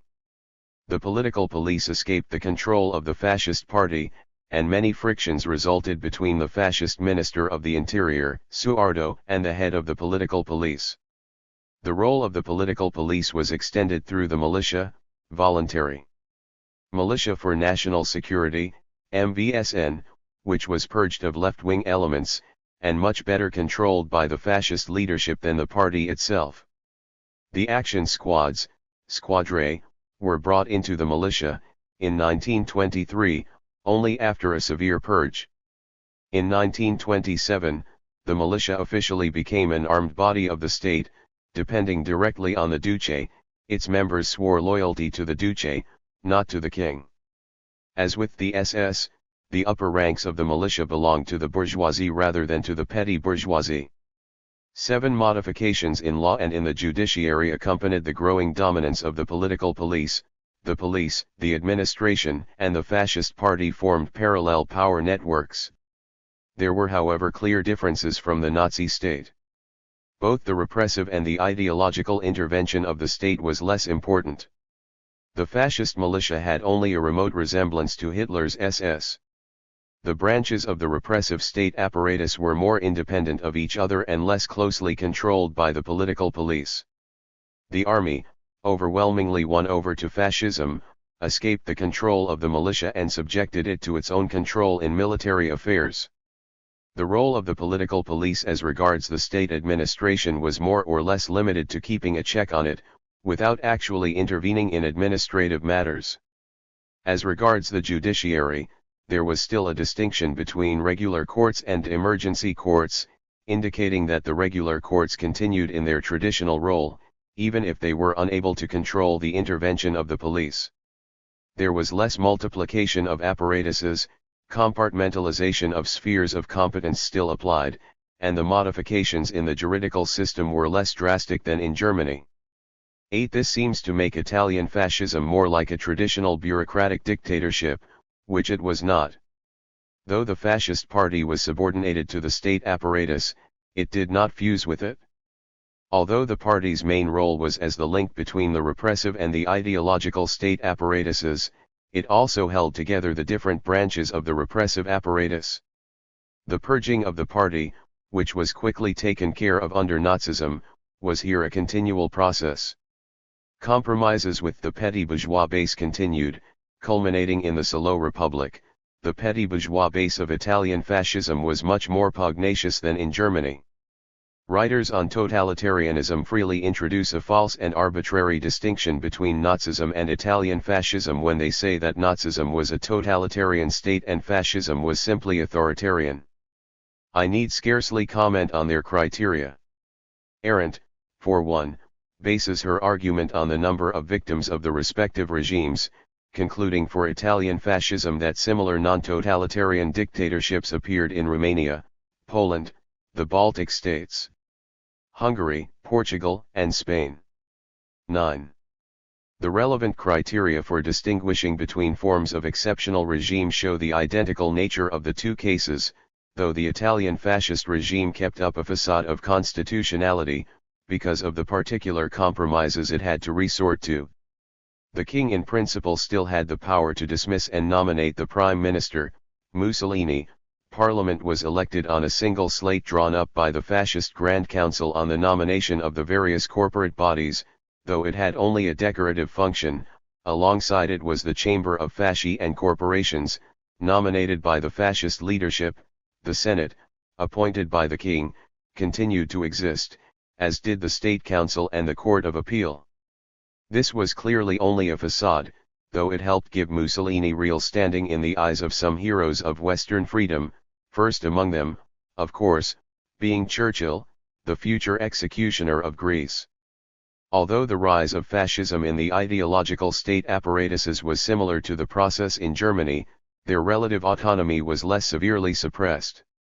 This is true for the arts and the educational system.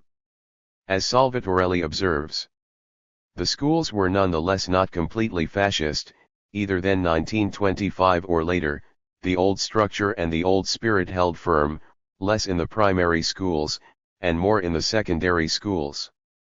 10. Through the corporate bodies and the fascist party there was total control, especially of the communications apparatus, newspapers, radio, etc.